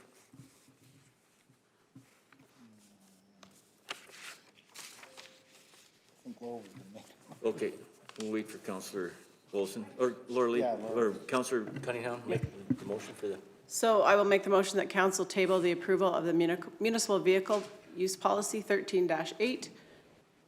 Ms. Cochran, do we want to put a date on that, or are we just going to leave it open-ended? Do we want to say January? Okay. So I'm going to make that motion again, that council table the approval of the vehicle use policy 13-8 until January 27th, 2026. Councillor Woodstock, did you hear that? Can you hear us? Okay. Yes, I can.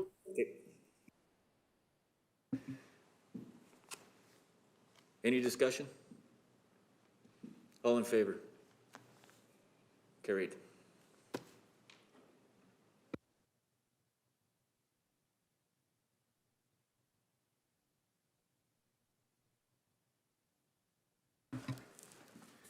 .3, right? Yep. Disposal of vehicles and provision of fuel allowance. Thank you, Council. I'm just going to invite Mr. Dale McNair up because he'll have some further information on the CAO vehicle. But thank you for listening to this RFD. We're here to talk about some vehicles that we could send to disposal, and we'd like some further direction from Council. Currently, right now, we have a CAO vehicle that's unused, and it has approximately 130,000 kilometers on it. This vehicle costs $11,500 per year to support, and in previous conversations with the outgoing CAO, it was discussed removing the CAO vehicle and providing a car allowance and a mileage allowance or a vehicle allowance instead was probably the preferred route forward as opposed to having a vehicle. In addition to that, we have 2 county vehicles for administration to use anytime they want it. So that's one that we're looking for council's direction on whether they want it disposed of or they want to keep it in the CAO contract. But further to that, if it was removed from the CAO contract, that's up to council to negotiate that with the upcoming CAO as to whether they would provide a vehicle or an allowance. Mr. Dale McNair has done some further research, and I'll let him talk more about this vehicle. Through the chair, so this vehicle is at 130,000 kilometers, so it's an optimal time to sell it. It is getting close to that 10-year age mark because it's a lower kilometer vehicle, so it won't sell for as much. But we'd be looking at disposing of this vehicle in the next couple of years anyways. We do have 2 other SUVs that are available. So one option is for the CAO to be paid mileage for what he uses, or he or she uses, and then to use the staff vehicles when they're actually available, and that might be the cheapest option. That being said, every year we bring forward capital equipment plans, so if it turns out that we were having a lack of vehicles or SUVs for staff to use, we could then go out and purchase that an SUV for the CAO or a car, if that's what council wanted to do. Yeah, that's that'll all decide or be decided on a contract that we decide with the CAO or whatever. As far as we're concerned, or not we, as far as I'm concerned, those vehicles, they got to be sold. There's no sense of them sitting around. They had to come into council though. We just couldn't do that off the side. Those 2 vehicles, I mean, we don't need more vehicles sitting around. This year I got no problem with because they're not being used for anything. I got a problem if we're trading, but this is okay on that. As far as mileage and everything, and like you say, we've already got SUVs here that our interim CAO can use right now. That's the way to go. That's the way to go for as far as I can see. Anybody else got a comment or Jerry or Councilor Woodstock? Not sure what the mileage is on the pickup truck, but I guess if it's getting close to being replaced, then I probably don't have an issue, but maybe we could replace something that is getting close to being replaced and replace it with this one. Is that a possibility? Through the chair, yes. Anytime we have a vehicle pulled from the fleet for any reason. We're always picking the highest kilometer one, and we already have one picked out. So it's not that specific vehicle because that's actually a new one. So the one that we've selected will be around that 140, 50,000 kilometer mark when we sell it.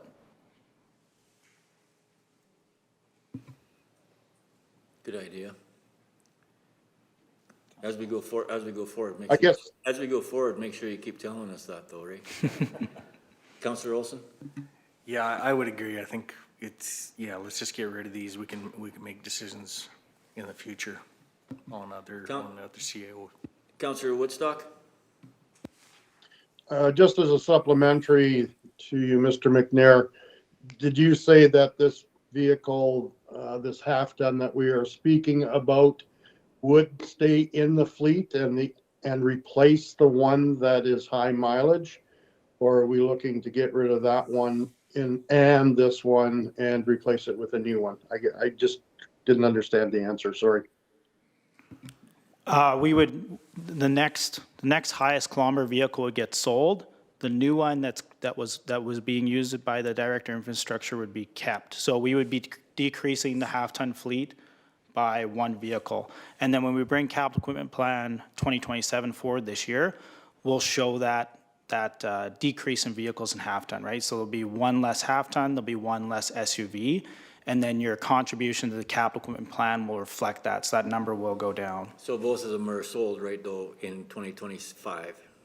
26, pardon me, 26? Yeah. Correct, okay. Yeah. Councillor Woodstock, you okay with that? Yeah, no, I just thought if we could keep it in the fleet and not have to buy a new one to replace an old one, then that would be probably a better solution. Okay, any other discussion? Councillor Penner, anything?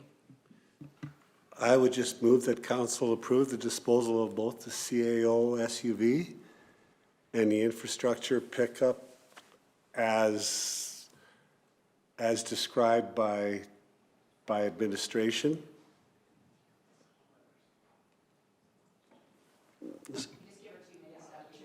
Yeah. Sorry.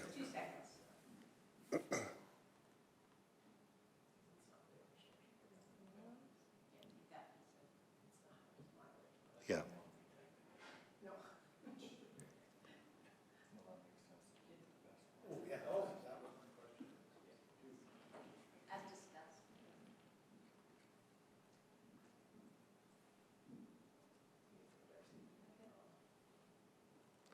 Okay, I'll start over.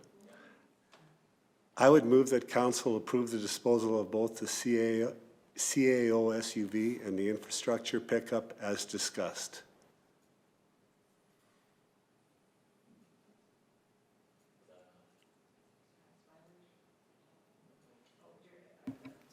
Councillor Woodstock? Just dealing with the motion, the infrastructure pickup, that is the one that we just talked about that would remain in the fleet, and another one would be removed out of the fleet? Or am I missing something here? Or am I totally out to lunch here? No, you're absolutely correct. We just got to change some wording because we got to actually state what we're doing there with the infrastructure truck is staying and a higher mileage one. Oh.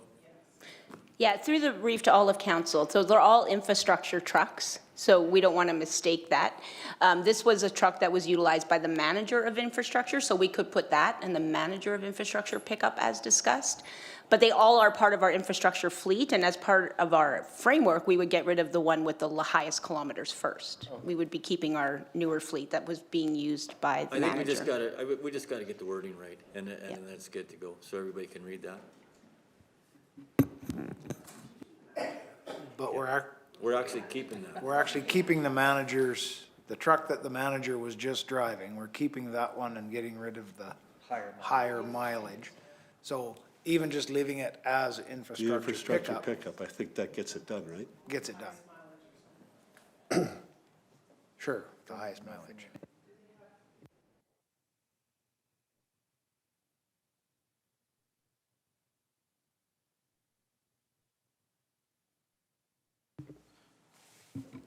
Does this make sense? Does that make better sense, Jerry, or? We need a farm truck and one.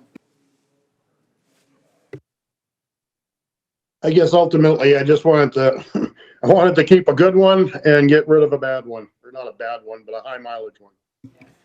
We can make that, we can put that in too. Yeah, I agree. Okay. Yeah, Counselor Penner.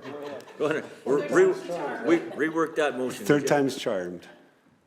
I would move that council approve the disposal of both the CAO SUV and the infrastructure pickup with the highest mileage as discussed. Any discussion? All in favor? Carried unanimously.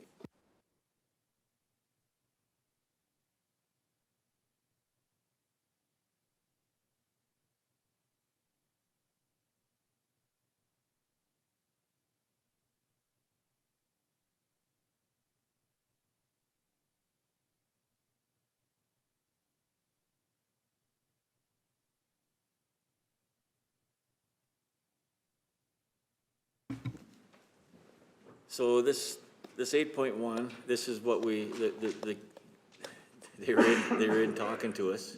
Councillor Hopkins, you had some concerns, or you were gonna make a motion.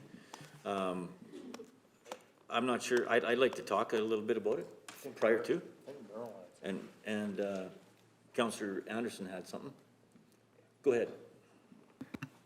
I have no problems with the necessity of the program, but I feel that the municipality is picking up way more than the bill, than, it's not a fair split out of the costs. And I can't approve it under that basis alone. We can't do everything for everybody. It does seem that a lot of this stuff, and it's frustrating, a lot of this stuff is, you know, just because we got deep pockets, we pay for the majority of it. The problem is, like, everybody's budget seems to be going up and up and up, but what we have to do is try to keep stable and or go down. Like, things aren't gonna be there, but that's my thought. I understand where you're coming from, Earl. I have the same thought. Councillor Hopkins, you have a different thought on that also. Councillor Olson. Yeah, with regards to what Councillor Anderson's saying, taken into that too is we're operating the building, and so it's even more than what the numbers show us our participation in this program. So I think it's, you know, maybe in the, well, I guess this is the 2026 budget requisition for this. So yeah, I think there needs to be some discussion with the other parties involved as to the level of participation just based on us doing the maintenance, running the building, that kind of stuff, plus the percentage. Councillor Hopkins.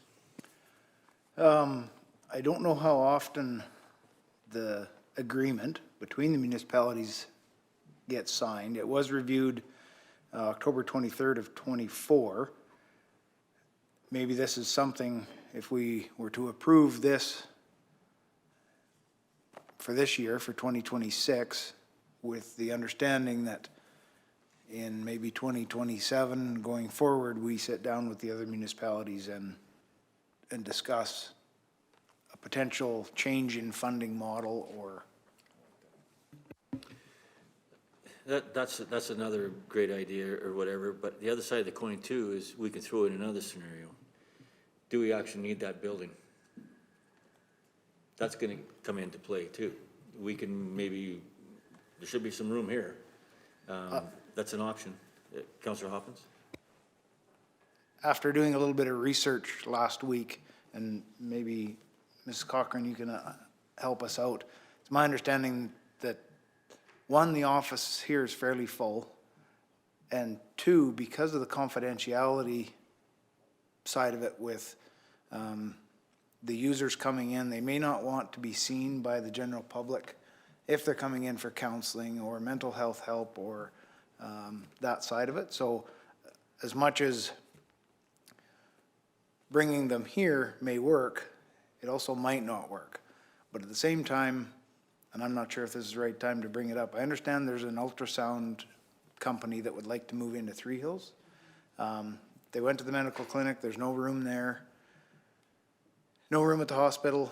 Is there something or some that we can maybe partner with them, that we can move them into that building to maybe generate some? That's great. This is good discussion. I'm kind of enjoying that. The thing is you're probably right about people walking in here and stuff like that. But the other side of the coin too is, I'm not sure that, like, I'm still thinking like Councillor Anderson and Councillor Olson. We kind of need to get these other towns and villages to step up a little bit on something with that building. Like, we just can't carry these costs all the time just because we got deep pockets. It's something to look at. And I agree, like, we're gonna try to generate some revenue and stuff like that. That's perfect.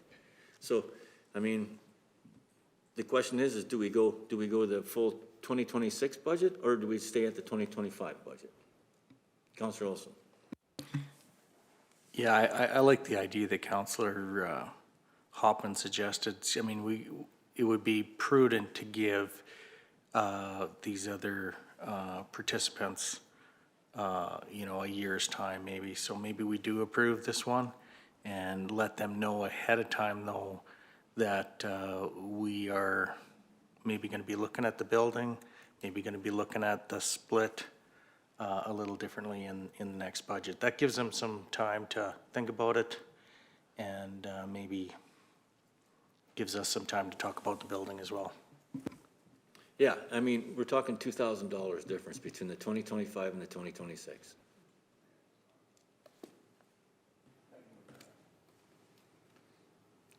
Councillor Cunningham. So, yeah, it's kind of like our own county budget, right?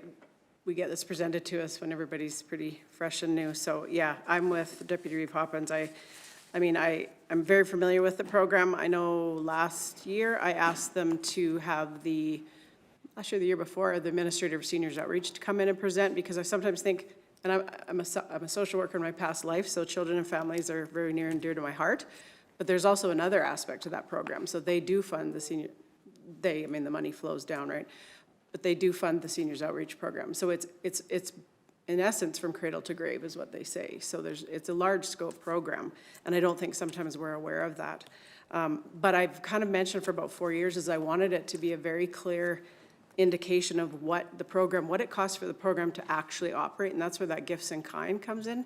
And maybe that's not the right terminology for this form of budget, but when I did run Seniors Outreach, we would have people come in that would give their IT services, and we considered it a gift in kind.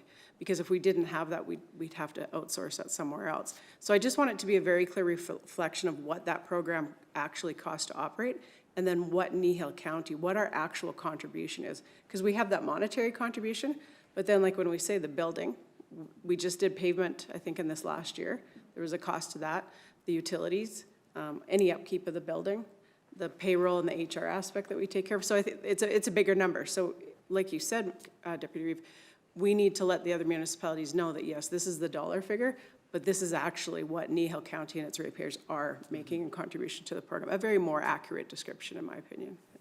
So one of the things you just said, I want to just catch, he said we paved. We better not be paving.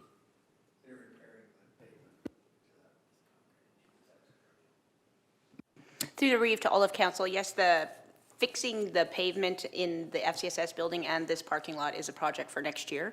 It's being done internal in-house. So it is fixes that need to happen to save the parking lot, but it's not excessive. I'd be happy to bring that project back for you.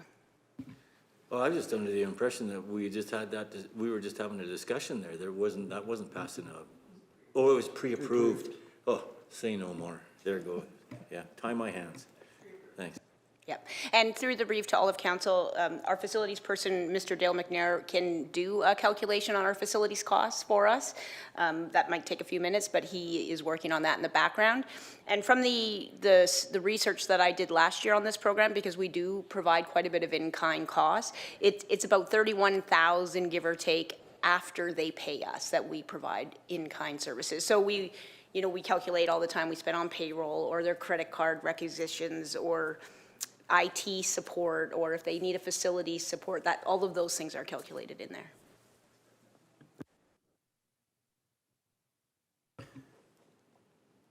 Do we have any more discussion? Councillor Olson. I would make the motion then that council approve the proposed Kneehill Regional Family and Community Support Services, FCSS 2026 budget as presented.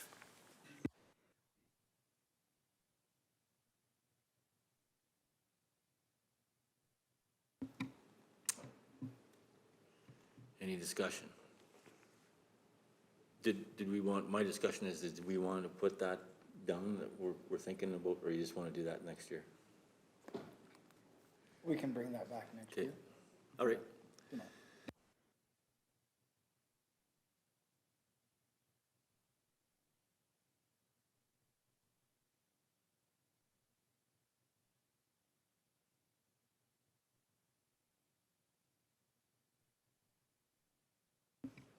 Oh, sorry. Do that again. Jerry, did you hear that? No? Nope, I didn't have any audio here. Okay, my fault. I had the mic off. Let's do it, let's go again on the motion. Would you like me to read it? Please. The council approved the proposed Kneehill Regional Family and Community Support Services, FCSS 2026 budget as presented. Any discussion? All in favor? Opposed? Carried.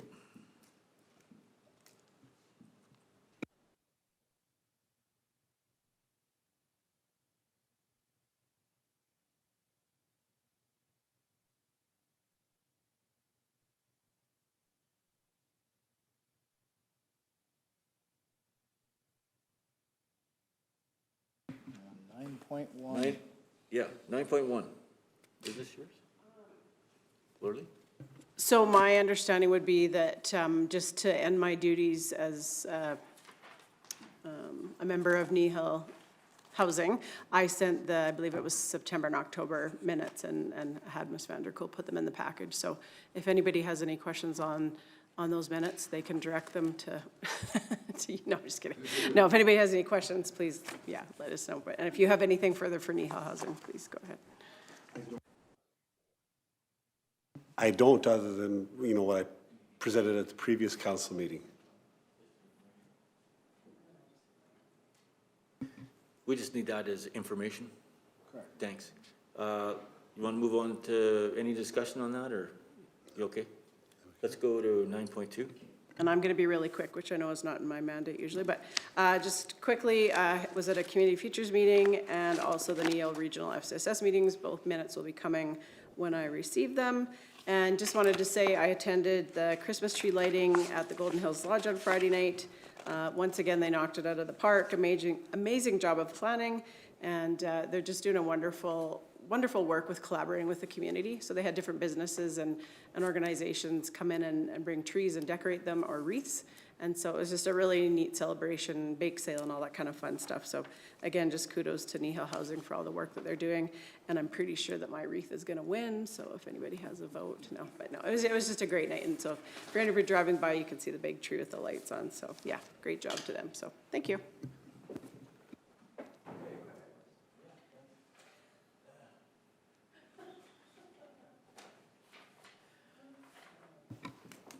Uh,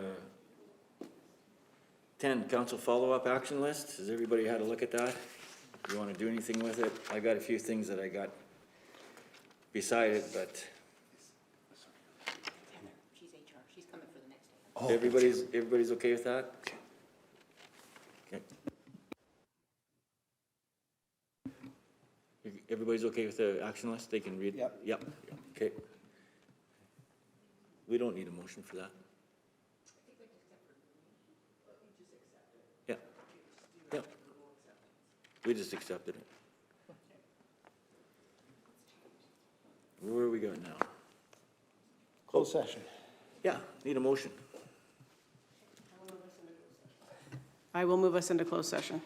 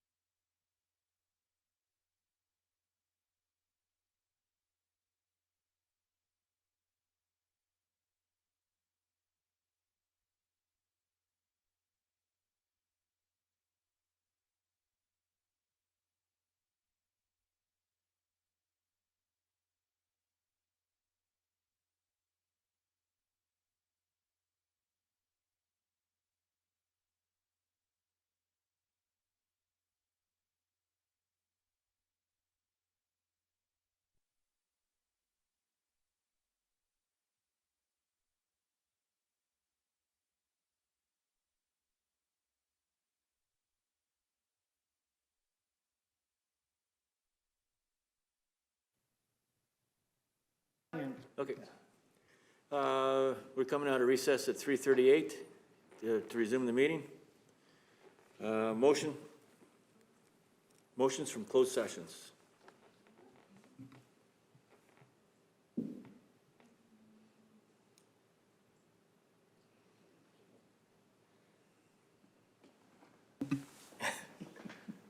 Sorry, yes, I will make the motion. Councillor Olson. Yes, thanks.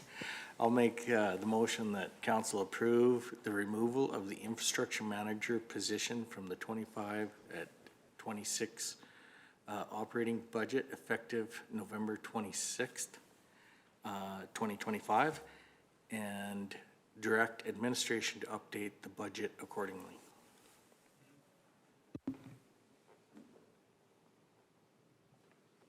Any further conversation? All in favor? Passed unanimously.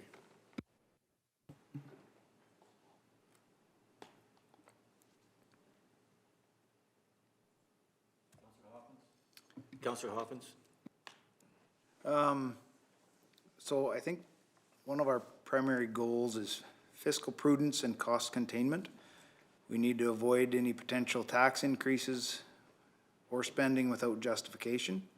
And I think a proactive step is I move that council direct CAO to implement an immediate hiring freeze for all permanent full-time positions, with the exception of the financial controller position effective immediately until the approval of the 2026 budget or July 1st, 2026, subject to a case-by-case review and approval process for operationally critical positions by council.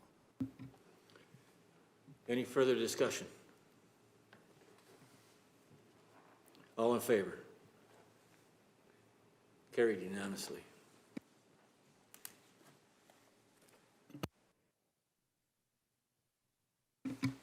Anybody ready to go?